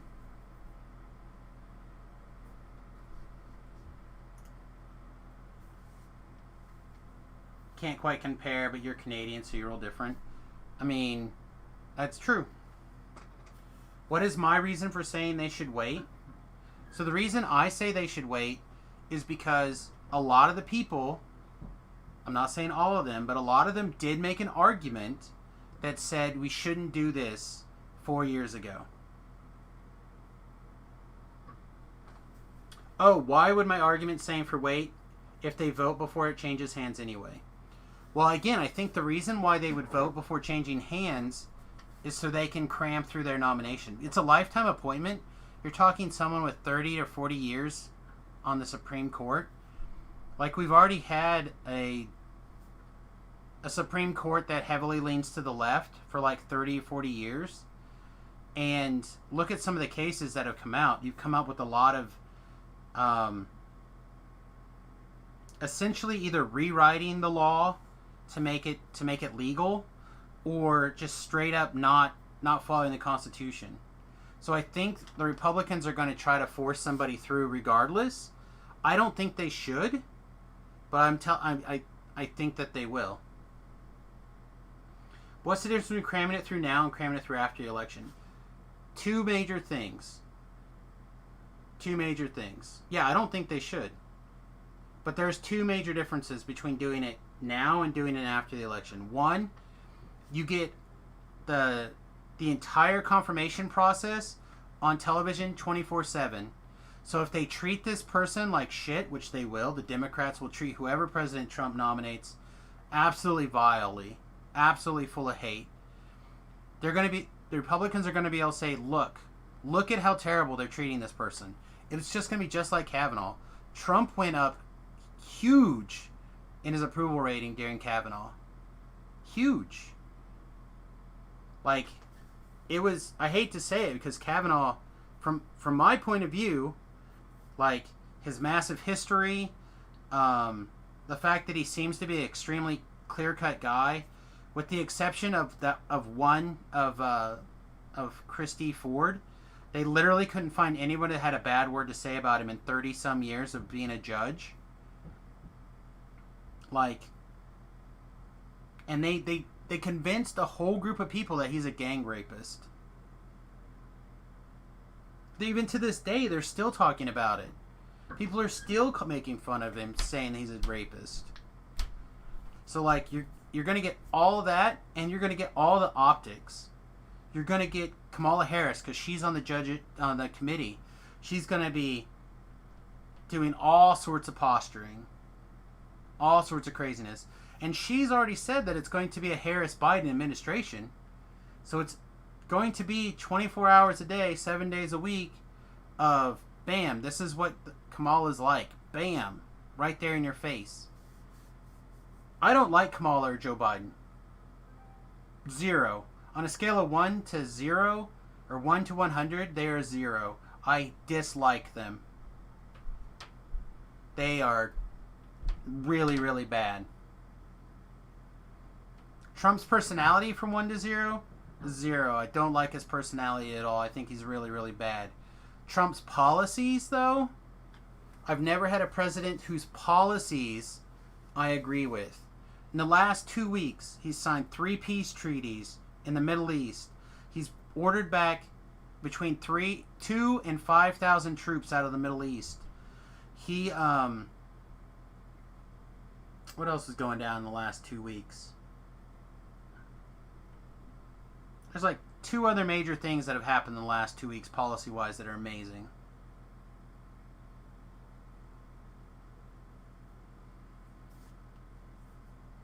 I'd have to think a little bit.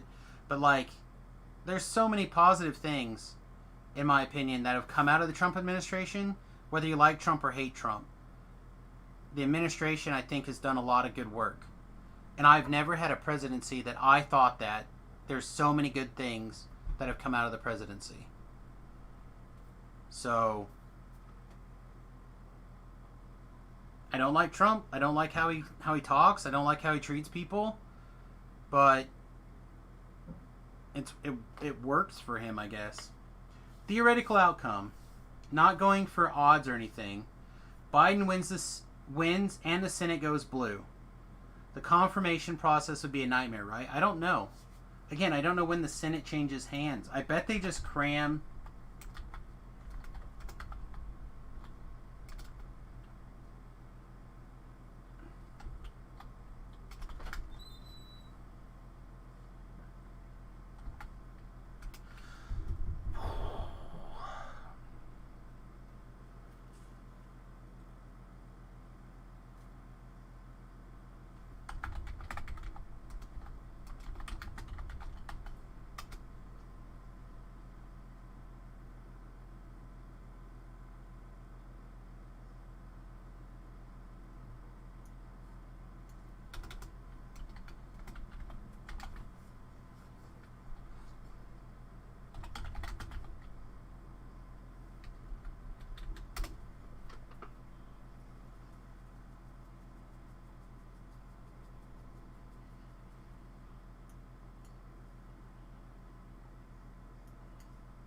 Said I'm not sure if it happens on the 13th or...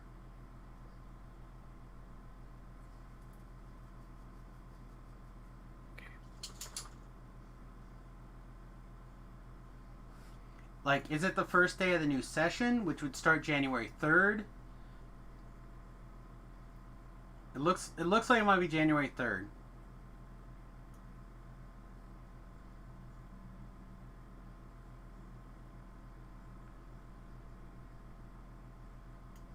Yeah, so if they were to look like they were going to lose and switch on the 3rd, I think you're going to see a lot of stuff get kind of crammed through.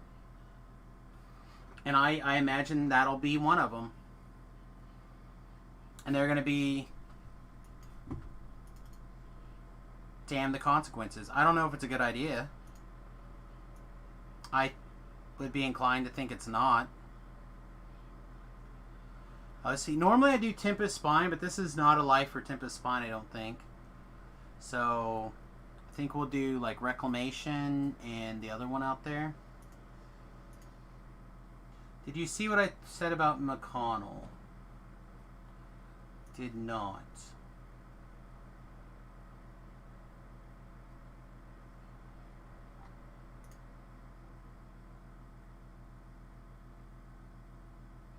The thing that makes me angry is that McConnell was so adamant that we'd wait for a new president because America deserves to choose a new justice.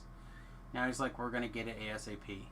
So, if you watch the original Mitch McConnell speech, and I watched it earlier today, I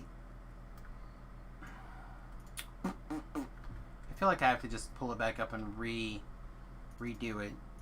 But as I recall from his speech earlier today, yes, he said America deserves to decide it, but again, he pointed out the fact that this was a lame duck presidency at that point, which is a big part of it.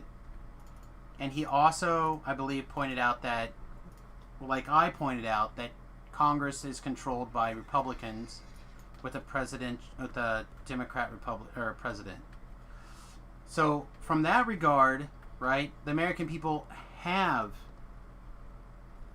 have voted on and does have a hand in saying it, because they elected Donald Trump in 2016, which they knew that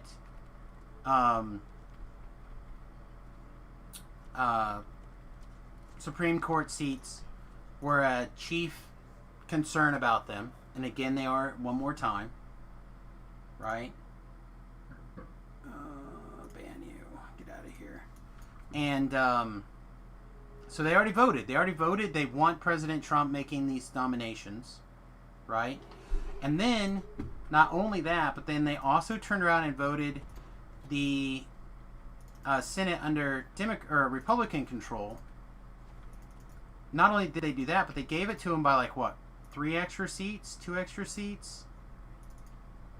Is there 54 or 53 Republican seats? So, in theory, under that regard, they did. Lana. Hey, Ivo! Thank you very much for the raid, my friend. Danger zone. Everybody, welcome.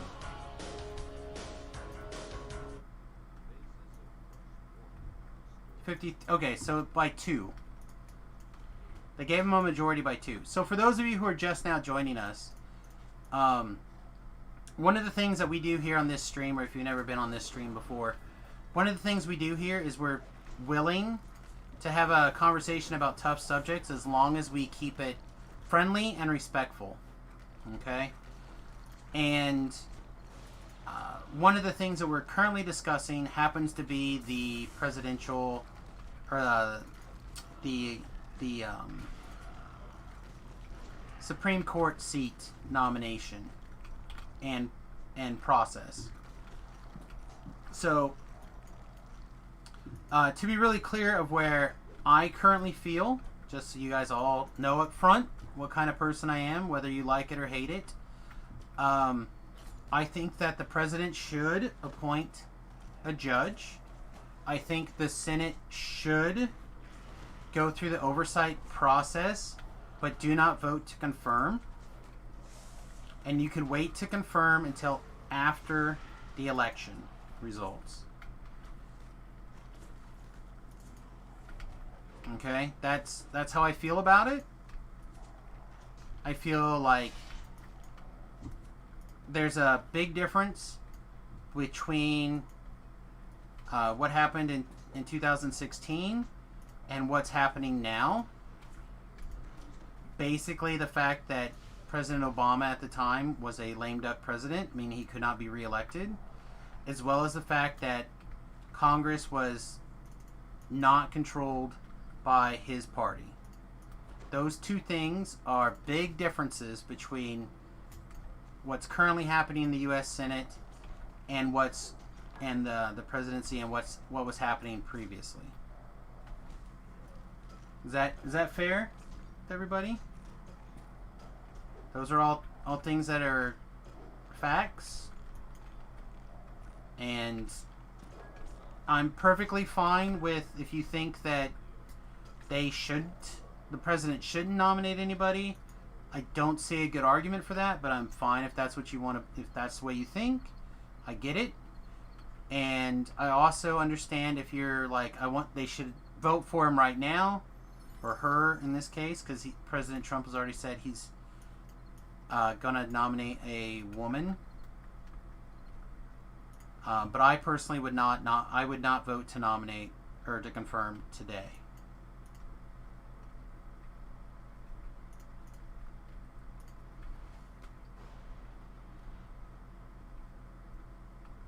No, that makes sense after our discussion. Yeah. Like, I'm trying to be really consistent on this.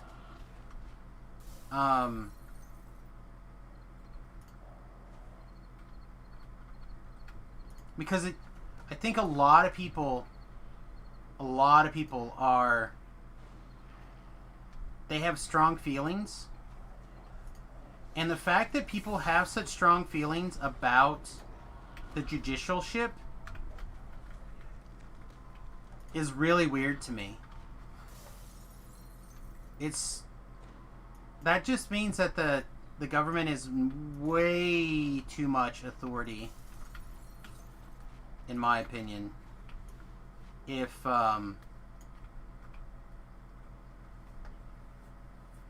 who that person is that important to you. It is an important position. It is, I agree. But it is not... It shouldn't be driving down the road and starts crying, or... You know, it's not like a presidential assassination. It's not along that line, but it's certainly... People are treating it as if it is.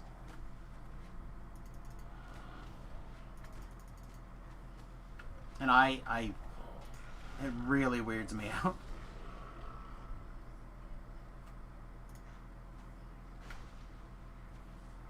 Okay, so what were we saying? Oh yeah, that the American people should have a say in who's going to be nominated. Again, I feel like they did when they elected Trump in 2016.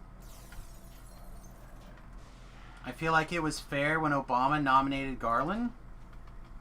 I feel like it was not fair that the Congress didn't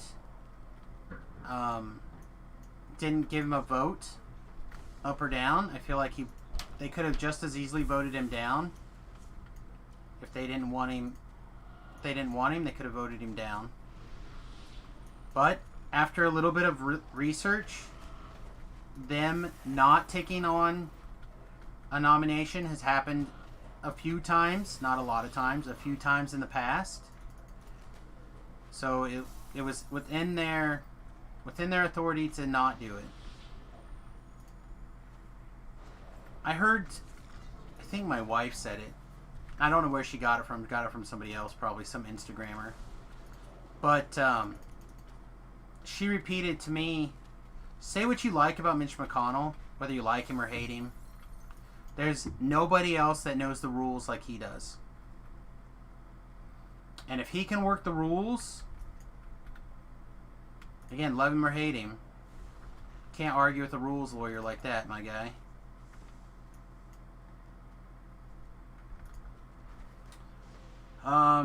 But like I said, in 2016, he said it would clearly meant it would have had a say through the next election. Correct. I agree. They did not want President Obama's pick to go through. The Republicans did not. They were very much adamant about wanting to try to keep a 4-seat minority on the court for having more conservative type people. Again, I don't agree with them not allowing the vote to go through. But it's in the rules. If it's in the rules, you can't argue with them about the rules. You can just call them out on their hypocrisy after the fact, which I do.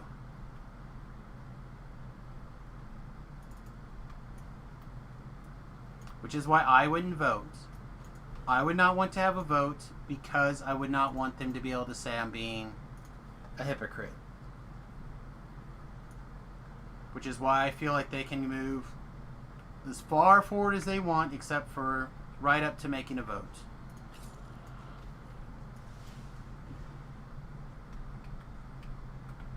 But here's the thing, and this is really the big crux of the question. If you are President of the United States, how long should your term be?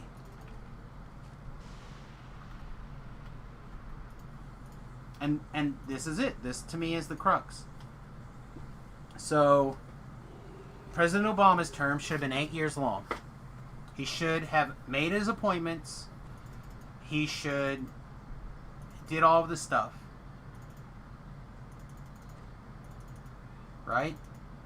The appointment, his term is not 3 years and 2 months. His term is not 7 years and 2 months. He makes an appointment. Bam. President Obama did that. He made his appointment. So like he got all the power of his office. Then it was up to the Senate. They were put in charge, in their opinion, to counter President Obama. So they went in there and they did their job. I think they did it in a poor way. Wait, what?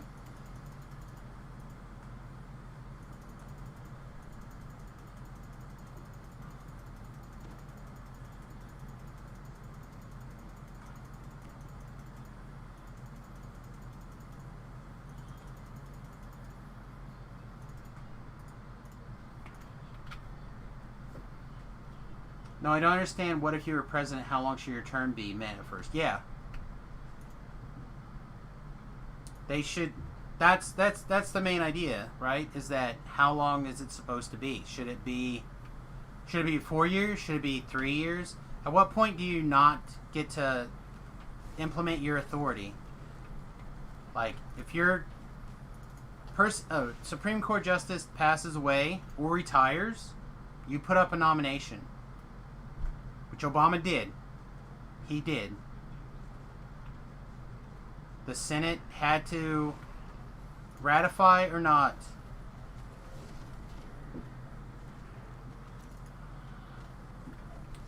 And they basically said, we're not even going to consider it because it's just definitely going to get voted down. Which seemed stupid to me. What's my rulings on the gay marriage thing? Again, I don't think the court should be making laws. I think that public opinion had shifted. I feel that people should be able to get married if they want to get married. I feel like the states were already moving that way. You had a couple of cases where one or two people, non-elected people, I believe, were holding up stuff, but those people would have had political pressure put on them. I do not like the national government doing the job of the states. I hate it even more when the Supreme Court makes up laws from the bench. I do not like it. It's not their job. It literally was them making laws. It literally was. The case didn't even have anything to, if I remember right, didn't even really have anything to do with gay marriage.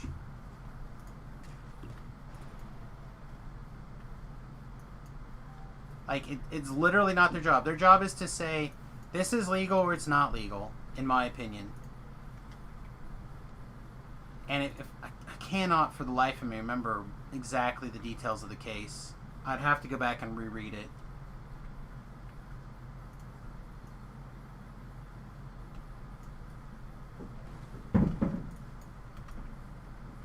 But do I think that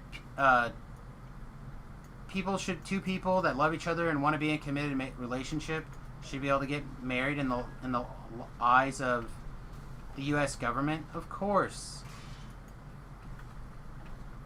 But again, there was 3 states that had laws that said that they couldn't.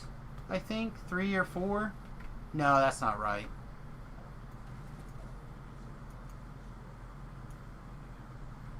Is this always smoked? Or is there a Reaper in there? There are more states with laws saying that they could get married than not. And the tide was turning. The tide was turned. So, why did the national government, the federal government, have to decide to go that way? And it would have been a different story had the legislature wanted to make that a law. But they didn't. They didn't even they didn't have the chance. They didn't do it. Instead, the Supreme Court made a ruling. And it was a ruling during a president who was against gay marriage. President Obama was not pro-gay marriage. Isn't that ironic? He was against gay marriage. And he was the president under which gay marriage was passed. Where President Trump, who's been pro-gay marriage,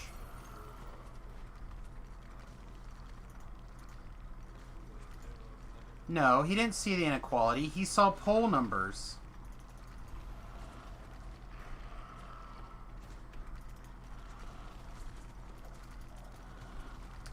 There's very little that I will say about President Obama in a positive light, but the man could adjust the poll numbers. I do not think it had one thing to do with his moral fiber. If it did, he wouldn't have started wars. No. disagree. Sorry. President Obama was a terrible president. He was a terrible leader and a terrible human being.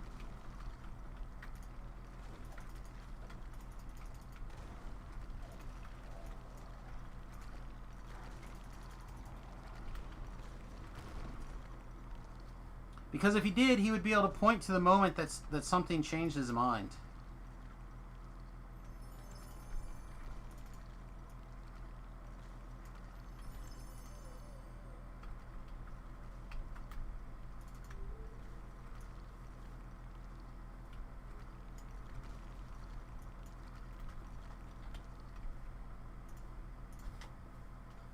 I'd love to hear this though.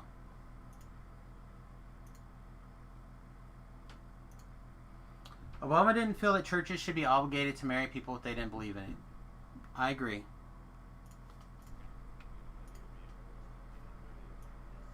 I don't necessarily think that's what Obama believed.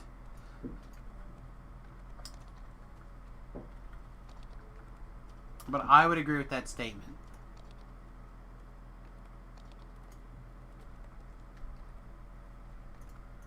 Because here's the thing. And this might come across in a bad way.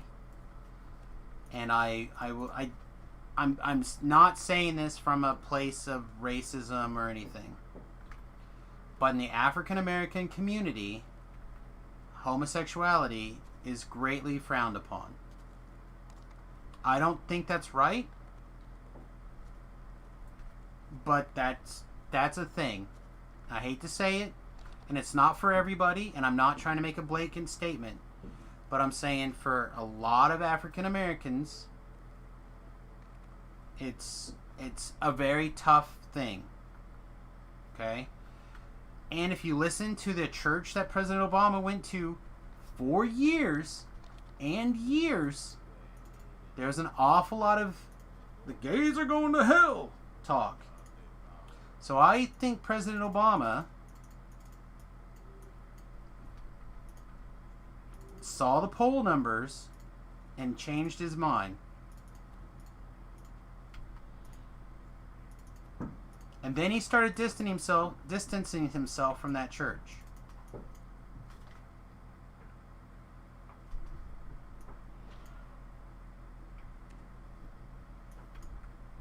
Yeah, I think it's silly. I don't think the government should be in the marriage business to start with.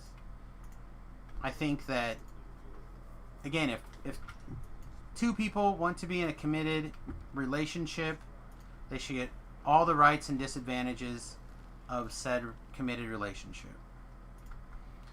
The government can recognize it, but I don't think they have any authority to say anything about it one way or the other.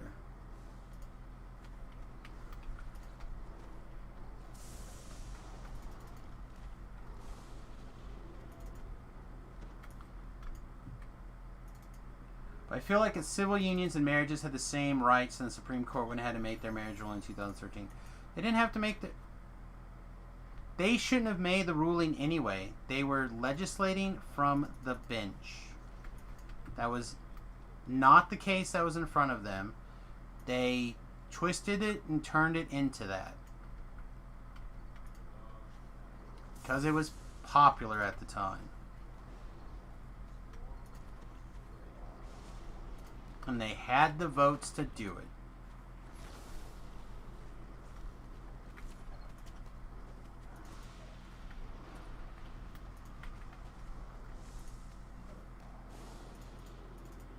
And again, I am pro the idea of people getting, like, anybody getting married.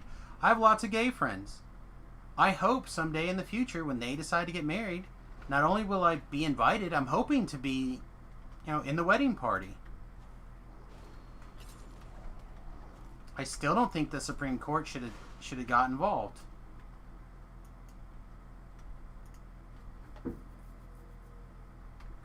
Except that was I don't think so. You have to bring me the case. I remember at the time it was not about that. If it was about that, then I stand corrected.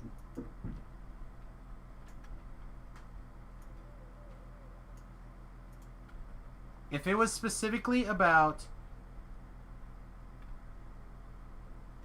gay people getting married, then I will stand corrected.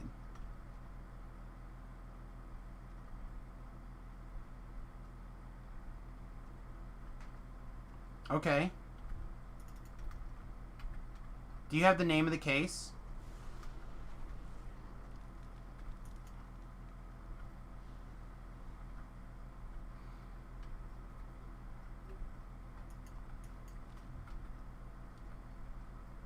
Cause I'll skim the ruling really quickly, or skim the case really quick. So it's been a few years for my. All right. This is the case.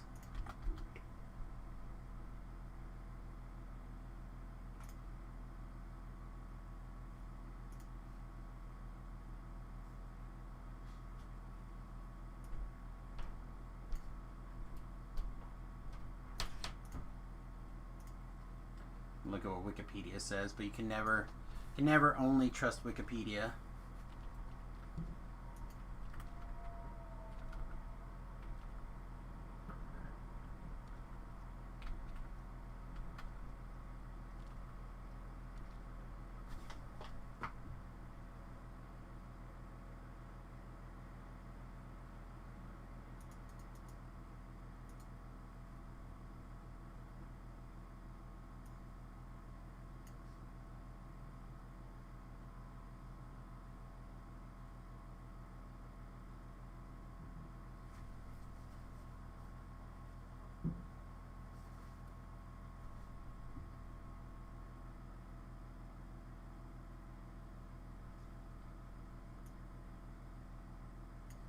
See, this is all in a political-sized review of the case.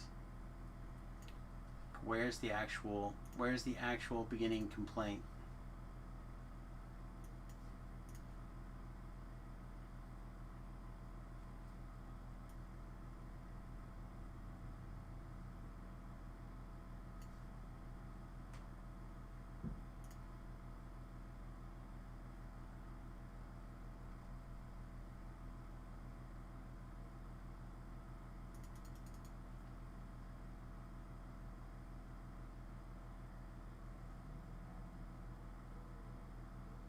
I'll have to read through this thing. I can't find the original complaint. I can only find the...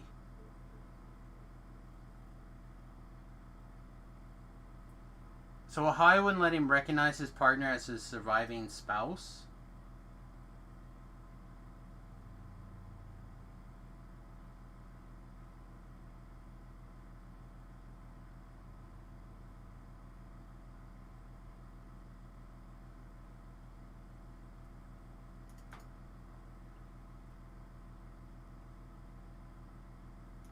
Yeah, I'll have to do some reading on it.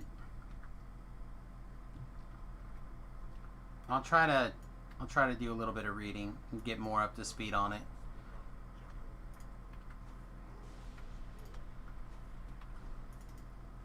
This is possible I'm incorrect. I'm remembering incorrectly. But my gut still tells me that my original understanding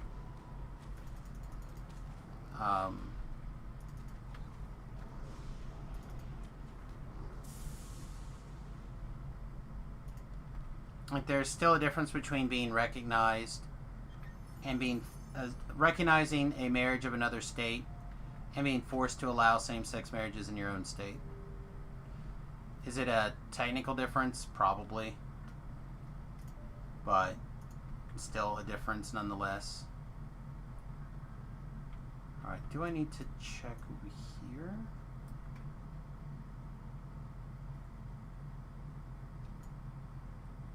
Probably. Again, to be clear, for the umpteenth time, not against gay marriage. Against the federal... let's pretend I'm wrong. Let's pretend I'm wrong. Why does the Why does the federal government have the right to tell states that they can or can't marry people? Like, where is that outlined in the government, in the Constitution?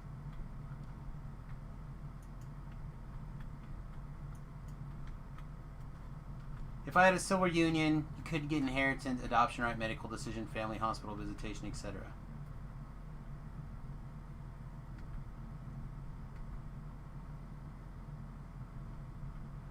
I mean, again, I'm not saying that that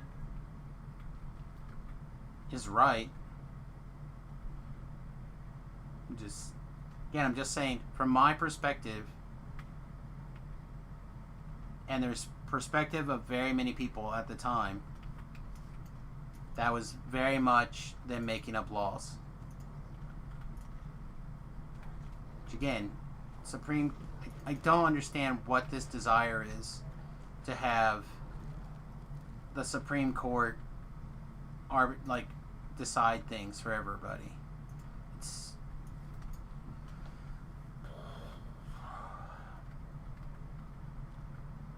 Equal Protection Clause of the 14th Amendment. Is it though? Do states not have the right to decide who gets a marriage license? Again, I don't think that states should be involved in marriage at all. I don't think the states, I don't think the federal government, I don't think anybody. I don't think there should be a marriage license. I think if they took the tax code out, there'd be no reason there should be no reason for the government to be involved in who is married to who. It's just a contract at that point.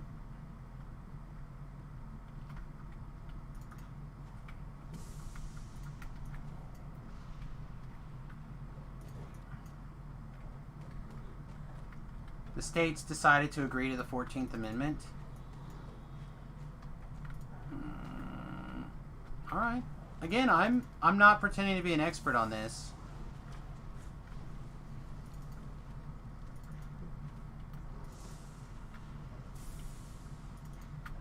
We're going to take a look at the 14th Amendment.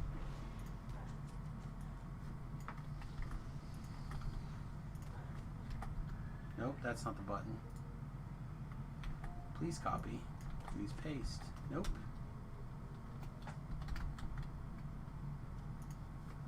Let's get the 14th Amendment say. All persons born or naturalized in the United States and subject to the jurisdiction thereof are citizens of the United States and citizens of which they reside. No state shall make and enforce any law which shall abridge the privileges or immunities of citizens of the United States.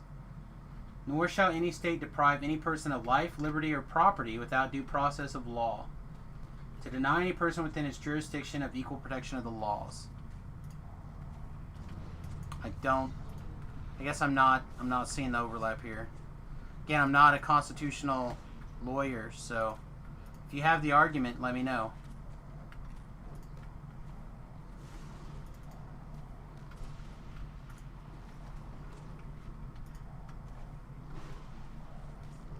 So, from my perspective, right, there's no law here that says that they have to give out a marriage certificate. The argument is that you have a type of union, whether it's gay or straight, should have the same rights. Okay, I agree.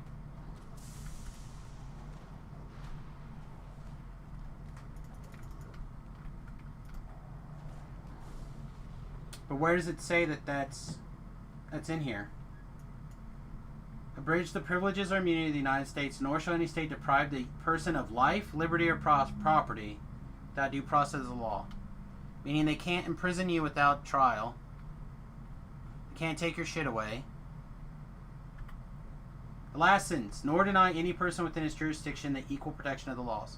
So what law did they get penalized of?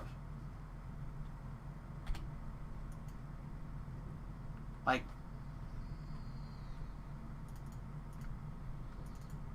how is them saying, sorry, we're not recognizing your marriage, breaking a law?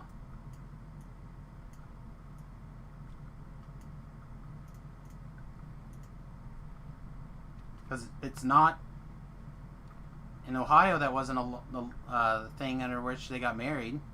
So why didn't they apply for that? I'm just saying, I'm just saying, I don't understand. Explain it to me like I'm stupid, because, again, it's... In Ohio, they did not recognize gay marriage. I do not agree with that. I think that was wrong. But I still don't think that the federal court should be getting involved. How did it make them a lesser citizen? They still were able to get married. They still had a life. That just means you don't go live in Ohio. They didn't get married in Ohio. They chose to move to Ohio. Were they did they move? Why did they move to Ohio? Equal, no. In all states, how? Why?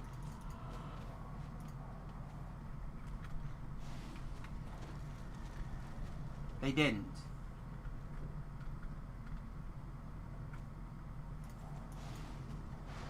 So, hypothetically, if I marry a plant, the state has to recognize my marriage to the plant. I'm not saying it's the same thing, but I'm saying, should it?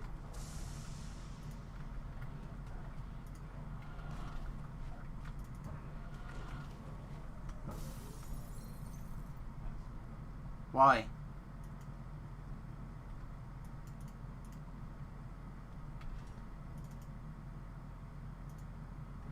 That was a statement you never said.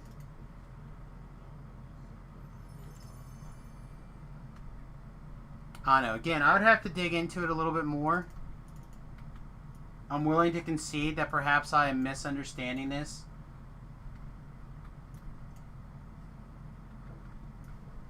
I still think that this stuff was all on the tipping point, and I could have talked about it more accurately closer to the event. In fact, I'm pretty sure I did. I'm pretty sure I laid out my argument in a cocktail hour at the time, and was even able to get Lessa to agree with me at the time that my argument was correct, even though, again, like I've said this whole time, I think that any two people who love each other should have the ability to get together and have a relationship.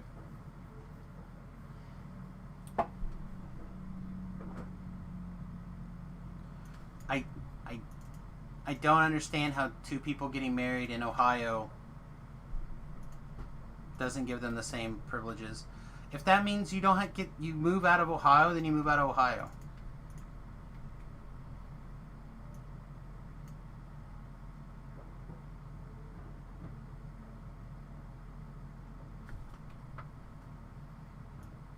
And wait until the hillbilly area gets caught up with the rest of the world. I do not want the federal government putting their boots on people.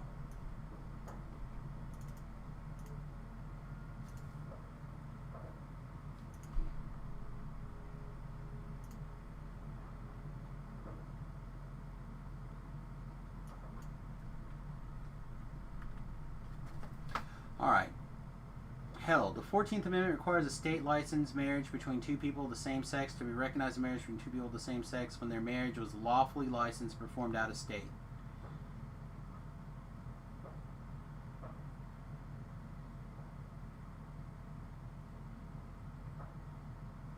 If slavery was okay in Ohio, leave Ohio and wait for them to get caught up.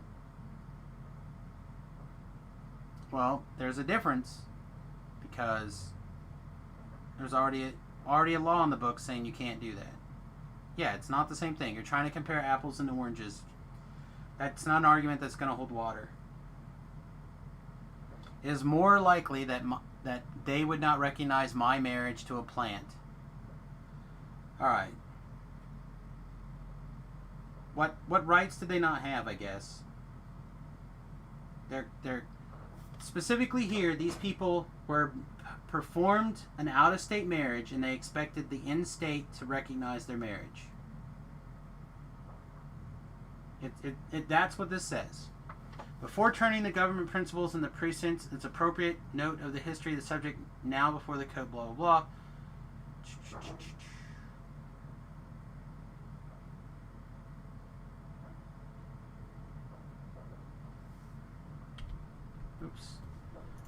page down over here as I'm slowly reading through the complaint.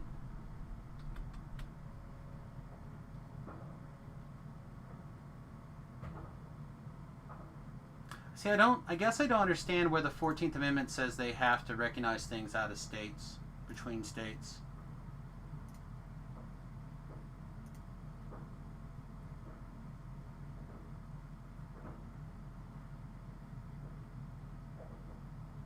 I agree. I don't think there should be a marriages licenses or whatever in the United States. Because it's the Constitution, it covers all the states. Again, I don't understand. If they want to make a constitutional amendment, then they should make a constitutional amendment. And all states agree. That's not in here. That is something that's being added. Now, this is where I will give you some things. I will give you a little bit of leeway. Because there's all sorts of implied and inferred limitations in the Constitution. The Constitution is not a document of what the government will allow. It's a limitation of what the government can enforce. That's the difference, right? So the Constitution says the federal government is allowed to do X, Y, and Z. Not you guys are allowed to do A, B, and C. It's supposed to limit the federal government. So if they want to have a constitutional amendment put in, they should put that amendment in. And therefore, everything else that's not listed inside the Constitution that limits the federal government falls to the domain of the states. Right? This makes sense?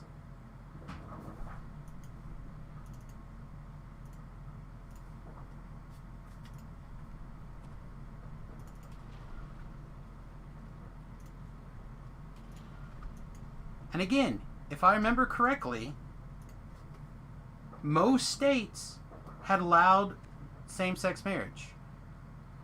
If I remember correctly, at the time, most of the states had. And it was just a matter of time before pretty much all the states did. It's the same thing with bestiality. Almost all the states have outlawed bestiality. But there's still like 5 or 6 states in the country that allow bestiality. Are you going to force the federal government to go in there and say it's against the law for bestiality, or are you going to let the states enforce their rules?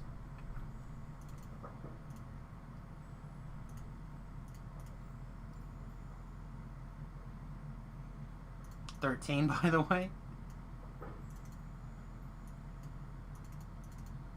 13 states didn't allow gay marriage at the time. Because I remember there being well over the majority allowed it.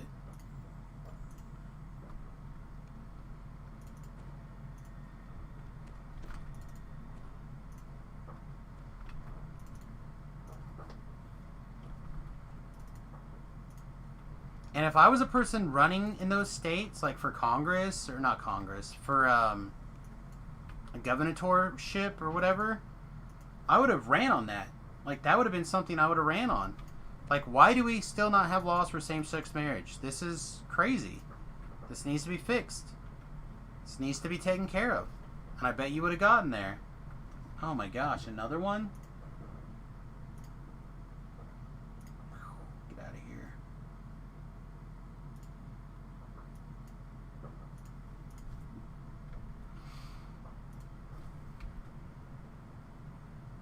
It's not the button I was trying to hit. Alright, so hips is really fast. We may have to repeat something. They don't want to do a bunch of this other stuff. Because we got a head. Let's go to the harbor.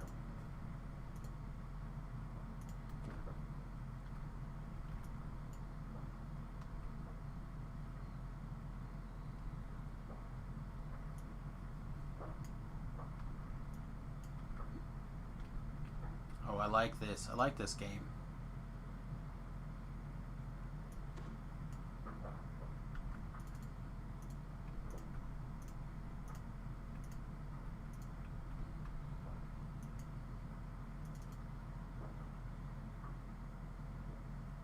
I also hear a weird noise.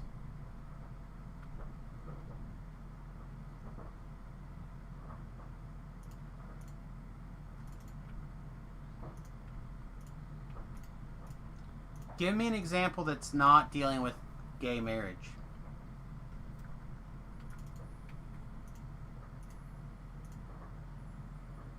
Because again, I feel like that's a contract that should be signed by all members.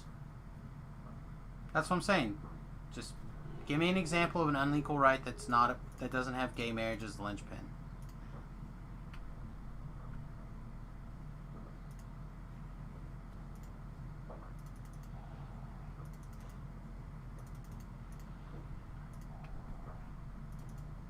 Again, I'm not saying that it is correct.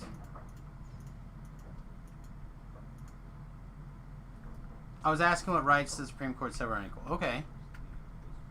Then give me one that's not in relation to gay marriage. Again, I think the government should be out of marriage. Should not be in the marriage business at all.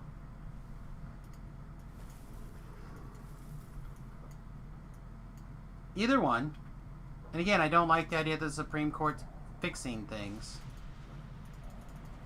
Things should either be struck down or left in place. It's not their job to fix anything. See what I'm saying? If the law is bad, then they should say this is a bad law. And they should be done. That should be the end of it.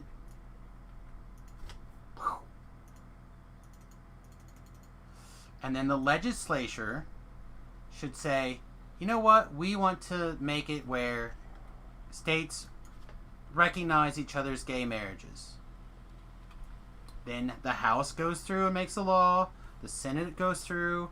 They come to an agreement. The president signs it. That is how it should be. It should not be the Supreme Court fixing it. Whether we agree with the fix or not. Which would be an example of them doing what? Legislation from the bench.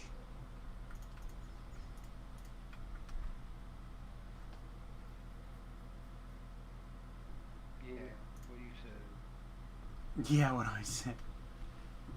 So the Supreme Court job is to make sure the Constitution is held, but they can't uphold the Constitution by simply striking the law. They do. That's exactly what they're supposed to do. They say, hey, this law is unjust. You don't have to enforce it. It's just weird though. Isn't it weird that like some judges think of the Constitution, they read it this way, read it that way? Shouldn't it be just like it's just this way is how it is? Well, in my opinion, it's supposed to be read as if it, like when it was written. Which is one of those things that makes me what they like to call a originalist. So like if somebody wrote when the Constitution was written, like let's say white, and it means to them what we now consider white, right? And then, but we have changed our word and now it means polka dots. It doesn't mean that the Constitution means polka dots. It means it still means what it meant when they wrote it down. That's why they wrote it down. So, again, just because I agree with the outcome doesn't mean I agree with the way it was done. And again, I admit that I could easily be misremembering the details of the case. I feel like I'm pretty upfront about that. What's the case?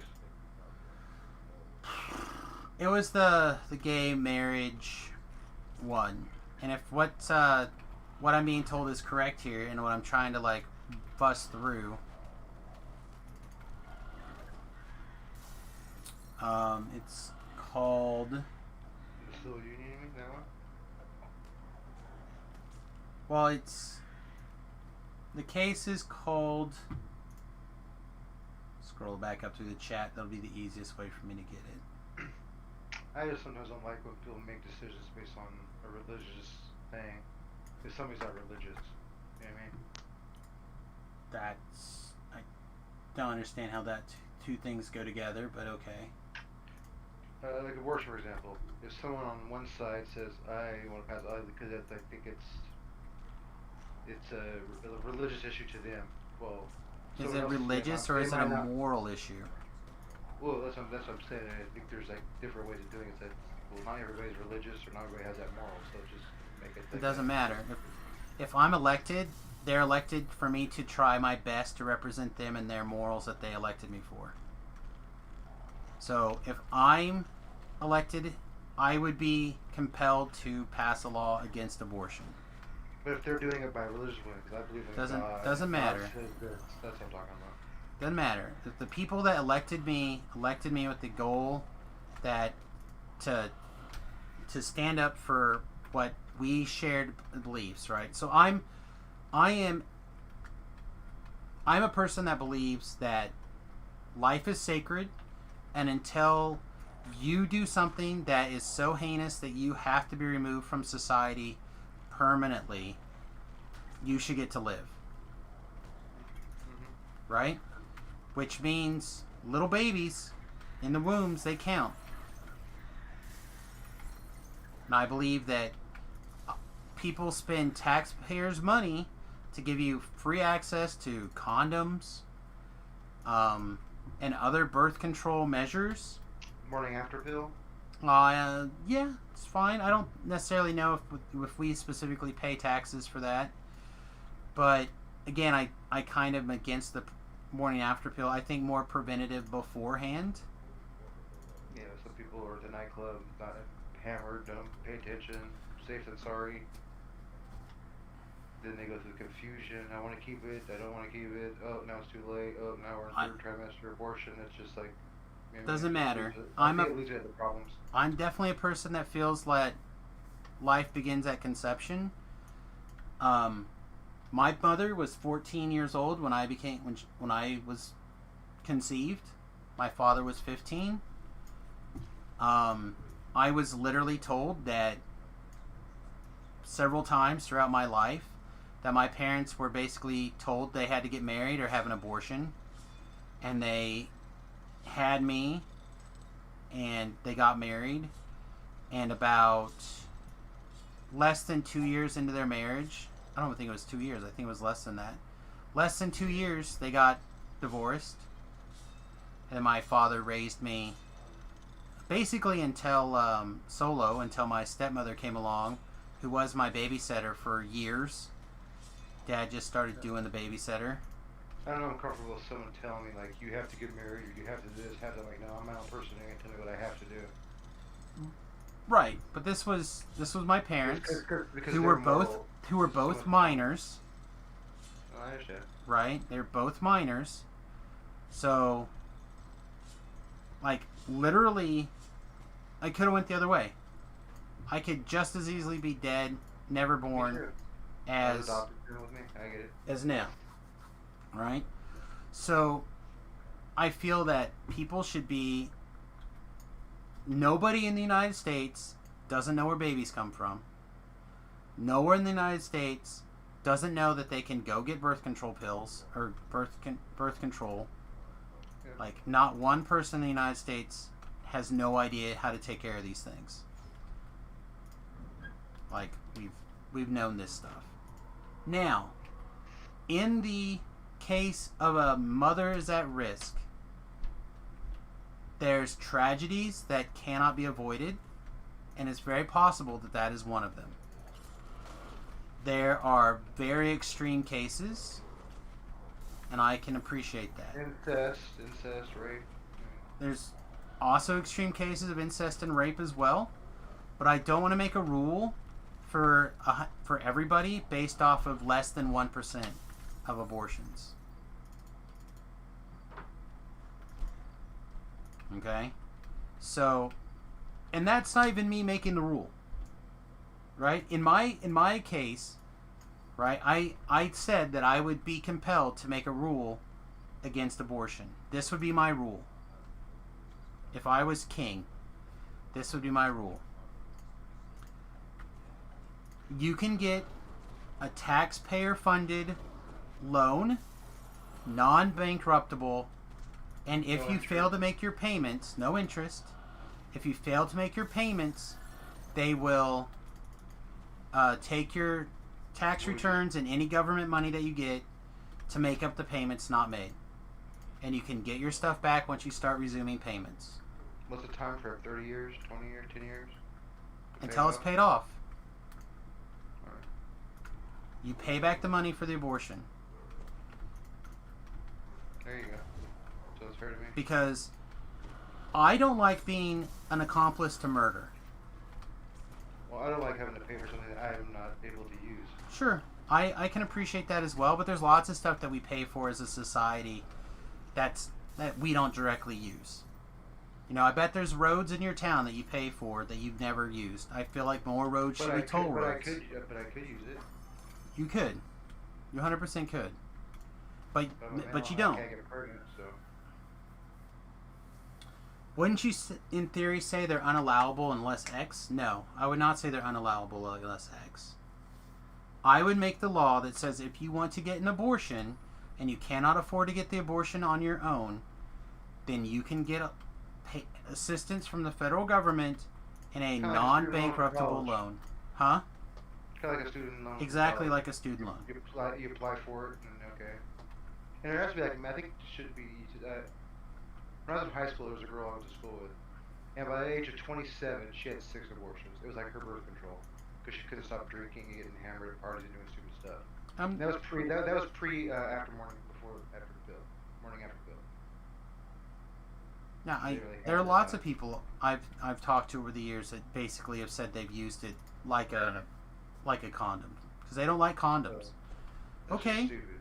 then you should go and get a vasectomy. I feel like we should Or change things. Cheap getting condoms. It's thinner, doesn't feel as Well, good. I feel like if you don't like using condoms and you don't want to wear a condom, that's fine. That's your business. You're gonna pay back every dollar of that loan, and you should have the ability to go in and say, "Hey, look, doc, I don't want to have kids right now. They're completely reversible. I'd like to get it done." And the doctors go, "You realize there's a risk. You may stay. You know, it may never stick, or it might work itself loose." You should be able to go, "Yeah, sorry, doc. I don't think I'm going to change my mind."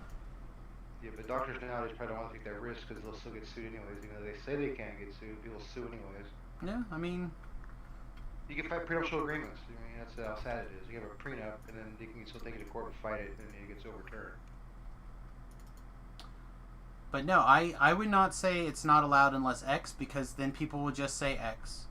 I don't want to make the abortions, as much as I hate them and as much as I dislike them and as much as I think that the answer to some of the greatest problems that we're currently facing in the world and potentially in the United States are quite possibly going to be answered by these million of babies a year that we abort. You know, I still feel like if that really feels like that's your only option, you're back against the wall, you have nothing else to do, then I don't want to take away that option for you. I think it's terrible and it's horrible. I think that you should have a little bit of pre-abortion. So like the morning after pill to me is like it's not conception because you don't even know if it's pregnant or not. It's just Okay, so you don't know that you have. Oh, what's something? Give me something, Samus. I don't even know. I'm just saying. Huh? I'm just saying that's the way it's like, you know, it's like, oh, maybe not be. Okay, know, here you I'm go. not sure. Philov. You don't know that there's a bullet in your gun. You're playing Russian roulette. You don't know there's a bullet in your gun, and you shoot somebody. Is it still murder? What? I don't know. I'm just saying, like, if you're just playing around with your gun, right, which you'd never do because you're a responsible gun owner. But let's just say you were fiddling around with your gun. You didn't know it was loaded. You shoot and kill somebody. Is it murder? Sure, why not? I mean, it is, right? You still killed Hey, somebody. How about this? What if I'm sterile? I don't know I'm sterile. Okay. So you're So sterile. blanks anyways. Okay. Okay. Is it possible? Is it possible that you're sterile? I mean, I guess Could it's be. possible. I mean, as far as I know, you don't have any kids, nor have you had any abortions. That's what I'm saying. It's like, it's very easy to get. It's $40. Sure, but here's the question: if you are pregnant, right? Because you're pregnant right away. You're either it's called the spark of life for a reason. Ancient man even knew about this, and we've literally discovered it in science. There's literally a spark that's made when the chemical process begins and cell division begins. There's literally a spark. It's literally called the spark of life for a reason. Ancient man even knew about it somehow, right? Yep.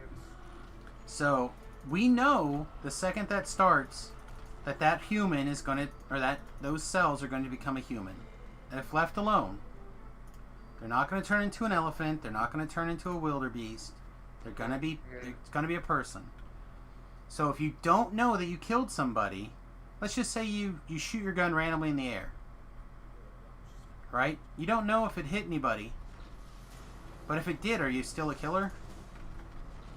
Sure. I agree.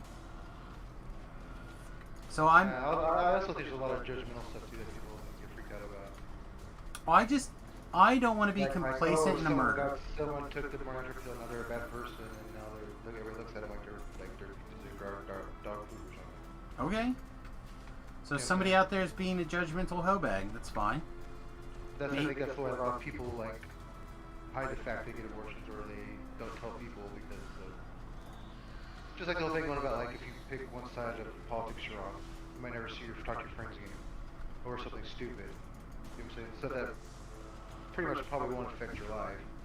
And so a lot of the stuff that gets passed and done a lot of times doesn't really affect. You know what I mean? Well, I don't want that stuff to affect my life if I can help it. I don't want the federal government affecting anybody's life. I mean, if you told me I'm voting for Biden and I told you I'm voting for Trump, it should be like, all right, right on. It shouldn't be like, oh man, that guy's a jerk. It's like, well, there's things I might like about this one. There's things I might hate about this one. There's something I might like about this candidate. There's something I might love about both of them. So you should never be. I just listened to a person today in the store. I was standing in line, and it's the conversation. It's these two friends. All of a sudden, they're arguing, got heated, and the one dude like walked out of the store, like left his friend there. And I was thinking to myself, oh my god, are you going to think I was like, really? Wow. Well, I mean, it's just overly sad. It's funny because like the president, whoever's going to be president, none of us will probably meet them. I'm just worried about taking care of my family. That's the thing I well, worry about. it shouldn't matter, right? The fact that the president or who's in Congress or whatever has so much impact on your life just shows you how messed up and wrong it somebody is. you're friends with. That's what I'm saying. Yeah, exactly. It's like, wow. They shouldn't be a factor in your life, right? And the fact that if they are, that's not great in my opinion. I'm with you, man. Now, again, back to the idea of abortions. You know, I feel like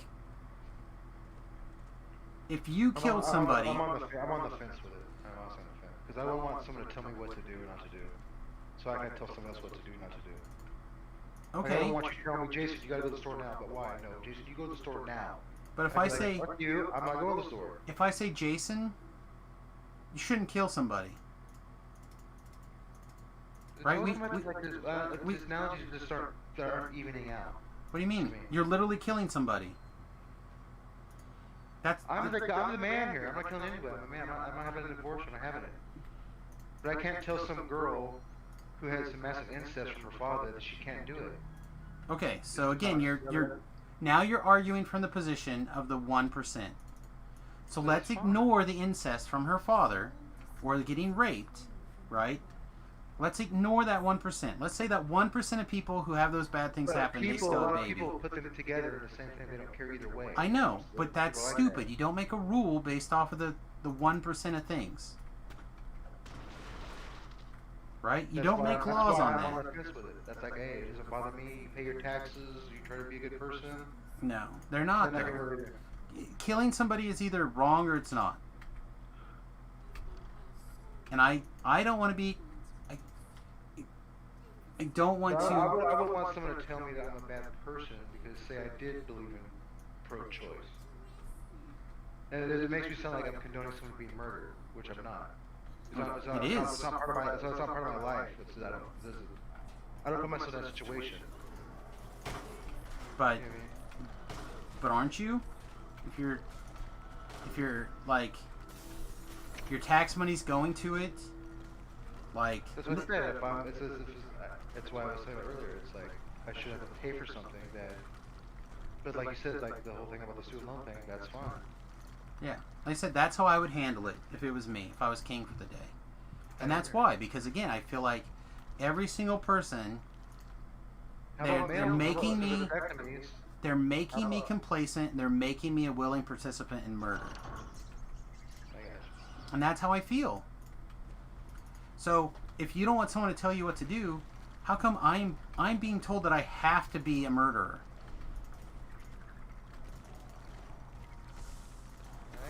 Like I have to be. Slippery slope subject. It's a shitty subject.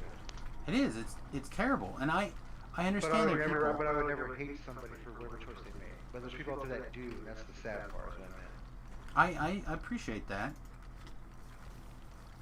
I just, like I said, I feel like a lot of people.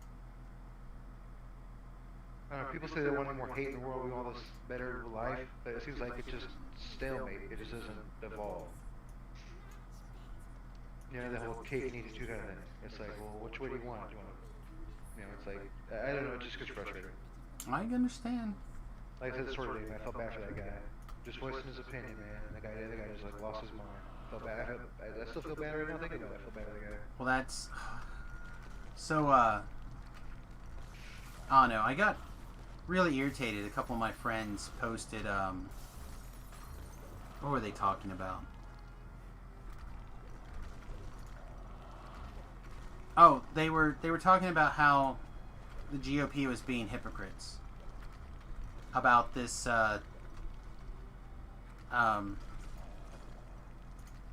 About Trump saying that I'm going to appoint somebody, and then Mitch McConnell says we'll have a vote on it. Right? They were rightly pointing out that the right were being hypocrites. Okay?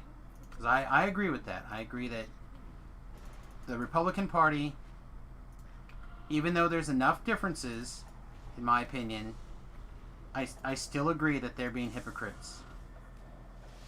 So I said, okay. Just realize, however, that there's hypocrisy happening on both sides. They're like, no, there's no hypocrisy on the left. I'm like, yes, there is. If they were saying yes, and now they're saying no, it's just as hypocritical as someone saying no, and now they're saying yes. Yeah. It's the same. It's just as bad. That's why I say, what does the law say? Can you do it? Can you not do it? If you can, then... The law is saying it can. So The law says it can, and the Congress says it can. Or the... If they decide not to do it, I'm good with that too. That's... Congress... I literally looked it up and explained it to people. Congress has 3 options. They can say, we'll take a look at him and vote the person up or down. That's their 2 options. Or they can say, we're not even going to look at it. That's the 3 things Congress has the right to do. So in 2016, So what do the Dems want? They want no one appointed to appease her. That's what they're saying. they want nobody to do anything, basically. And they're gonna build a statue of her, I guess, in the Bronx. But everybody keeps tearing statues down. That's why I think it's brought stuff being offensive. Like old statues being torn down, or like want to tear down Mount Rushmore. So they're offended by it. So when people are offended by building a statue of her, they get upset. I'm like, well, you can't have it both ways. That's why I look at it. You know, because you want to respect people's rights and like people getting offended. Well, if that offends somebody, then you're doing this what you didn't want done to you. I think if somebody wants to have a statue of RBG or RGB, or I can never think of her name, Ruth something, Bader, RBG. yeah. If you want to have a statue to her, God bless. Yeah, I'm fine with it. But there's some people out there who might find it offensive. But So, supposedly yeah, now, wishes, if somebody does find it offensive and they tear it down, that's up to them, I guess, right? But that's what I'm saying. Is like once. That's why I want to talk about one side always wants. They say, well, if that's offended somebody, because you were offended by something, then can't you respect their wishes? So Other people don't. shouldn't that statue of her have her best friend Judge Judge Salita with her? Sure, I guess. I mean, why not, right? It doesn't bother me. Yeah. Put them both together, then neither side will want to turn it down. Maybe that's the secret. Isn't that funny? They're both buddies and they're like opposites. Yeah, they're best friends. And then you have these two sides that don't get along. It's like, well, how come they can get along but you can't get along? Mm-hmm.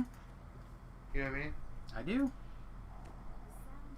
So that's how me and my sister always argue, stuff like that. It's like, well, you can't have it both. You can't say someone doesn't do something and then like you find out they actually do that. So that's why it gets, I don't know, it's just weird. Alright, well this is gonna suck.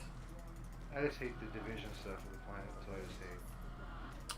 Well, again, it boils down, in my opinion, to one side thinks the other side's wrong, the other side thinks the other side's evil.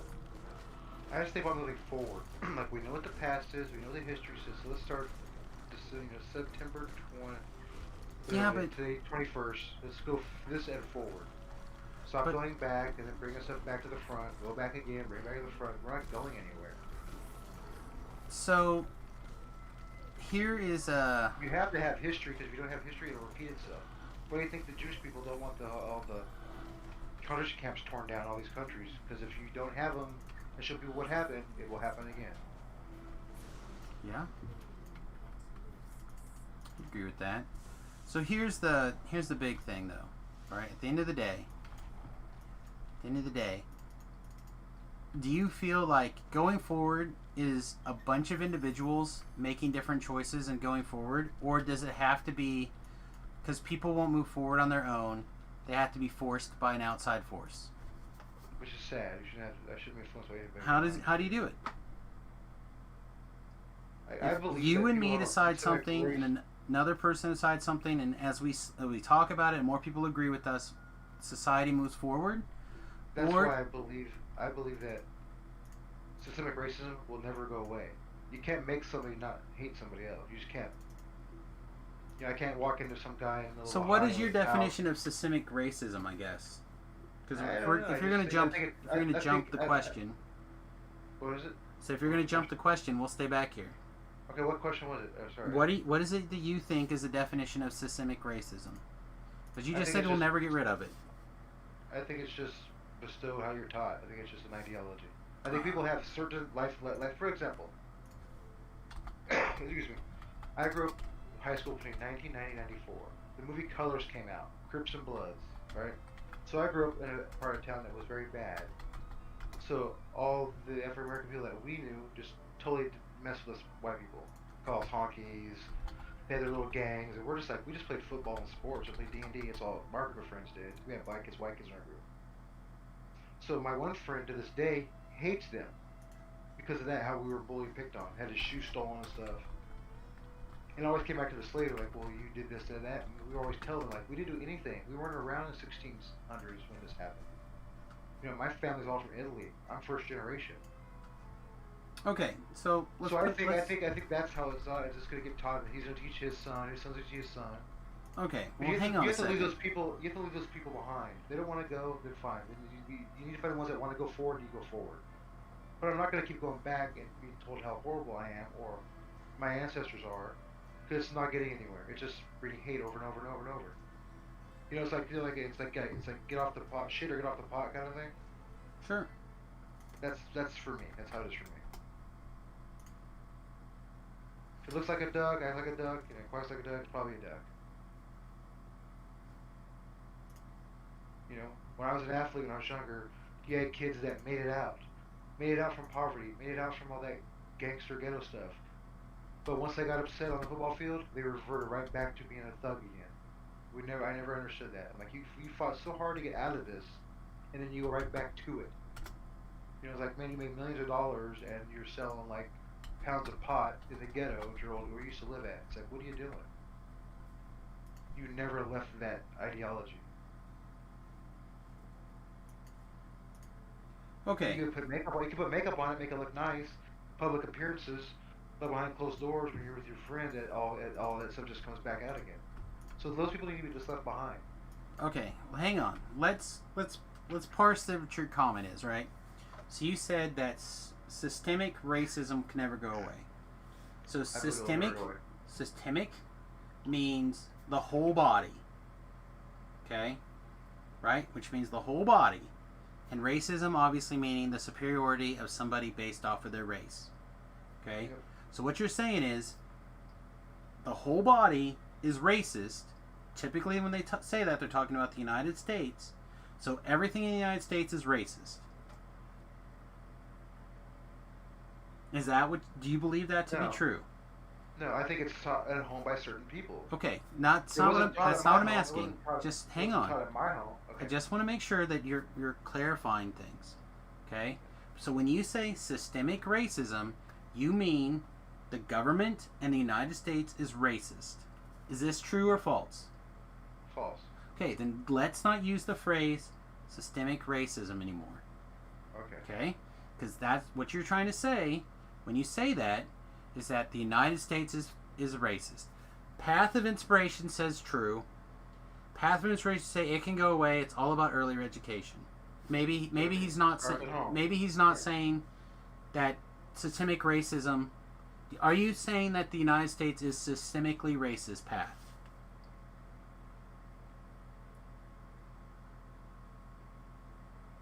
Because I will agree, it can go away. You do believe it's systemically racist. Do you live in the United States?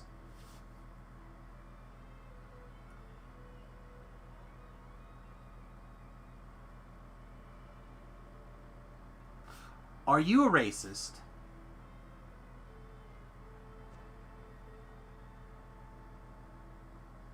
Do you believe that that your race is superior to another race?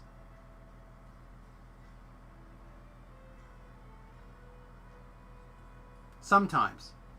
Okay. That's fair. That's bullshit. That's fucking bullshit. I do not believe that. I do not believe that people are sometimes racist. You either are racist or you're not a racist. You can be unknowingly racist? No. No, you cannot. You can act in a way that somebody else can say is racist, which fuck them, because they don't know what's in your heart. Only you can know what's in your heart. If you hate somebody because of the color of their skin, then you're a piece of shit. If you don't have any hate in your heart, then you're not racist. That's how it is. My sisters are Hispanic. I love them to death. I know I'm not racist. I don't give a shit what color or what race anybody is.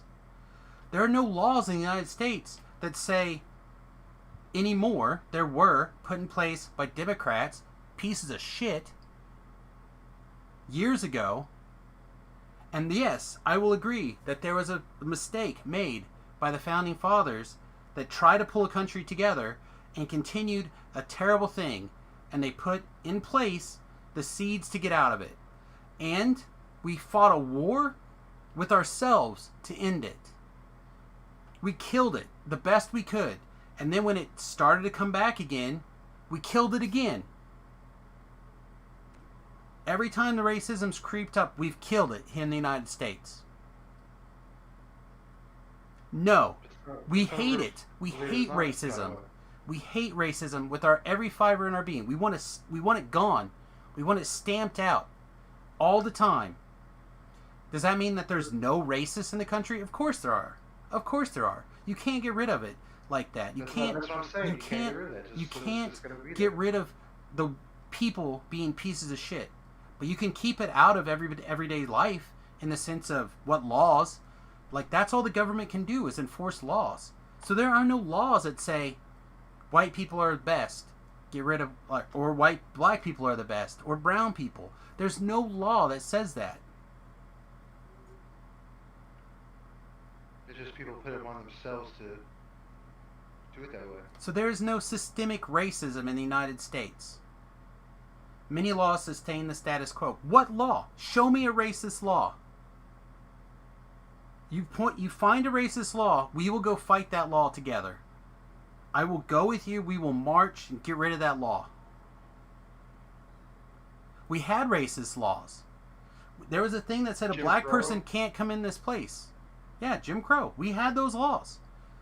Thankfully, fucking people had the courage to stand up to it and tell people that that was wrong. And they did. And they got rid of them. But still, there's groups of people that are still bringing up in their communities that they're with and their kids and children. That's why I say it will never go away. Sure, but that's not systemic. That's... my poor choice of words. It is, which is why I'm arguing about it right now. Because I agree, racism can't go away. Low-level racism can't go away. You're always going to have people who are going to preach bullshit. But we have people right now who say blacks need their own safe space. And they need to stay away from white people. These people are both on the left and fucking racist pieces of shit that they like to put in the right. They're the same thing. They want the same thing. I don't want either of those things. I have a recent example in Canada. Okay, Canada. Some houses cannot be sold to Asians or blacks, and that's still written in deeds. Sounds like there's fucking racism in Canada, perhaps. I'm not Canadian. I can't go fix the Canadian laws. If that's true, that's a racist law. There's no law like that in the United States. If you had the money to buy a house and the person agrees to sell it to you, you can buy the house. If someone decides that they don't want to sell the house to you because they don't like black people and you happen to be black, that's a racist piece of shit. But most people aren't going to tell you that's why I'm selling the house. That's why I said stuff will always be around. It's always going to be lurking in the background. But it's not a law, which means it's not systemic. But there's people out there that think that's the way it is. Like, it's said enough, it's done enough. That's Sure. what it's got to be. Sure, there are going to be people out there who are going to be pieces of shit. And you can't do anything about that but show them. There's amazing documentary. I don't remember what it's called now. I'm sorry. But this black guy goes to members of the KKK. He befriends them, becomes their friends, and eventually convinces them that they're wrong to have this hate in their heart. That's amazing. See, I've never seen the other side of that. I've never seen the flip side of that before in documentaries. What? That people are Like racist and convince people that they should have more racism? No, never mind. No, what I mean, that's what I'm saying. Like, what do you would like to see in a documentary that you don't see? I would like to see a bunch of naturalists, white people go to the Black Panthers, and then Louis Farrakhan and them. It's Farrakhan's like supported by so many people, but he's anti-Semite. He's an anti-Semite. That's So true. it seems like he gets a free pass. But if some hillbilly Klan member comes out and says, "Hey, I don't like black people," like they want to blow up his house, all this bad stuff. So like that's where I think the double standard comes in. I agree. It's like, why does one Hate is get to hate is the hate is DNC wrong. and speak? It's like, why does he get to speak to the DNC when he's an anti-Semite? And people think, oh, it's okay. It's like, why is it okay? There's even with an example like Louis Farrakhan, the Black Malcolm Hebrew X. Israelites, and a couple of those groups. I don't know if Malcolm X is racist per se against white He's people. homo. He's talked about all the time. That's why He kill was. white people. He Why was. did I will agree. He's He gone. was. But I don't know if he's still. He's dead. Did he Murdered. die? He got murdered by his own people. Louis Farrakhan's group killed him in the church I didn't know that. in the Was that 60s. in the Yeah. okay? I don't know. I said I don't know. Because I don't he know very branched much off about from him. Farrakhan's group and was saying like kill white people, blah blah blah, they're bad, the white devil, and then it was really starting to cause a lot of problems with Farrakhan's followers, so they axed him. Yeah, I didn't know that. I hate to admit I am not up to date with like I think it was 60. some of that stuff in the 60s, I guess. I don't know. I was still a dream in my papa's nuts at that time.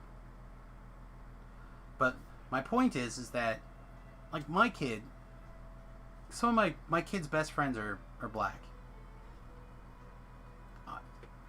Whatever. My sisters are Mexican.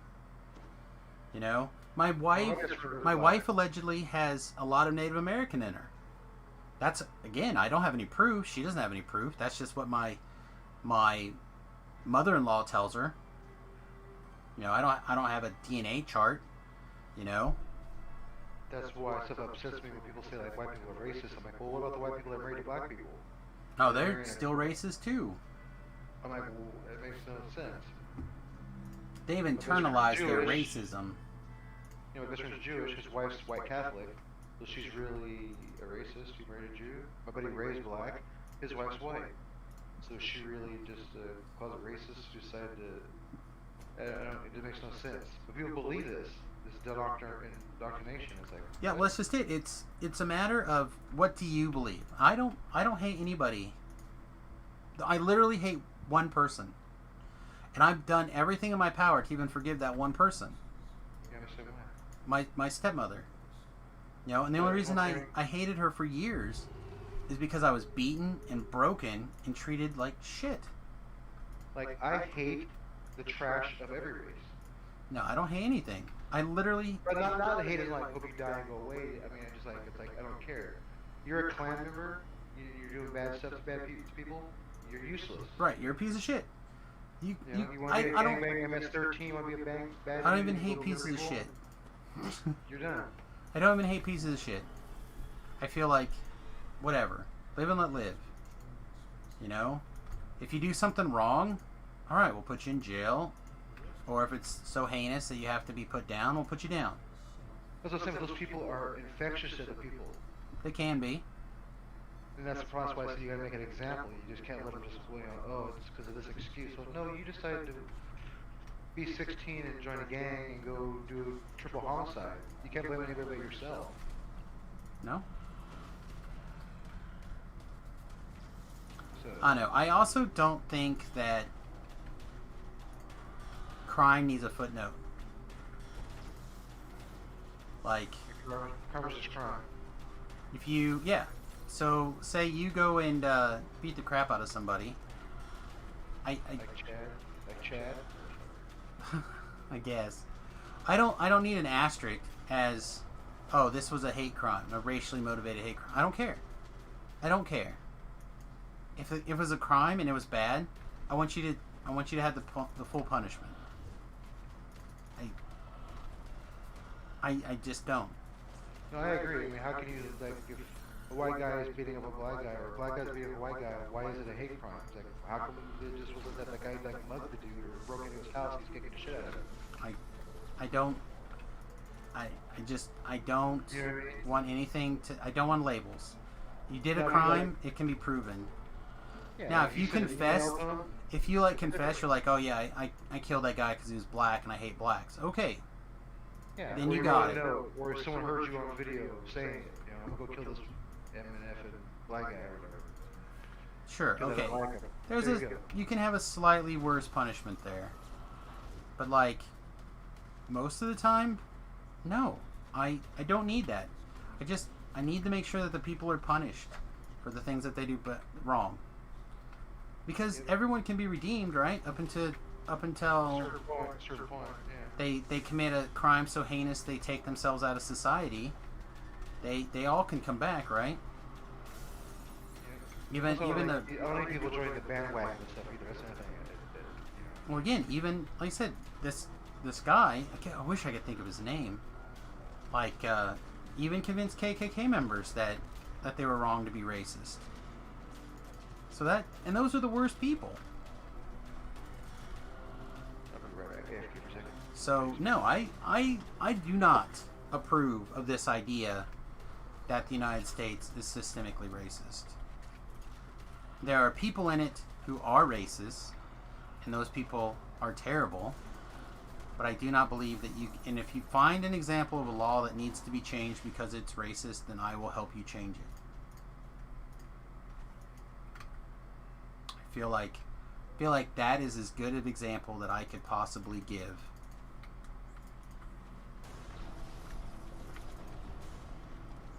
I'm also glad, Path, that you answered that question more or less definitively. Because if you're like, yeah, I'm racist, I would have been like, okay, I'm not talking to you anymore because I don't hang out with racists. You can leave the stream. Because if you genuinely have hate in your heart, I don't need you around. And I don't think you are. I think you're a person who probably feels like occasionally you... Oh my gosh, did I not click on this thing? I didn't. Probably a person that feels like you have racially related outbursts on occasion. You know, they like to say everybody gets racist when they get cut off. I don't think I've ever said that, but I don't get cut off. I drive so slow, people go around me.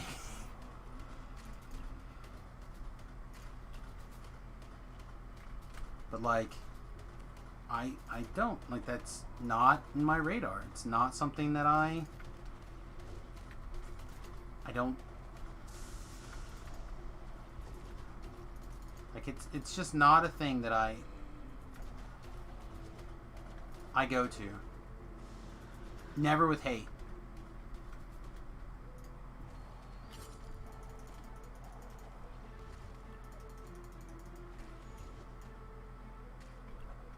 Sure, but I also know that I don't hate people and I don't feel like a race is superior. That's racism. You think that somebody is superior based off the color of their skin.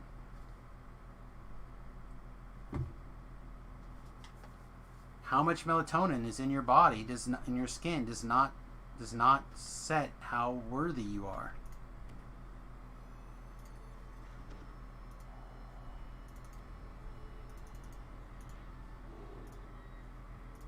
Whether or not you're a good person or not is what sets how worthy you are to me.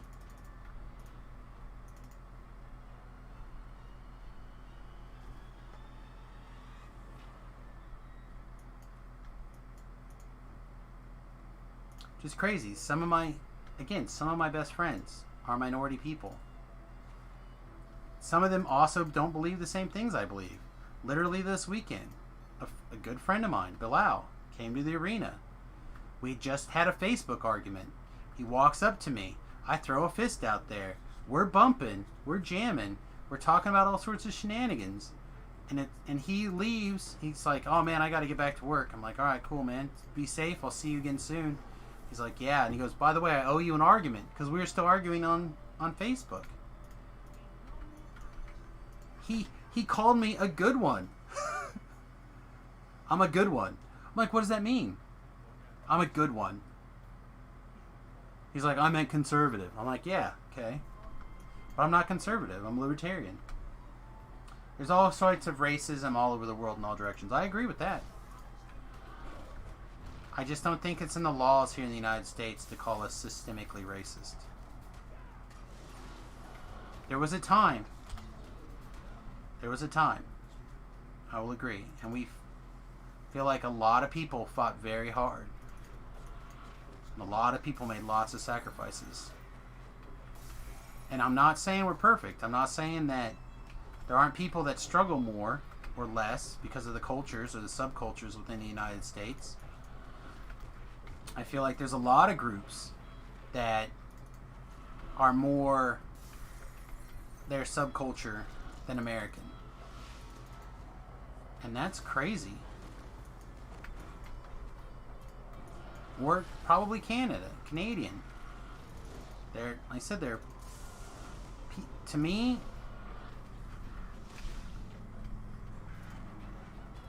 you're American. If you're here in the United States and you're a U.S. citizen, you're American. Again, I'm not saying that that's normal for everybody. Where's the other hag? There she is. So I want the extra treasure chest. We're just doing R1. I want the extra treasure chest. There we go. Damn the torpedoes. I don't know. I know it's a rough subject. And I can appreciate people having their own views, and I can appreciate you seeing your own limitations. And I hope wanting to fix those limitations. Like I said, I've worked really hard on the fact that I had a lot of hate and anger in my life directed at my mother-in-law and me for taking it for so many years and how it affected my life. I've spent the last 2 years working on trying to forgive myself and forgive her and deal with all this stuff. Like, I realize it. I could not imagine what life would be like if I had that same level of hate for a person that I never met based off of the color of their skin. That sounds like the dumbest thing I've ever heard in my entire life.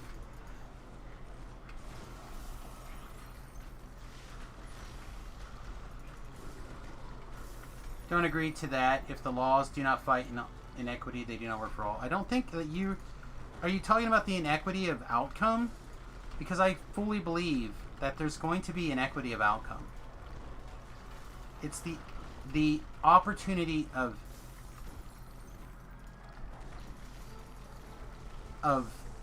opportunity. Everybody has the same opportunities. Everyone can go to school. Everyone can get an education. It may not be the same education as the next guy. There's nothing anyone can do about that. But everyone has the same chance. Everyone can choose to go to school, or they can choose to join a gang. I've lived in shelters. Who lives there? I admit I've never lived in a shelter. V-Love has lived in a shelter. He lived in his car. He was homeless. He'll tell you about it if you ask. I can tell you that I have paid...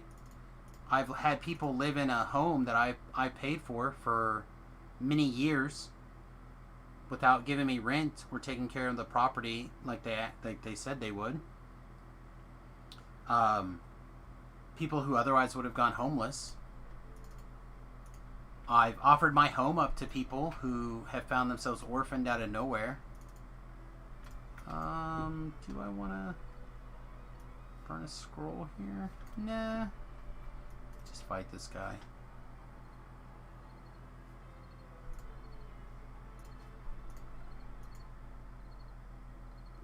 Well, everyone has the same opportunity to succeed or not succeed.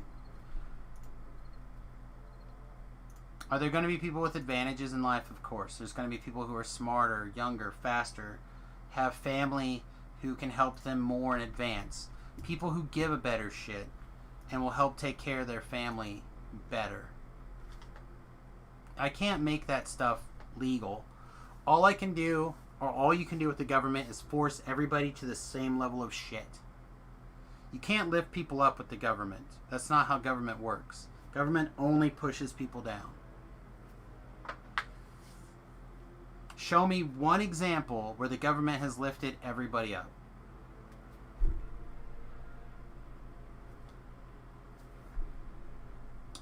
I know there are people here in Salina that are homeless people, and we have we have a men's shelter and a women's shelter here in town. And I know the guy who runs the men's shelter. He's got basically one rule: no drugs. Like, there are other rules that are involved as well, like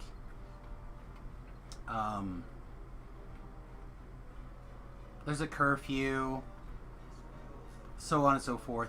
But the main big rule is no drugs. And you would think that with that being the only real thing, the only real limitation, that people would get their stuff together. It's not. They help a lot of people. But the guy was telling me a story again. It's like, yeah, just the other day, there's a guy who he'll come in and get a meal every once in a while, but he won't. He won't get off the drugs long enough to spend the night. Doesn't matter how cold it is. Doesn't matter how terrible it is. He loves those drugs. My father-in-law, before he passed, he was told, hey, I don't care if you drink or not. You can't be drunk around my kid. That's it. That's the rule. Be sober around Remy. You can be as involved in our life as you want. He chose to continue to drink.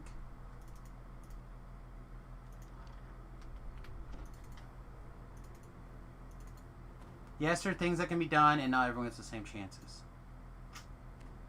Just keep rereading that.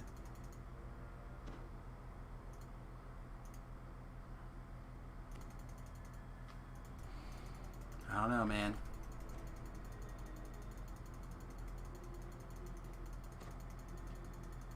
I'm not saying everyone has the same chances. I'm saying everyone has the opportunity.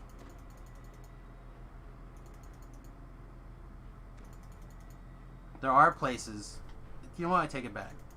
You are correct. There are places where, because of the color of your skin, you have less odds of making it into a place than not. You're right. I'm wrong. I will admit this. There are certain colleges that won't let certain people in because of the color of their skin.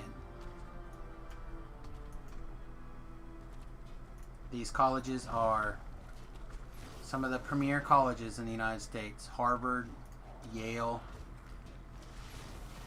so on and so forth.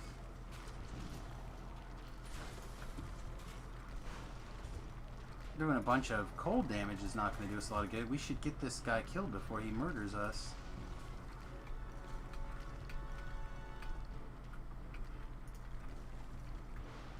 The only legal racism in the United States that I can think of is affirmative action. Where are you going?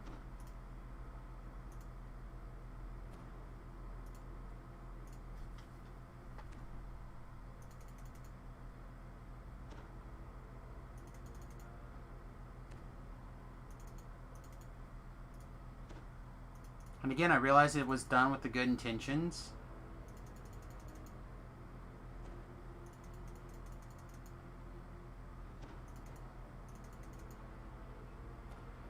But it's pretty bad. Alright. See if we can't get down here to the wine cellar. Anyway, amazing conversation, everybody. As usual. I'm glad that everyone was able to kind of keep their stuff together. I feel like we definitely shared some pretty heavy thoughts on the matter. It's not always easy to do.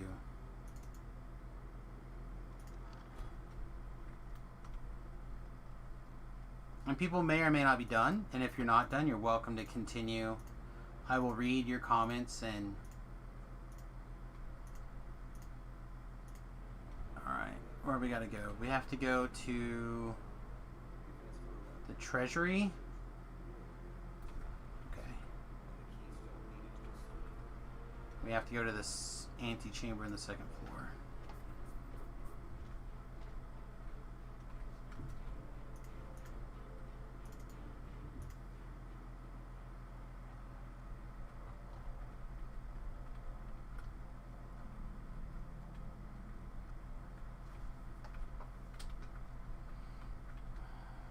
It's weird. It's tough having a real conversation as a streamer. You always feel like you're doing the wrong thing.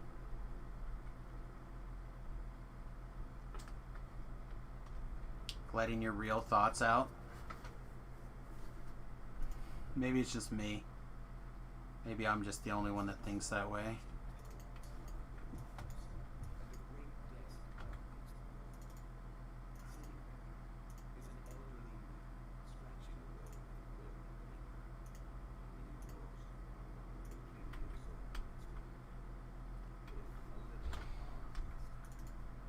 Let's very gently take a crack at this chesticle here.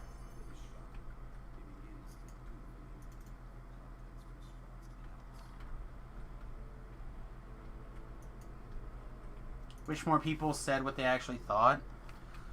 Yeah, I don't disagree with you.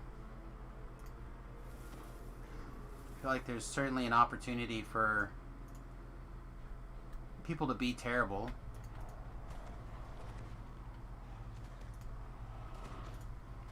Well, looks like we're not gonna get away with doing a bunch of cold damage today, so boink. Try to keep it in the here. I don't know, I just feel like, especially right now with everything that's going on, it's not smart to have a decision or a voice that says that people in general are good. Right? It seems like the expedient thing to say is that people are terrible.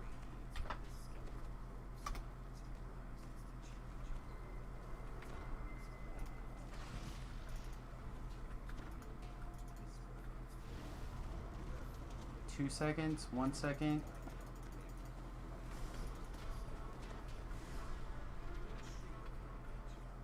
Huh, why did Ellery come down here?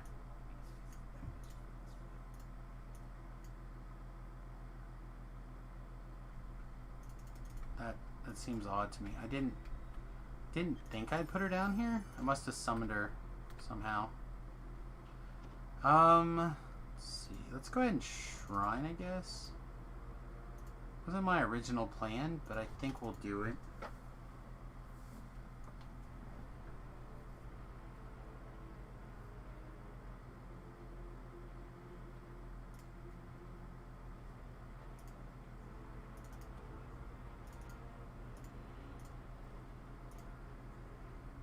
Sure. You know what, Ellery? You're the champion.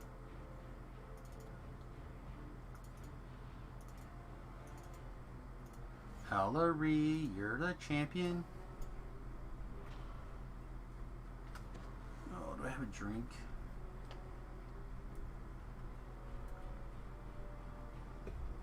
I have a little bit of a drink.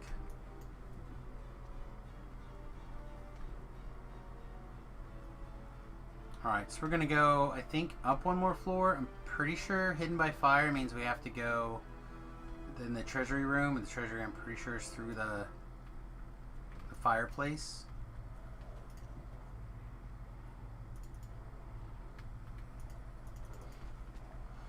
Means I think we're killing the big hate guy.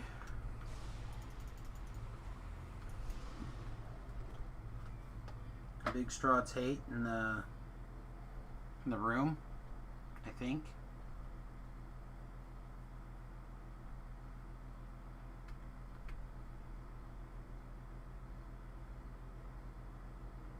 We could take this doorway, but I think it's just as easy to go this way.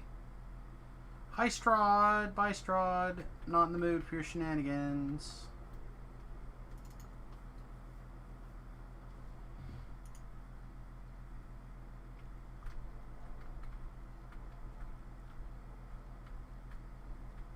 I don't know, maybe my stepmother did me a kindness by teaching me to hate based off of actions, or to hate certain actions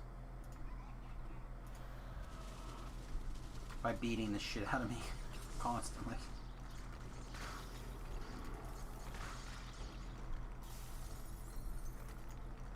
There's like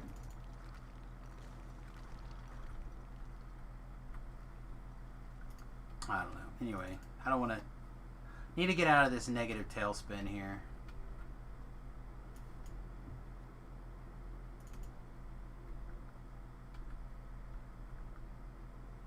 That's the disadvantage with an abuser. And an abusive relationship. It's easy to get sucked down the hole.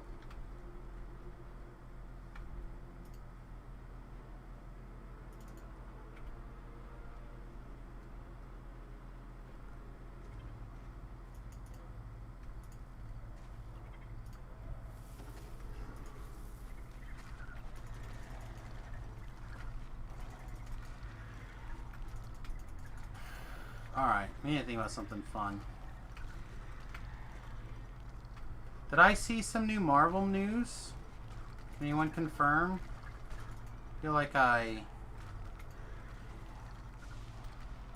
saw a fake. I feel like I saw something.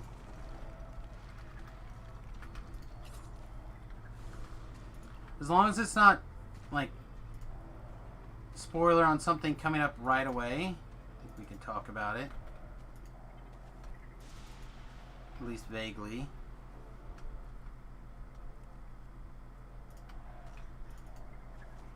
Oh, this guy does not want to just die, huh?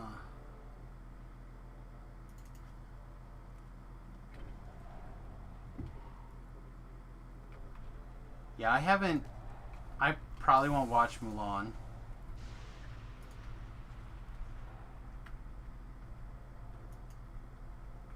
I might watch the animated show one of these days, the movie.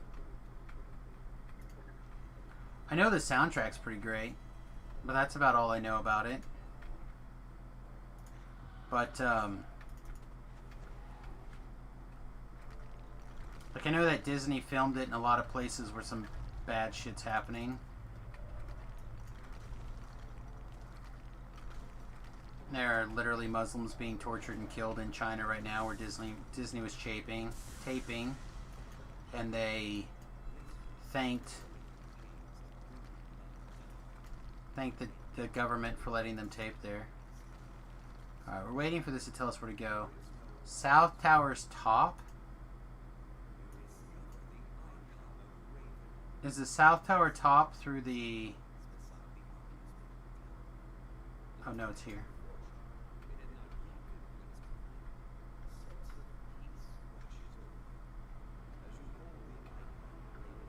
You watched all of the... Yeah, the Uyghurs, thank you. That's correct.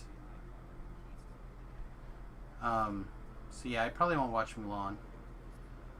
You watched all the Thors, the Captains Americas you missed? What'd you think of the Thors? Like, I found when watching all the Thors together that it was very good. Oh, we have to fight the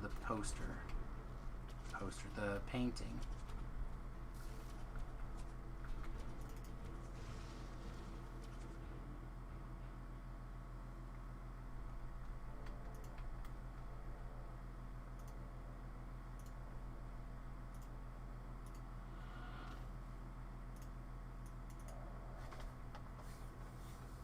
I think Thor 2 is the weakest of the three.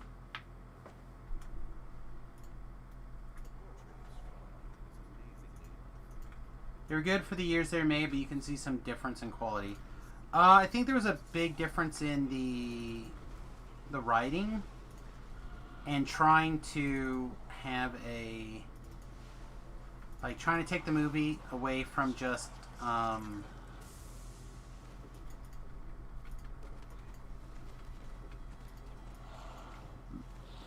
like, the first one definitely was trying to keep in the, like, classical type Thor style. And then, Thor 2 was, again, kind of trying to follow that style, but slightly differently. Trying to introduce a little bit more of, like, this mystical place where science and magic were interchangeable. Wow, words today, huh? And the idea that science and magic are the same. But Thor 3 is like...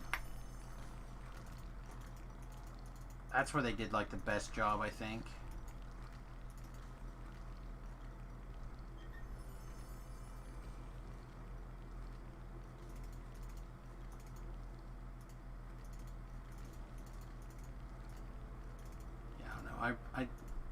I enjoy the Thor movies. With a few tweaks, I think 2 could be really, really good.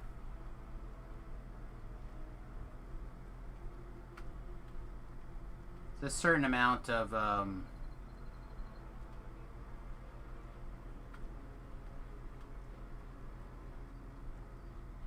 I think, like, writing for time, which is never, in my opinion, good.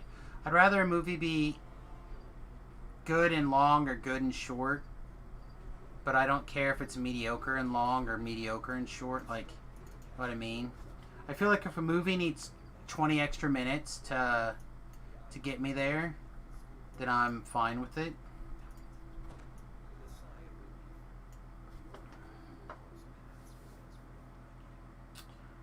Captain America, I think was okay.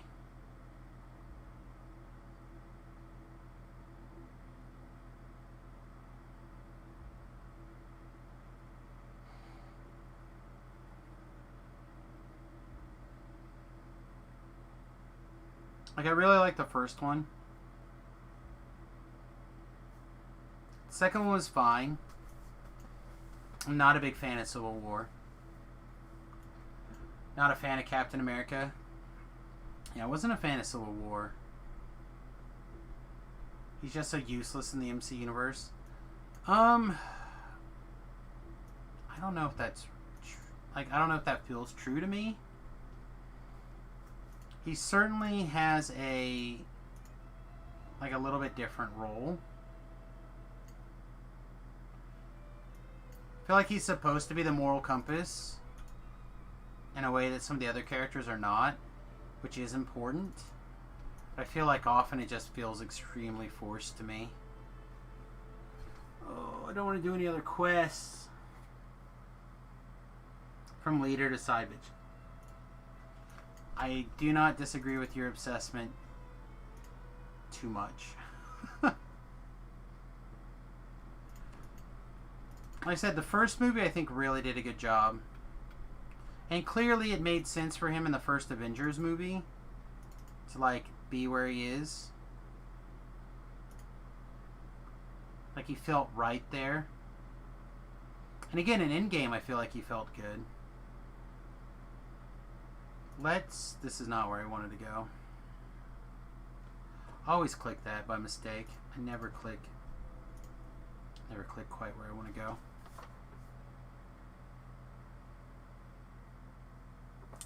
No, I also feel like they reversed the roles in Civil War. Like, I know you can't really write Civil War the way they did it, where Captain America is the rah-rah follow the government guy. And it felt forced the way they did it to me. Alright, so I think what we're going to do is we're going to run Explorers for this last... Oh god, is it really 60,000 experience? No, 20,000, 40,000 experience? Ugh. I don't know if there's 40,000 experience out here without making me want to die.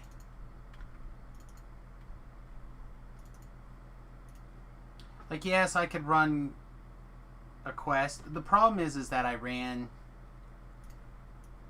some quests that I shouldn't have for the first time.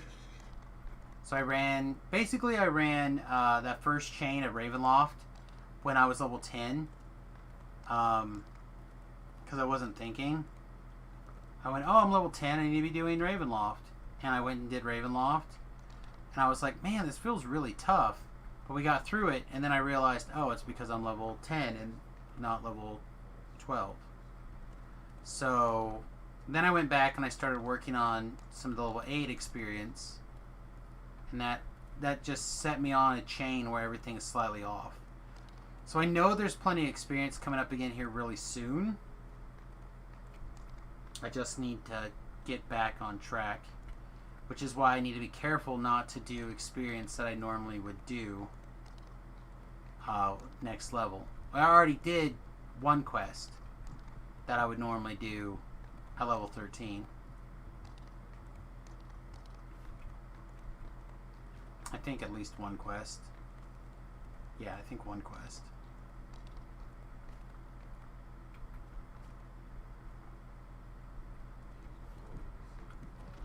Yeah, we're not going to get 20,000 experience out of here.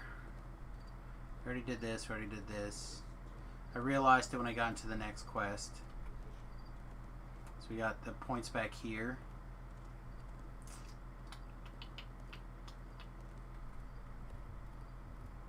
Yeah, I don't know. Then what do I have to do? I have to figure out something else that I Normally don't do for experience, but I don't mind doing. Plus, I normally do Tempest Spine that I'm not doing.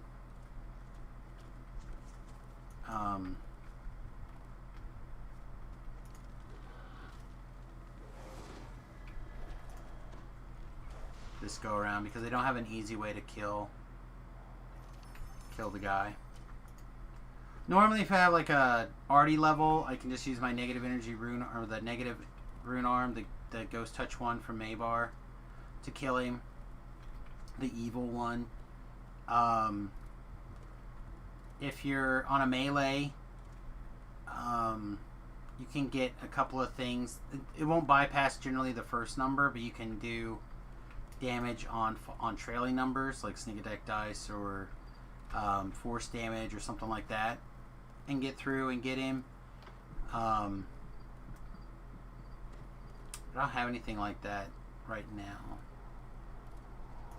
Oh, I guess we're killing air elementals.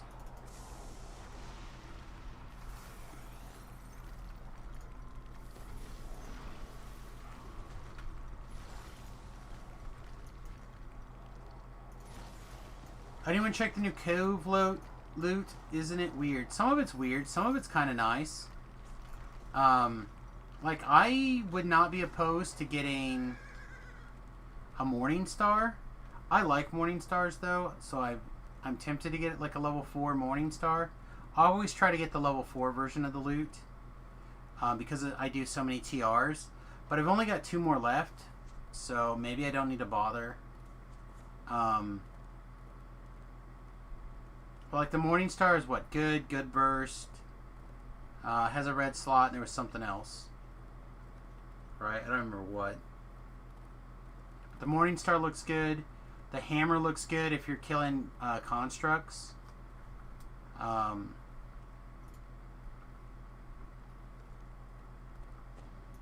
The mace looks weird. Like, why do I need an acid mace? They're usually when they show you something like that, they're telling you something that's coming. Probably Ghost Touch, maybe.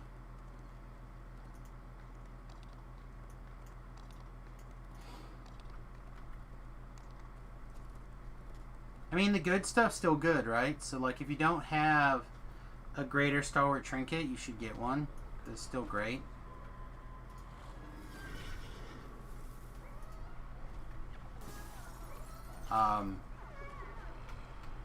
I keep one of each of the trinkets on Samus when I TR.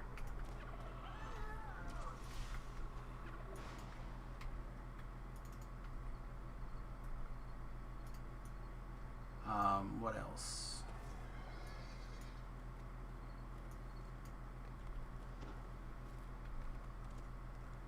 Quarterstaffs are okay. If you don't have a floatsome, you should get a floatsome. Floatsome's like insane. The falchion looks good. I don't think it looks weak for the level. I think it looks good actually. I have to double check its stats, but I remember thinking that I would get one.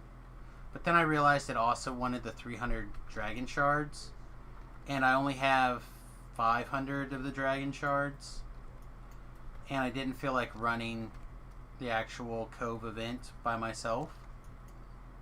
So I went to go get the little level 4 gems, and you're not allowed to get the level 4 gems at level 10 when I went in there. So I was like, well, maybe I'll roll up an alt and I'll go run it. And I didn't. So I probably won't. Because it ends tomorrow, right? So it goes through tomorrow.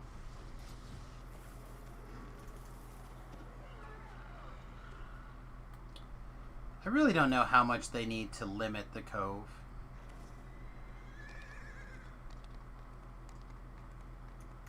Gems can be downgraded for like 3 for 1, right? I didn't have any of that tier either, so I would have had to go from the high one, like a higher one, down and then down again. So it would have cost me 6 for 1 at least.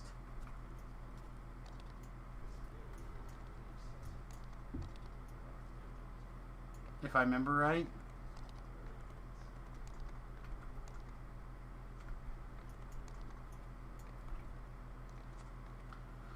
So I was like, screw it.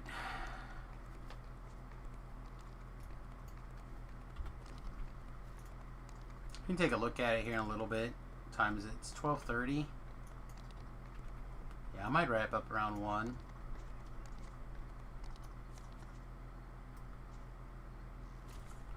Yeah, we can take a look at it in a minute. Take a look and see.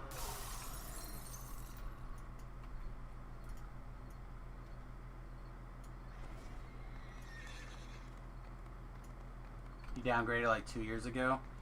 Yeah, I always check. I check every year, every time they come up. I said I like the code. If you don't have swashbucklers, get your swashbucklers. If you don't have floatsomes, get one. I said I just carry around the level 4 one. It's enough to do what I need it to do. Just don't want to get knocked off of my horse. Have you seen the mace? Yes. The holy verse is pretty good. That's not a mace. That is a Morning Star. Morning Star. That's Morning Star. Yeah, that was the one that I said I was thinking about getting. It seems okay. Like, it's that or the falchion that I'd pick up. And again, I like grabbing the level 4 versions of those things. I just think it's kind of weird how they do the code stuff. Like, you have to log in at different level characters to get the different gems, and some of them you can't trade for the other ones, which is stupid. Yeah, we were just... I know why they do some of this stuff the way they do, but I don't have another character that I want to go run around and do that stuff on, so... It's like, what, I want to get, like, I have the level 16 and 24 swashbuckler, but I don't have the 4 or 8 or 12. And you gotta use, like, 3 different characters to, like, farm all the stuff you need. You can't trade all of them. You can't exchange some for the others. Which I don't know why they wouldn't just make everything exchangeable. Yeah, I don't know. I said it seems odd to me. I don't understand why downgrading a gym why downgrading a gym costs you stuff. Oh yeah, I agree. Like if I want to trade this diamond for that ruby, You should be able to. like isn't that 2 to 1? Is it 2 to 1? I thought it was 3 to 1. Yeah, 3. I think 3 to 1, 2 to 1, whatever it is. Yeah, it's way more than I'm interested in. Huh, I must already have the Serpent Past. So I have something interesting and see if you can what you think about this. So my best friend is Jewish, as you know. Correct. He married a white Catholic girl. His grandmother did not come to the wedding because she said Jews were almost extinct at one point, so she really wanted him to marry a Jewish person. And he was like, well, I love this person, blah, blah, blah. So it was sad she didn't come to the wedding. She's passed now. But her reasoning was like, if you marry outside of like that race, there'd be no more true Jews left on the planet. Now you find that like a racist offensive remark, or just like it's just a kind of sexual remark? It's tough because Jewish people are considered both a race and a religion. Yeah, which he is. He's both. And in my mind, I don't really understand why they're considered, like, to me, I think you're either Jewish because of the religion or you're not. I really don't understand the racial Judaism thing. Again, that's just me.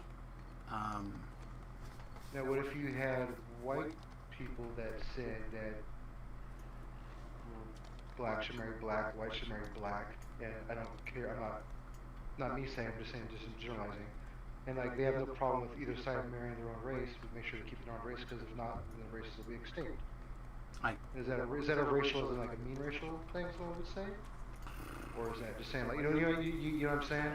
From It's my like, hey, point of view, black people marry black people, that's fine. I'm like, either way, or I'm not, you get it, what I'm saying? yeah, I know what you're trying to say. You're just Someone trying to brought say. that to me the other day, and I kind of was like, well, I'm pretty Sam might have a better answer. So, like, for me, I'm a person that honestly believes there's one race of people, and that is the human race.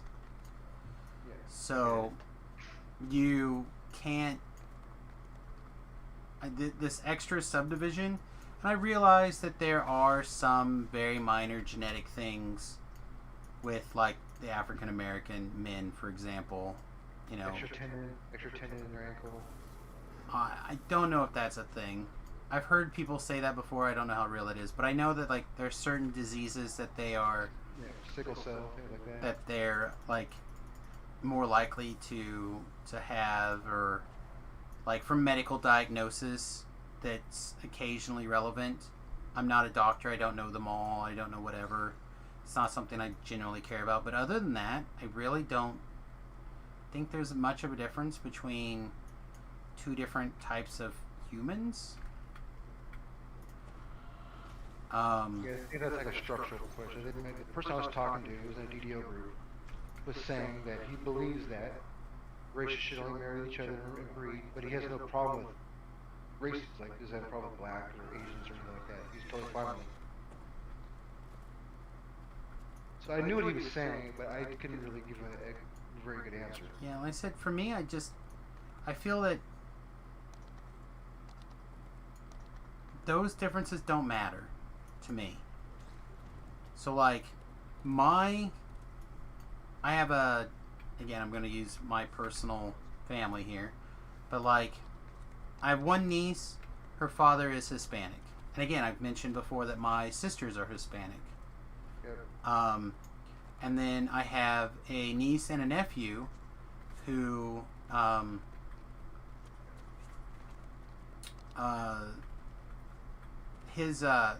my sister-in-law's husband, Kyle, they're, oh my god, I had it, I said it the other day for you, and I can't remember what it is now. But they're, oh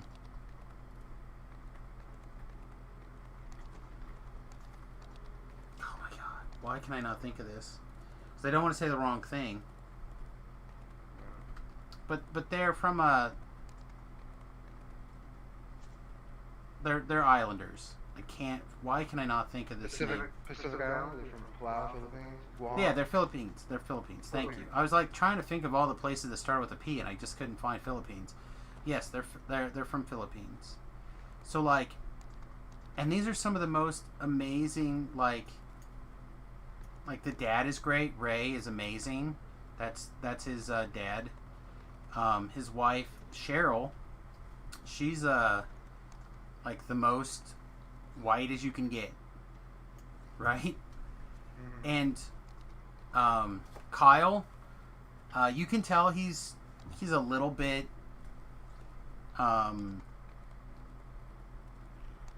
like, you can tell that he's a mixed race. If you want, like, if you looked, you could see it. But his kids, like, having the quarter, they are just some of the most beautiful kids. Okay. So I don't know why anyone would, like, again, to me they're all just humans. I don't understand that sentiment of, oh, we got to keep the genetic purity up, or what, you know what I mean? Like, we want to make sure the races don't die out. He wasn't meaning like a derogatory way. Sure, but that's also like saying, oh, I wouldn't want my bulldog to have sex with a chihuahua because I want to keep all the breeds. To me. Yeah, because he would have been like, okay, I like chihuahuas and I like bulldogs. Right. So I don't need to mix them, but he doesn't have a problem with either one. Sure. So I just couldn't figure out like how to word it for helping that he was talking. Yeah, about. I don't know if I could have an answer for sure. Like, outside, like, again, to me, I really don't see a race outside the human race in my mind. Yeah, I think then the next part comes in religion. I think plays a part in the next part. Like my best friend, Jewish, married a Catholic, grandma didn't come. And because she didn't want them to be extinct, because they were almost extinct at one point. Sorry, I just looked over and read "fuck them elves." I'm sorry, B-Love. What was your statement again? Because the grandma, like, just, they were almost exterminated a bunch of times in history, and like if you don't keep breeding and making more, they're gonna get extinct again. Sure. I don't really understand the Jewish as a race and as a religion. And they're treated differently too. Like, And I culturals are treated differently than systemic or not the Orthodox. right, and I get that, and I can appreciate it. And converts too. Like for example, President Trump put the order/law into place that now Jewish is considered both a race and a religion for purposes of like for hate crimes. So if someone has a hate crime against a Jewish person, it can now be tried as a hate crime. Which again, should have been a long time ago. Well, it's probably, since they're the #1 attacked group in the world. Exactly. And Almost the exterminated United 3 States. times. Yeah. And the United States. Like I can appreciate that, but I don't personally understand the idea behind them as a race. You know what I mean? Maybe there's something going on in there that, again, for me, it's just human race. I don't understand the differences, I guess.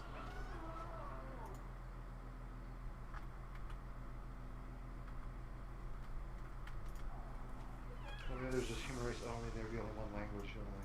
Maybe. Well, but there used to be one language once, right? According to the Bible, there used to be. Aramaic. Well, it was back before the Tower of Babel. And then they got so confident that they were going to build a tower all the way up to touch the heavens, and then God knocked that tower down for their arrogance, and then made them or gave them tongues or whatever. Ancestry test shows you have some Ashkenazi Jewish, so there must be something in there, right? There must be some genetic descriptor. But again, I don't know. Like I'm not a geneticist. I'm just a guy from Kansas that, you know. I'm also that same dork that'll tell you that every woman has something beautiful about them. You know, whether physically or emotionally or whatever. When you're just mentally ill. So I don't know how much you want to get into on the cam today, on the stream. Yeah. Haven't heard from her. Still nothing. Nope. Her car's here. They dropped her car off this morning. Battery got fixed. Did you find the? Yeah, there's no. The audio is bad because there was music playing on outside speakers and stuff that was playing, so you couldn't really hear anything. Yeah, but you could still see him like shoulder check you. You said. Yeah. So you're like, look who slammed who first. I don't know. My niece is fine. She's like, does this mean that we're still gonna move? I go, plans are we're still gonna move until further notice. She's like, okay, I'm good with either way. So the kid's like rocking. She's like, don't sweat off her back. Yeah. That's the way I've raised her. Don't take stuff personal. Everything's part of life.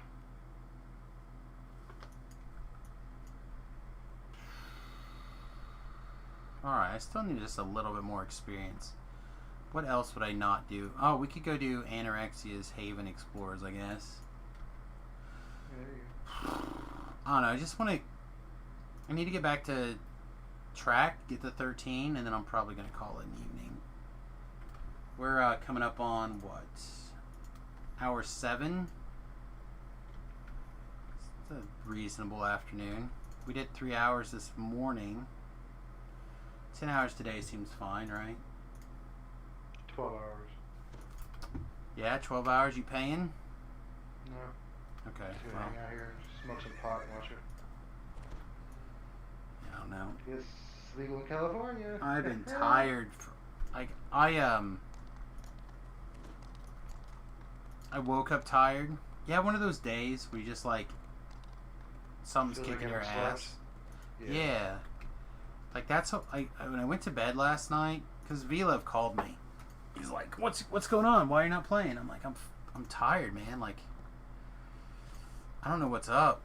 I went to bed to read for a little bit because I was tired and I thought I'd lay down and just fall asleep, and finished my book and I just was tired. Audiobooks, man. Put a Druid's book on, let it just play. It's so much. It knocks me out hella fast. Yeah, I guess that's one way to read a lot of books, but I'm a person that likes to read, I guess. I like to listen to stuff, like I'll listen to a podcast. Well, I Even sometimes better, try to yeah. take a nap, but I don't. It doesn't make me sleepy. But, Camel's here, we just do some stuff and then fall asleep after. So. well, there you go. I'll have to call her over, I guess, huh? There you go. You can have her. Nah. Well, add it to my collection. Full of drama. Hangs out with stupid people. Perfect. Oh, man, I don't have any of that in my collection yet. It'll follow you. You deal with her sister. I don't know. Sounds like a you problem. Yeah, me problem very much longer. Anyway. No, I just, for whatever reason, all day today I felt tired and beat. I don't know why. So, like, I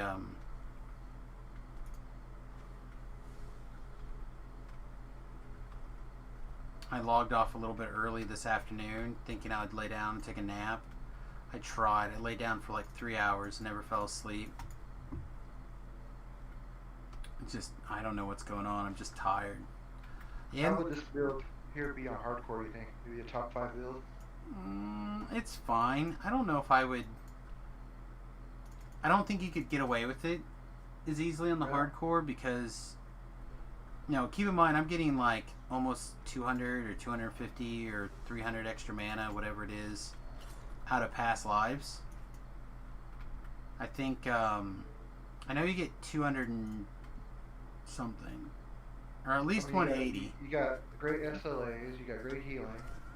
You I don't know good about great. crowd control. I don't know about great. Crowd control. Entangles and those kind of things. Again, I don't know about great. Because Entangle just slows. Like it. But you have the options that some build like fighter, you don't have that option. You know, Well, fighter, you trip. You shield bash. healing is not very, you know. That's true. The self-healing on fighters aren't great. I mean, it's definitely better than some other stuff, but if Yeah, you're... you have all the bases covered. Yeah, but if your mana is bad, and you're like a mana-based build, right? How like, it is. You have fire SLA, ice SLA, and electric SLA. That's pretty good. My class that does that, right? I think a sort can get them all, right? If you wanted to like touch your toe and all the things, you could get SLAs for all the things. There's a lot of SLAs. Sword cancel one. I thought like fire canceled out this one. This one canceled out that one. Your spell power takes a hit, but you can still do them, I think. Oh. But Then you have the sunbolt or sunblast, or what's it called here? What's it called? The sun one? oh, the sunburst. Remember, sure. Yeah. Yeah, like it's got a bunch of different stuff. I don't know if I'd put it in my top 5.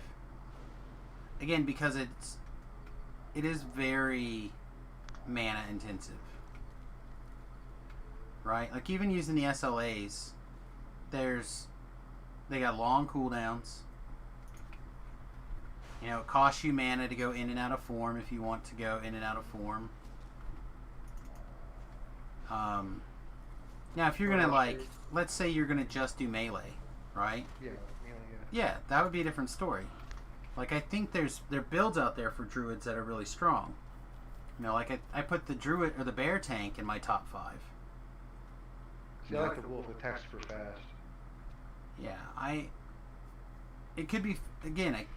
Everything could be good. I don't know if I would put it in my personal ranking of top 5. Well, if you mix some wizard with it, Um, a pale master wolf running around, that'd be kind of cool. I don't. You can't do 2 of the same what they call major forms. So let's not. You wouldn't be able to be undead and a wolf at the same time. That'd be dope if you could, dude. That'd be so cool. Yeah. That was good thing that didn't go off because that would have been a stupid move. All right. Because that guy's definitely neutral. I could see taking like a wizard level or 2 or even 3 if you wanted certain spell access. The problem is, like, you don't really need some of that stuff. So like one of the big perks of being an Eldritch Knight, for example, and taking 3 levels of wizard is that you have ghost touch weapons, right? But in the wolf tree, you can get ghost wolf pack or ghost wolf. So at level 2 with 5 points in the wolf tree, you can be ghost touch. So like, yeah, you can also pick up a little bit of elemental damage, but who cares? That's not the real reason why you do it unless you're going to take lots of levels of wizard. See what I mean? Mm-hmm. So like, What about some barbarian? well, a lot of people take barbarians so they can have access to the temporary hit points. It's pretty common with the bear tanks to take like 3 levels of barbarian, 3 levels of druid, and then you kind of start gluing some extra stuff in here and there, like more druid levels or whatever. You got Voodoo's build, right? The warlock druid, tanky thing. I don't know the ins and outs of Voodoo's build. But I do know that Voodoo, his path on the hardcore server was soloing stuff like on hard and normal, where my thing was play on Reaper. So I don't know how much of that was just Voodoo not trusting other people or how much it was his build's capability. Like, I don't know. That would be a question for Voodoo. I think the game needs more dragons. Think what needs more dragons? D&D? DDO? Yeah, There's like a bunch of dragons. like real dragons. They just do damage, not just get killed easily. Every time I watch somebody do a DDO, they do a dragon. It's like a dragon stands there and swipes with a big arm and just like mollywop it. But like 2 caster champions like destroy the whole party. This is like makes no sense. That dragon's huge and massive. It should get. You should be tripped for like 10 minutes with all that force with the old claw knocking you to the ground.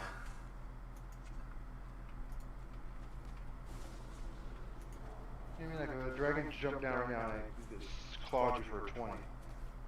You shouldn't like, oh, I made my save, it didn't even move me. It's like, no, you're like, it's like 8,000 pounds and like 600 foot long, and you're like a dog. I got 4 legs. I don't get tripped, yo. Yeah, but you know what I mean? No, just sometimes it doesn't seem logically correct. It's like, okay, this is bigger than a 747, and it hit you, not like you parried it, and you didn't move. But this orc comes along and trips you, and you fall to the ground and miss your stick 10 times, now you're dead. It's like, what?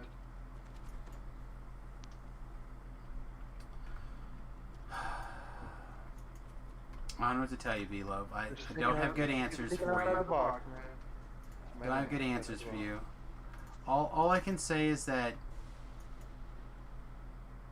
the way the rules are set up is such that people like stand up, people do things. You know, like you might get, like all the time, a dragon will hit you, and you'll be like dazed or whatever. You can't do anything for 10 seconds or whatever it is. Like, they have that kind of, like, stuff like what you're talking about. But if something trips you, the way the trip rules work are the trip rules. You know what I mean? Let me run this game and we'll see the real game. Feel like you'd be spending an awful lot of money to try to keep a game floating with not very many people playing. Oh yeah, because I don't candy acid. It's like, oh, you killed a wolf, here's 64 million platinum and 6 named items. Rinse and repeat, do it again. Hey, I got a full set of gear in like 12 minutes. You think? You think that's what the game's like? Pretty much, yeah. But I can't find any of that stuff. I'll do like Oh, okay. That's what I was wondering. Like, how much of this stuff do you have? After I get it in 5 seconds. Yeah, I think you got some exaggerations going on, my friend. I think the game's just racist. It is, stupid drow. Stupid elves, -2 con penalties. Down with the -2 con races. What? Said those dwarves with long beards, shave them. Oh man. No, It's that still I don't. weird, though. It's still weird playing D&D on DDO and dwarves wizards. That's just so weird to me still. Weird, yeah, because 2nd edition never happened. Well, you know what I'm saying? It's like this kid reading books as a kid, you know. Wizards were the grumpy guys that didn't like magic. Now they're like fun-loving wizards and casters. It's just... Well, it's just like gnomes never were bards that hated music, blah blah blah. And then they changed it in 3rd edition to gnomes love music. They've had a long history. Halflings were the fun-loving trickster jokers. Well, they still can be. I think I missed this cave over here when I ran in. She should have Slayer Pod, just murder everything. I'll tell you by now. Oh, I did level. I leveled earlier. Yeah, I don't need to murder anything. I just need to be able to recall. Just finish the Explorer Zone, that was all. Alright, let's take that level. Yeah, you do that. I'm gonna. Yes, I enjoy tabletop D&D. Yeah, I mean, it's good. Like D&D. Yep, play it all the time. Saturday nights. Through Skype. Friends I've had since I was a kid. Wait, I don't need balance here.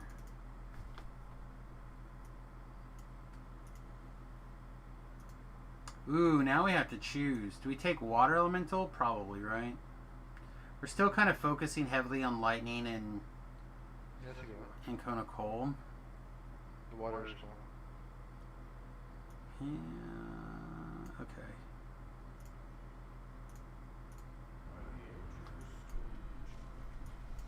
I don't know. Ooh, we have some points too. 2 points even. Two points. So I can take Winter's Heart, which seems medium. Or I could take Elemental Mastery. A couple points in that. That seems strong.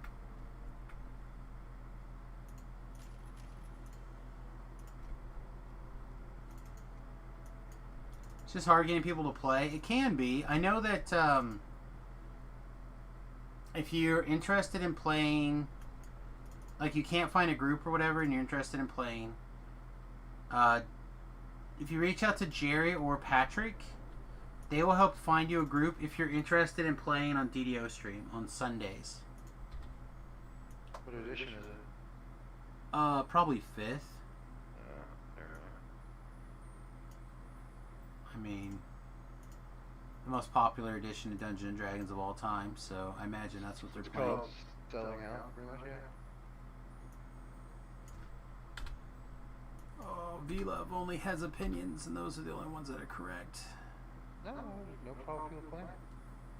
I play DD. It's 5th edition or 3rd edition, whatever edition it is. It's kind of like this weird hybrid of stuff. It's close. It's close to things. This gives us a pretty big boost. It's We're just gonna lose nice to be able to 10 find a points. group of people that played older stuff. That's all I'm saying. Well, I'm sure they're out there. There's a group on my Facebook. There's a group of about 200.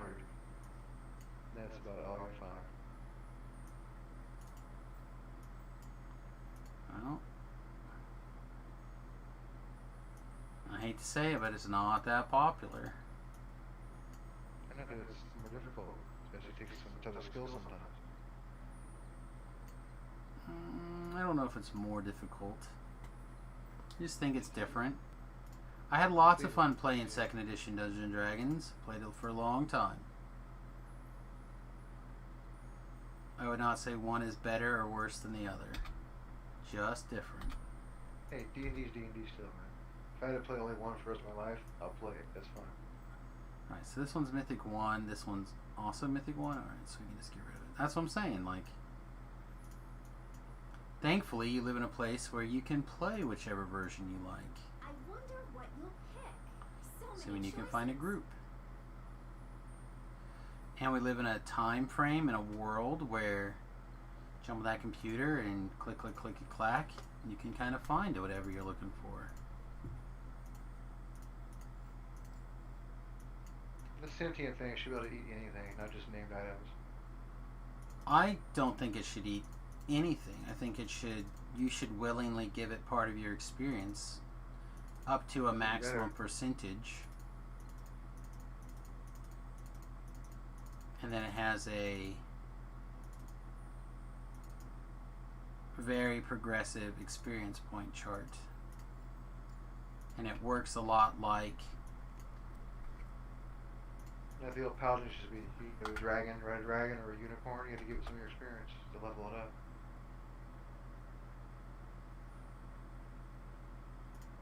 I haven't leveled my dog in a long time. What am I looking for? Oh yes, spells. Thank you.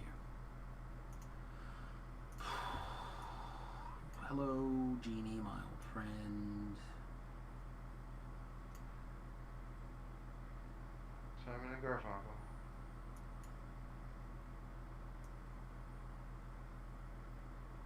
The sunbeam's pretty good.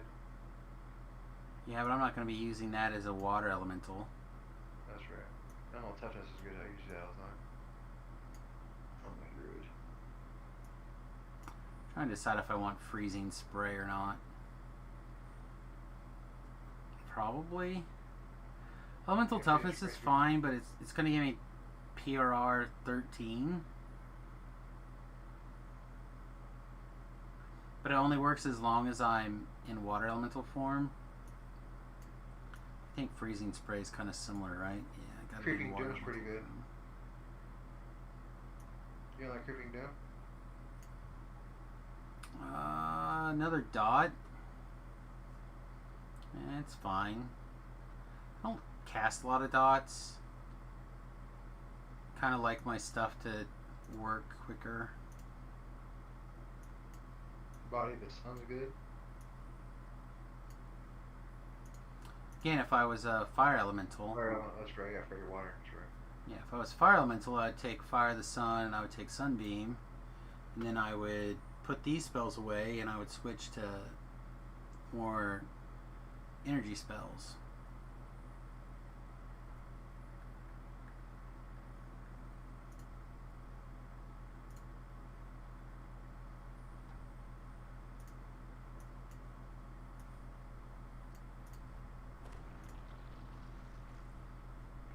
Can I get on my horse if I'm a water elemental? Maybe, oh, I yeah. can. Alright, I did not see that coming. I really figured I would be not.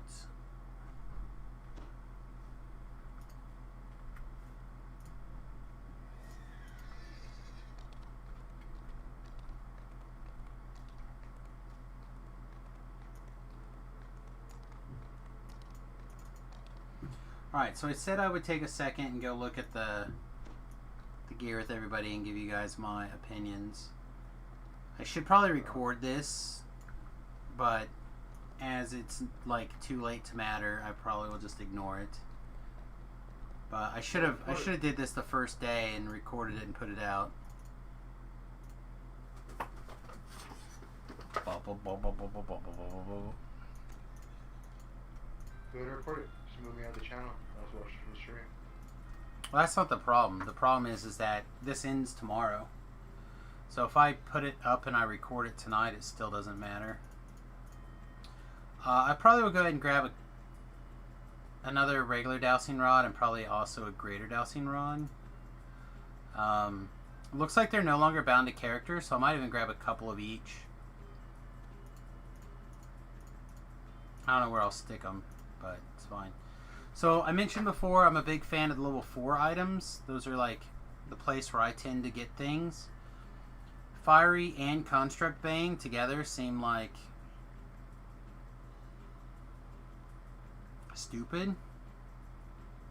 If it was acid or some other element, I realize that the idea is that you're attacking a boat, you need fire and construction, but I don't understand like fiery for purposes of actually playing fire for a lot of constructs, specifically the iron golems, just heals them. It seems dumb to put that on there.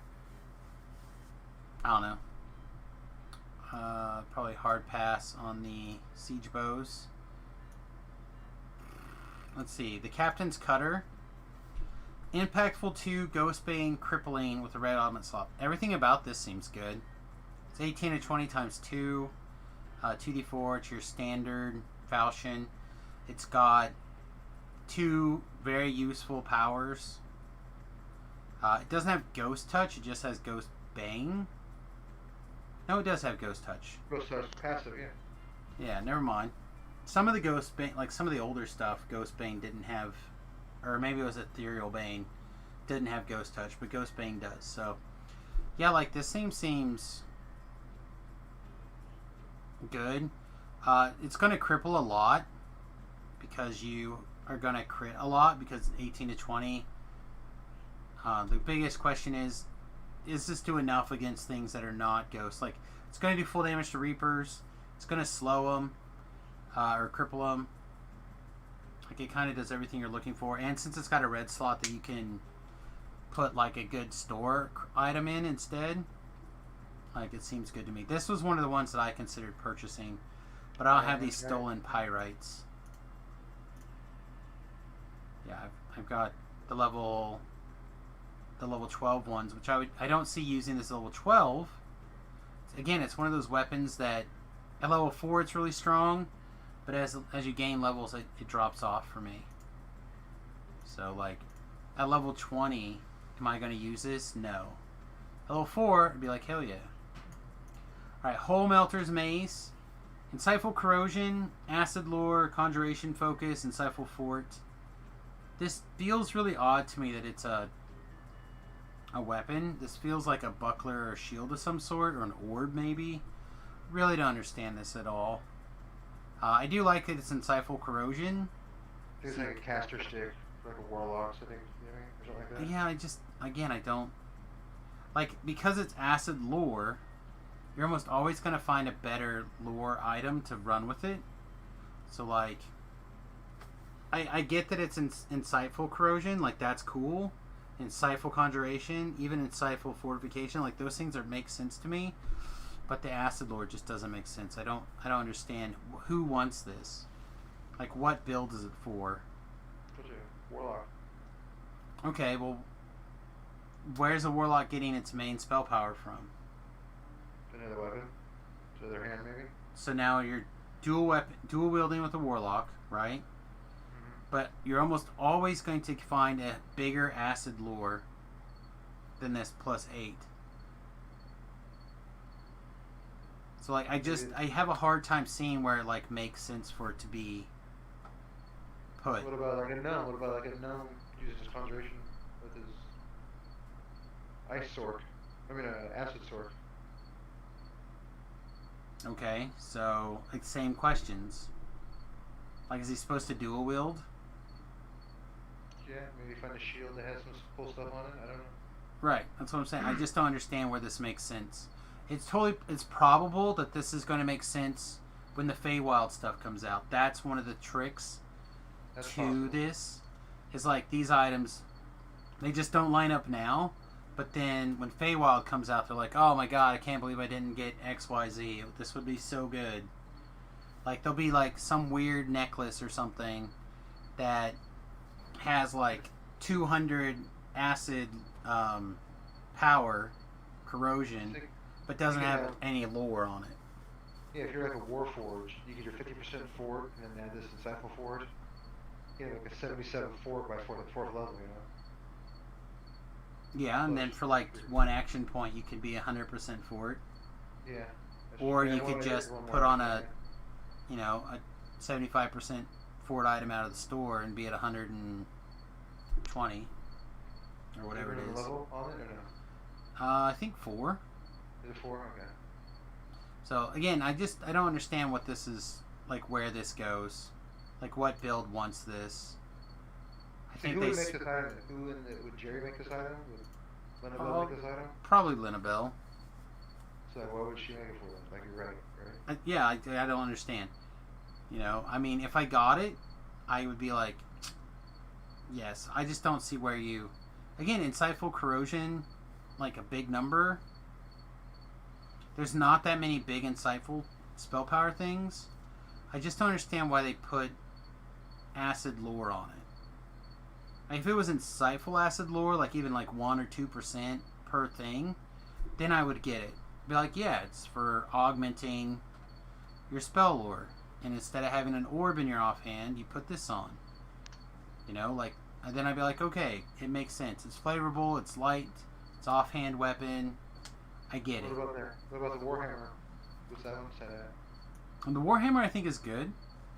So you got Bludgeoning 2, Construct Bane, so at least those two things, you're not healing the construct when you're beating on it. Destruction. You know, people who are swinging around Warhammers typically don't have the best base attack bonus. And a red slot. So again, this is something that I considered getting. Oh, like an Artie or even a Cleric. Like Bludgeoning 2 and Disruption is fine. Construct Bane, it's kind of whatever. But you're going to get hit. You're going to hit it sometimes. It's just how much. Again, I foresee a... If I will eat my words if we do not have like an influx of low-level constructs. Like I'm telling you, that's probably what's coming. Is like the Feywilds, for some reason, is going to have like flower constructs or something silly, and we're going to see like more weird constructs. Because look at it. This has got Construct Bane. The other weapon had Construct Bane, right? This bow's got Construct Bane. So you got 3 different weapons with Construct Banes on them already. Oh, that has Ghost Bane. Maybe there's only 2.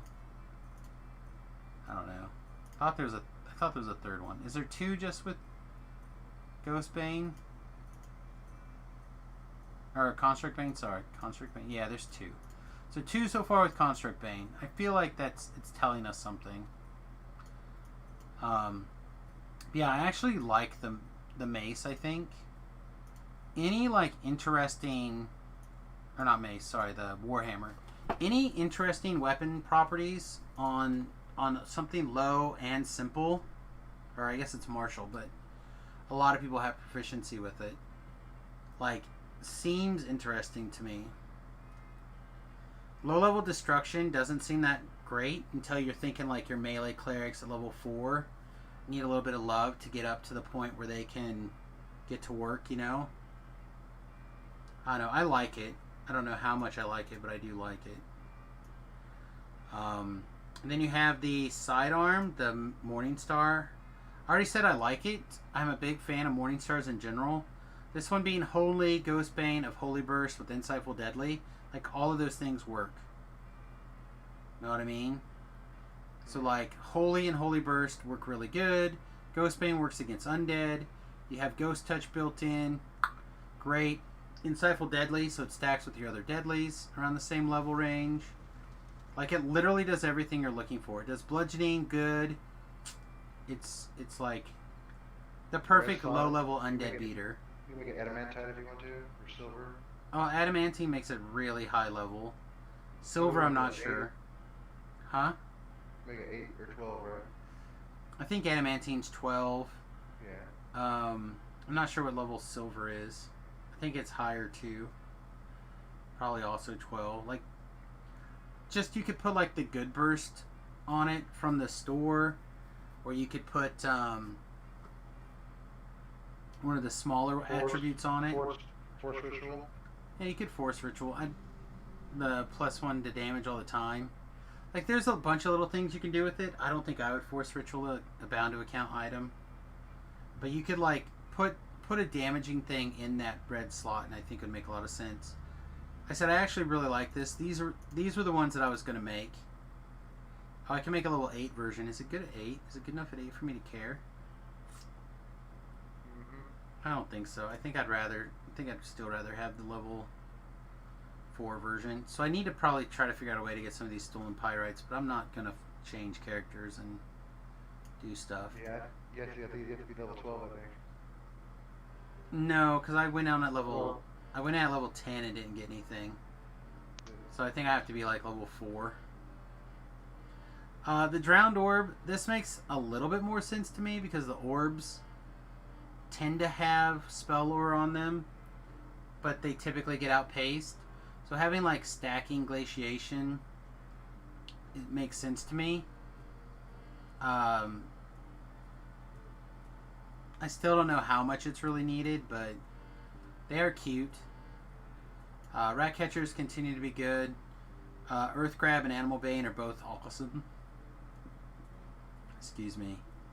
I have both a level 4 and a level 8 on a storage character. The cutlass is fine. It's not my favorite. It is low level Vorpal, which used to be really special. The small blade's good too. It just has the inside. I don't like the inside. I'm just not there yet. Well, having the ability to help maintain hate is good.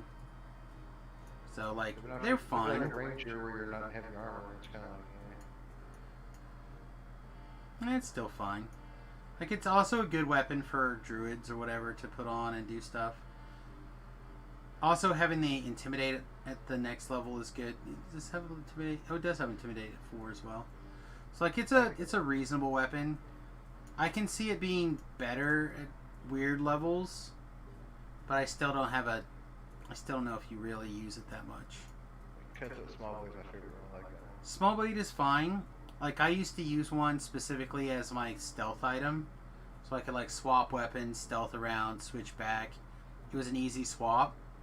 But as for actually using it in melee, I almost never do. As a melee weapon, it's just medium. It's got 1.5 actual combat capability. Bleeding 2 is fine. About half the monsters in the game don't take bleeding damage. And then having double strike on your weapon seems silly when you can get it elsewhere, like a buckler or any number of other places. So the small blade to me is a stealth item that has both hide, move silently, and one weapon or one item, which is great for that. But I don't love it as an actual kill things weapon. In the offhand, it's fine. Ornamental dagger. Ornamental dagger is, again, kind of medium. It has 3 elements on it, where you can get the ring at level 4 that does all the elements, or all of the elemental damages. But if you only are worried about these 3, combustion, glaciation, and magnetism, it's fine.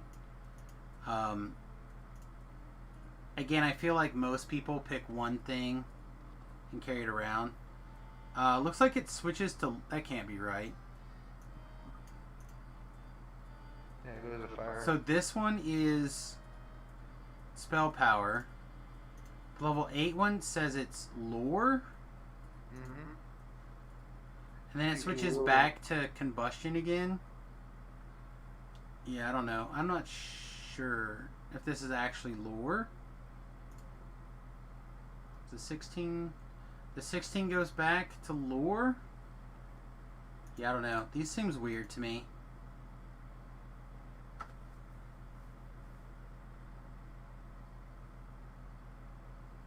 And then the level 20 version is like less lore, but for all the schools.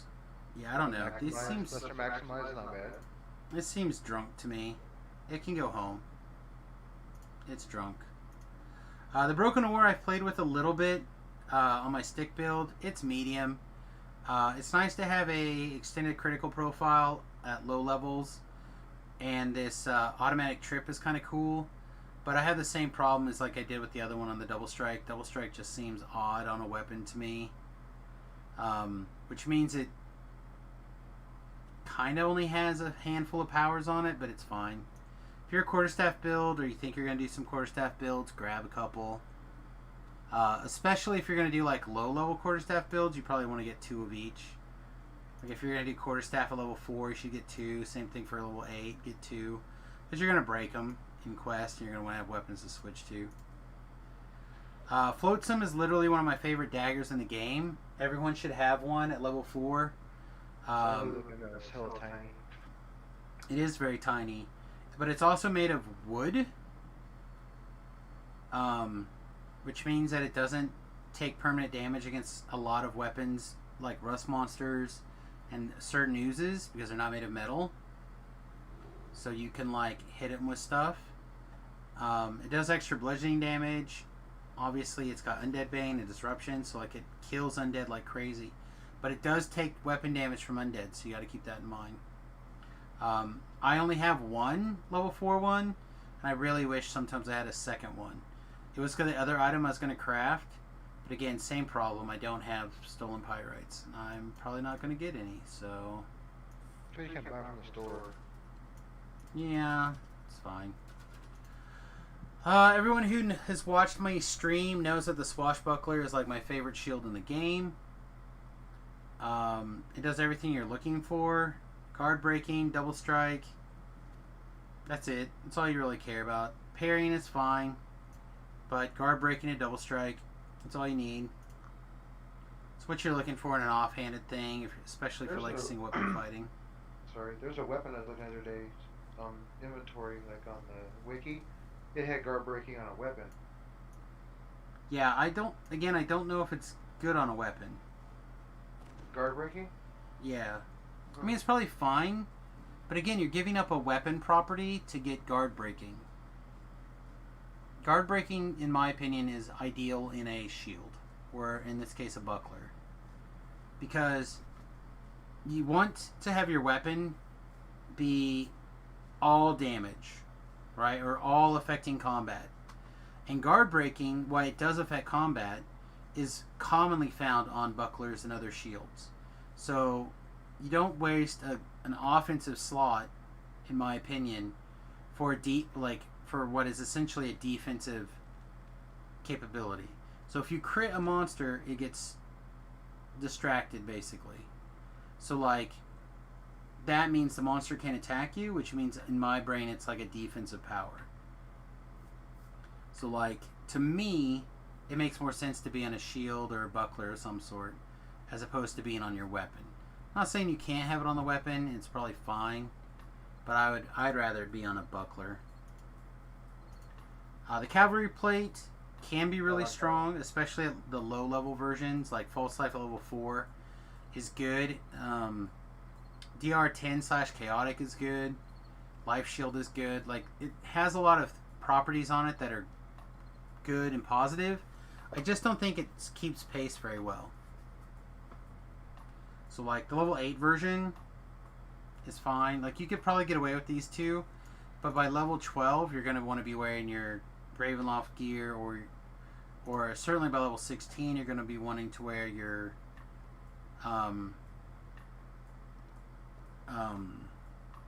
Sharn gear.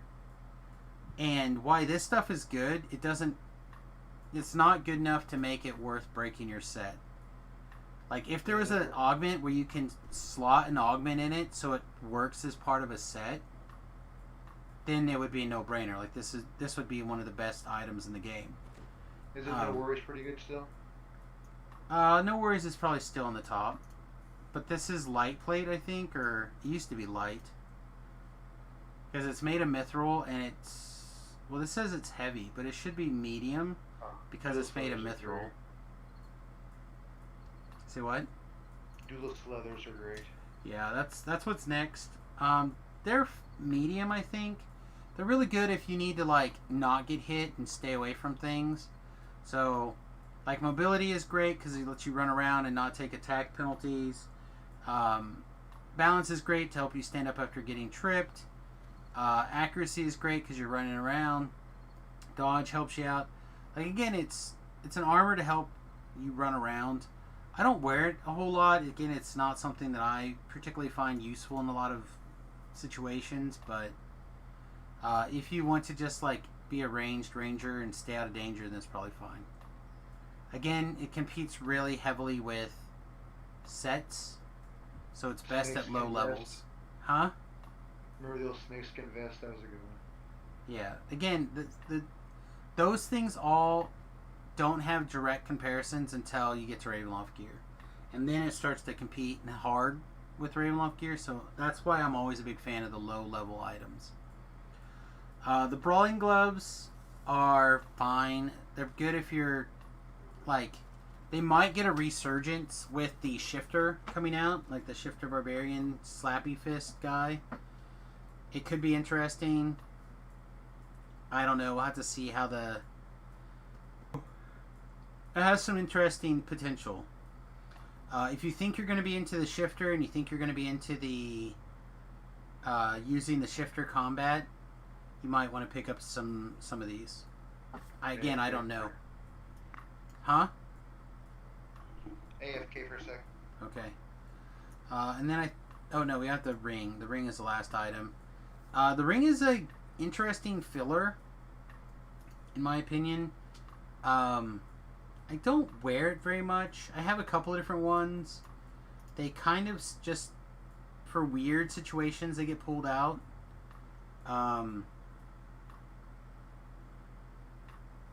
I really don't know what to say about it. They kind of feel weird to me, in general. Like plus 18 dexterity, plus 4 good luck. Like those are both fine, well and good. Protection 14, but like then you have underwater action. When are you gonna put that on? When is this ring gonna be the right ring? I just have a hard time placing it. The Treasure Hunter Spyglass is some of the top tier loot for sure. Intelligence item in your trinket slot is good. Boost to your trapping skills, exceptional boost to your trapping skills are great. Yeah, I think these are very good. They don't have direct like parallels. Like it's not competing with anything in particular that I can think of in the trinket slot. True Scene level 12, Intelligence 6, etc., etc. Like it feels like a good item in most slots, and you can swap into it and out of it as necessary. So Treasure Hunter Glass is another thing to kind of look for, in my opinion. Alright, so we need something for Pyrite. See if we can find something for Pyrite.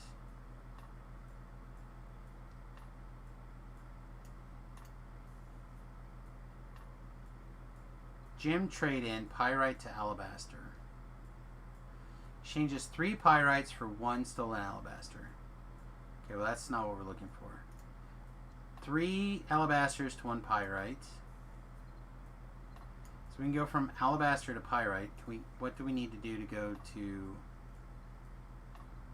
Can we go down? Obsidian. Okay, so I can change this to that. And then I need 3 of these to go the other way. So we would need 15 of them. So we need 45? Sure.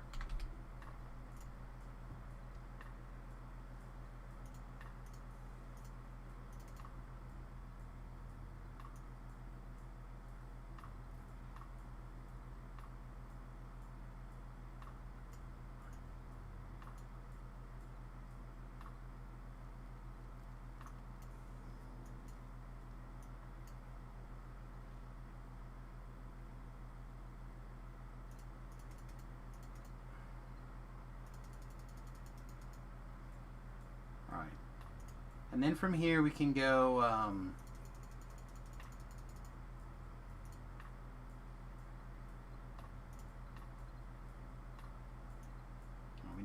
2 amber.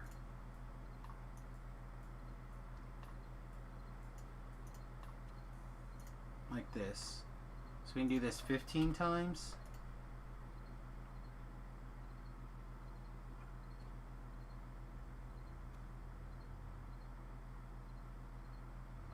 Alright, so now we can craft 1 item.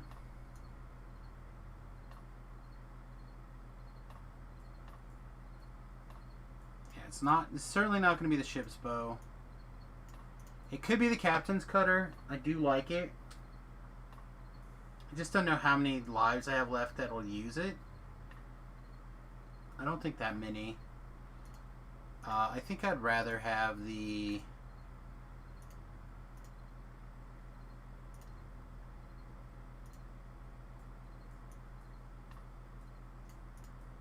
I'd rather have the Morning Star.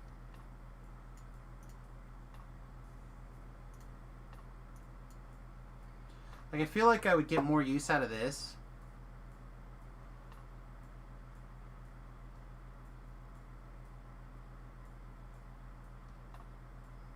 It's a little bit tough.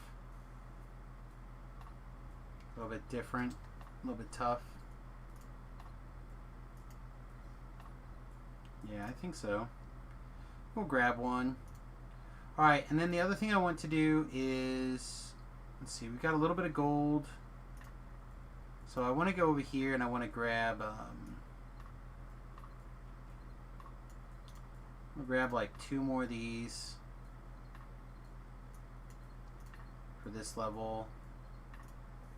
And I want to grab a couple of the bigger ones.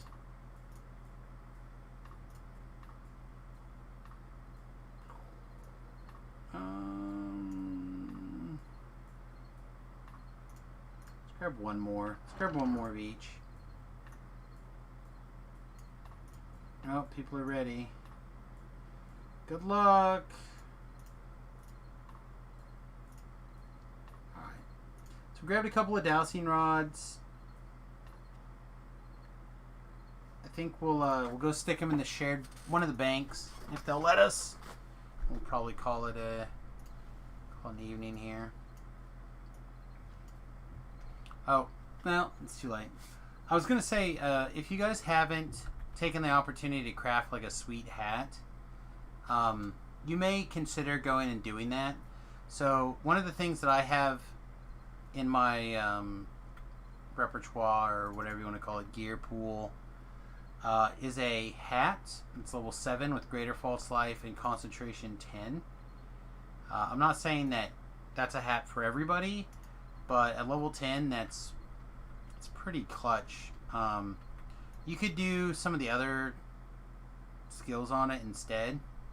And I haven't taken the time or the energy to like craft something weird on it, like there's a room here. There's 4 slots.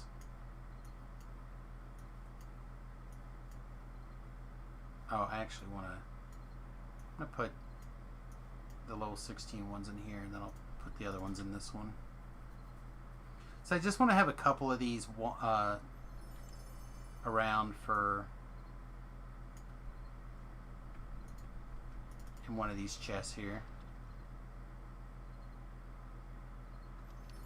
Oh, here we go. Perfect. Okay, maybe I'll grab some more, actually. Maybe I will. I feel like these are going to be more useful than I'm giving them credit for. Yeah, let's go grab a couple more. Trying so hard to make an account to try this game, they don't make it easy. I don't know, I made some accounts recently and they're like, they want an email address, right? I don't understand Latin. Flamingo?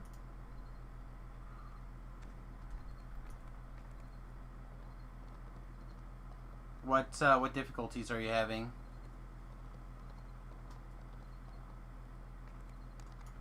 Let me see if I can be of assistance.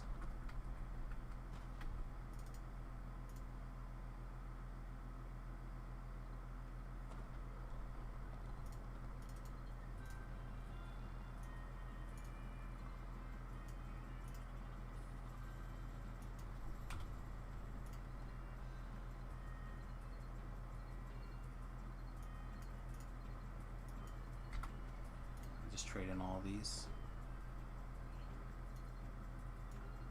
Every once in a while I use these Winds of Change. Yeah, I think this one.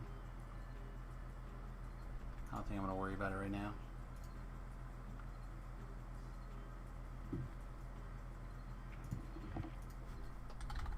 I have to come back for a few minutes. Okay. I'm probably going to stick some stuff in the bank here and probably call it pretty close to the evening. Latin Flamingo is having some difficulties, so I'm trying to figure out what the problem is and see if I can help him out first. But I decided on if I was going to get one item, it was going to be the Morning Star. Good item. Buy those dowsing rods for the Nox. Yeah, I also decided to cash in on some of those. Specifically this life in particular. I don't have access to knock in any other way, so this I is have just... some of those little teleport rods. Remember those? I have some of those in my bag. I have a couple. But they changed these to no longer be bound to a character, so you can do some stuff. Cameron texted me she's going to be home in a few minutes.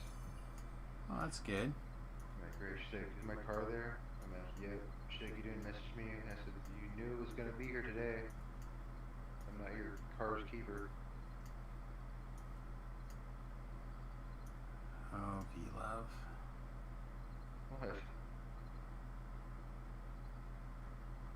Oh, V-Love. Sorry, man. Just had a hard time, I know. I hear ya. like, tell me what to do kind of stuff. There's no reason to tell me what to do. Yeah, but imagine this, my friend. If you guys hadn't had an argument, if this was last week, would you have messaged her that her car was there? Probably not. You are so full of shit. Well, I was there when the guy said, hey, I'll be dropping it off Monday afternoon. Yeah, I still feel you'd be like... I still feel like you would let her know. I think it'd be odd if they actually would have messaged her saying, hey, it says it'll be here Monday, it's Monday night, and still isn't here. Probably want to call in the morning.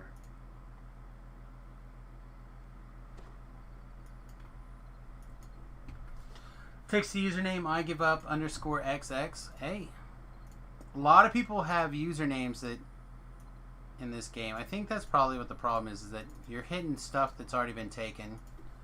There's a lot of random usernames, I'm assuming. People have multiple clients. People, there's quite a bit of shenanigans. Show you something that you'll know. Yeah, always use Like the sentence. mine's VLove931. My radio name was VLove, and I used to work for 93.1 radio station. I'll never forget that. It's pretty easy. I mean, something that has significance to you, and I personally use sentences a lot. So for passwords and stuff like that, I'll use my dog is Quinn, right? And then I'll change somewhere in there a letter to, or I'll add a couple of numbers my dog is Quinn 44 or something like that. And that way, sport team I like and a sport team I don't like, so I'll always remember it. Yeah, so I always try to do a sentence. I'm trying to think of another one that I've used. Some people do weird stuff. It'll be dot 69 Bob 6 underscore. It's like these weird long ran out stuff. Why would you make it so difficult? Some people want to make things. They remember that kind of stuff and they have a hard time with other things. When you originally tried to join, the site was down, completely glitchy. Yeah, there was they had a problem with it, last week or something. Their login server is the same as their forum server and stuff like that. It was just down, so.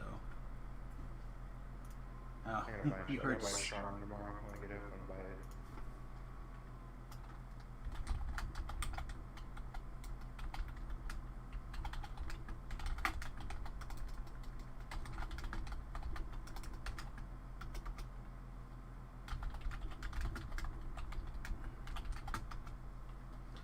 Yeah, you should definitely get Sharn. I think you'll enjoy it. Enjoy having it. I gotta have all that gear out of there. It's the best gear on the planet. It's close. I'm gonna make sure I have it. Like, it can't be different like anybody else. It's close. It's just really hard to compete. If you're trying to compete with people that have the gear, you have to have the stuff to compete with them. Hey, buddy, you're in my group. What are you wearing? I'm wearing the same shirts that you wear. Hey, what are you wearing? Same one? Dude, no way. After that guy over there, guess what he's wearing? The same one. Yeah, there's some of that for sure. Just fucking- But if they weren't wearing the same thing, because like that gives you an opportunity to be like, oh yeah, is it better? Is it good enough to break this set? And if someone's like, no, it's really not. You're like, what are you doing that then for? You're like, well, I don't have it yet. I'm like, sweet, let's go get it for you. Guess Or- what? All my characters, all my servers, I have only one set. It's the Raven Eye set from my Red Fans. That's all I have. So that's like wearing gear. Like, hey, this has got like I need +8 wisdom and strength. It's on one item. Hey. You know, Yeah, and that's attack, fine. Dex. It's fine, but like, again, it's hard to compete with gear sometimes. You know, like, again, if I'm looking at this Barovian's Noble regalia, right, this armor, shield bonus +6, exceptional universal spell power, spell lore, like, that's hard to compete with, right? Like, there's not a whole lot of things that compete with that armor by itself. And then if you happen to put on 2 other pieces of gear, you're also getting 20 to your universal spell power, +1 to your spell DCs, 5 to your MMR. Your MMR cap is raised by 10, and then you're getting +2 to your missile deflection. Like, all those things, like, work really well together. Same thing with, like, this Tempest glove. Spine, I wear that one all the time. Say what? The one from Tempest Spine, I wear that cloth all the time. Yeah. I mean, it's fine to do that stuff. Like, it's okay to try other things and wear other things. But sometimes at the end of the day, you just... If you're trying to do things at a high level, you need to have some of the competitive gear. Well, how about this? That's fair. How about they make more than just Sharn gear?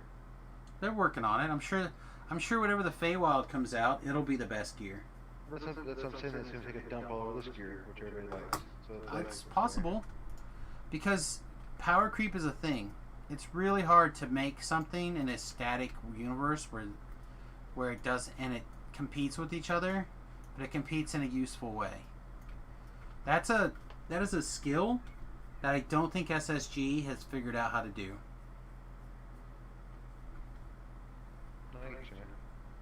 Like, it is tough. I mean, I don't know if I can do really it. feel bad for new players now. They really do. Yeah, why? I don't know. The game just seems a little overwhelming. It gets annoying. It's so Well, it is. so solo-minded. Like, if I was to start today, I would know where to start. Like, okay, do I try to get this gear? No, that gear's obsolete. Okay, this gear, no, that gear's obsolete. This is obsolete. So, if you just start, right? If you just start, that's usually not your problem. You're usually starting to pick up the fundamentals, and you're just, like, happy to get what you get. Right? It's when you transition from early DDO to mid DDO, where you know that what you have on, or you know what you're doing is not optimal, and you're trying to figure out how much of the optimal that you're looking for, or what makes the most sense for you, and then how to go get it. And that's where things like... Sure, I mean, that has a factor, but for like a brand new character, somebody who wants to get into DDO, once you figure out the fundamentals of the game, then it becomes a lot easier. I feel like now is way easier than it was 10 years ago to get up to speed.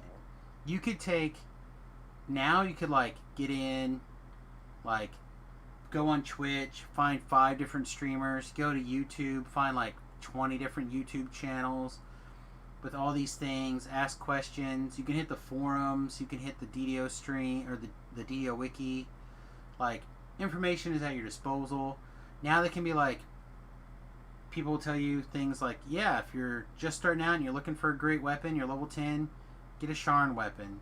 Like, it's easy to come by. You can literally get one after you do the first quest every time. If things are like once you cycle through and you do the Sharn quest package once, you're gonna get enough. Like you can, for your saga reward, you can get enough tokens that you can buy anyone that you want again a second time. So like you have 2 situations right there to get a weapon, no problem. You can do that over level even if you're working on another character. You can like transfer those collectibles over to another person, get that weapon. For items, at level 10, you know that it's going to be hard to compete with Sharn gear at level 10. So you start picking up Sharn gear.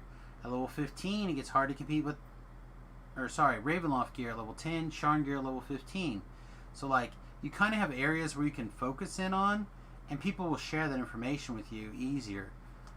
Years ago, not only was it, like, harder to get a better grasp of what's good or what's bad, but you also didn't have access to the players, like the better players like you do now.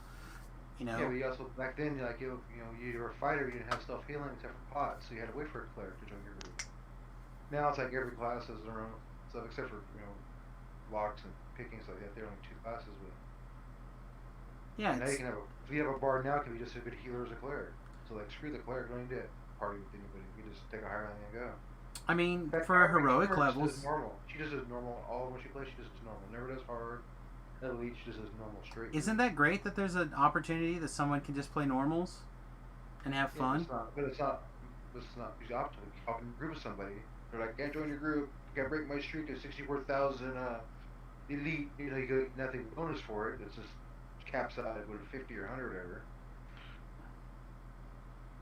Oh, you haven't done this quest 16,000 times? You suck. See, again, I think you're focusing on the wrong side of it. Again, most people will be like, what, you're new to DDO? Alright, sweet, let me take you, let me help you. I feel like there's people who are not going to be like that. There are some. But you're looking at the... more worse bad players now than there was when we all started back in the day. I feel like there's probably the same. You just remember the bad ones. That's true. It's easy to remember the negative and hard to focus on the positive because looking on the positive side of things is not an evolutionary positive trait. Your ancestors, when they looked on the positive, they're like, oh, we have plenty of food for the winter. We're going to be fine. Those people died. They didn't make babies. The people who were like, shit, we need twice as much food as this. We got to work. Get more and more and more and more. Oh, God, what's this terrible thing could happen and all we could lose all our food. Like, those people lived. You see what I'm saying? So it's easier to look at the negative side of things than to take a minute, recognize and identify the stuff that's negative, but then also take a minute and be like, all right, let's be fair and let's look at the positive side. We have streamers that are constantly putting their best foot out there. You have all this content information available to help you with the content. If you don't know how to do a quest, there's literally guides. My YouTube channel is filled with guides, like how to do the quests, geared suggestions, build suggestions. Like, information is more readily available than ever before, and that makes the game easier, and that makes it better. And I feel like you're more likely, because the game is a mature game, you're more likely today, and you can test it. You could go log on to a server you've never been on before, try to get in a group, and pretend like you've only been playing for a little while. You're like, oh man, can I get a share? I'm not real sure what this quest is. I've only been playing for 2 months. I bet you probably better than half the time you'll get a share and someone offering to help you out. Right on. You don't think so? Yeah, I think so. Yeah. So, I don't know. I think the game's in a good spot, personally. Alright. For the most part. It's not perfect. It can use improvement because and everything. Yeah, use it a pet pass. Well, I don't think that's going to happen. I know. But it's nice to fantasize. I know. Shit in one hand, wish in the other. Which one fills up faster? Exactly. Alright, let's see. Who else is streaming tonight? Me, Resilia, Cinnamon, J. No Warble? No Warble. I played with him last night for a couple hours. Him and Leprechaun. Yeah. Well, I feel like I have rated Cinnamon J before, but I just realized he's got a mask in his profile picture. So I'm gonna send it to Ray Zelda. Find the hottest chick with the most followers. Find the hottest chick with the most followers. I don't know if I can raid do that. that. And then maybe they're like, hey, look, I'm gonna raid him tomorrow night. Oh, maybe. Yeah, I I think would. I'm gonna raid. I'm gonna raid this person streaming Dungeons and Dragons. All right, everybody. Peace, much love. As always, I would really appreciate it if you do me a favor. If you have the funds, consider joining my Patreon, patreon.com/Samus. A couple bucks a month goes a long way from on this end. You know, you might be out of coffee, but I might be able to eat. You know, not that I need a whole lot of extra food, but you know what I mean. $100 a month, people. Do it. And then, of course, if you can't afford to help us out financially, youtube.com/SamusGarobo. Tips, builds, advice, quest walkthroughs. I don't know what else you could need, but lots of stuff. And then tomorrow, I think Remington and I are going to start playing some old, new Mario. I'm not exactly sure what, but I think we'll be playing something like, whether it'll be like Sunshine, Universe 2, something like that. So join Remington and I tomorrow. NBA Jam. I think he bought a specific Mario game, and I think we'll be playing that.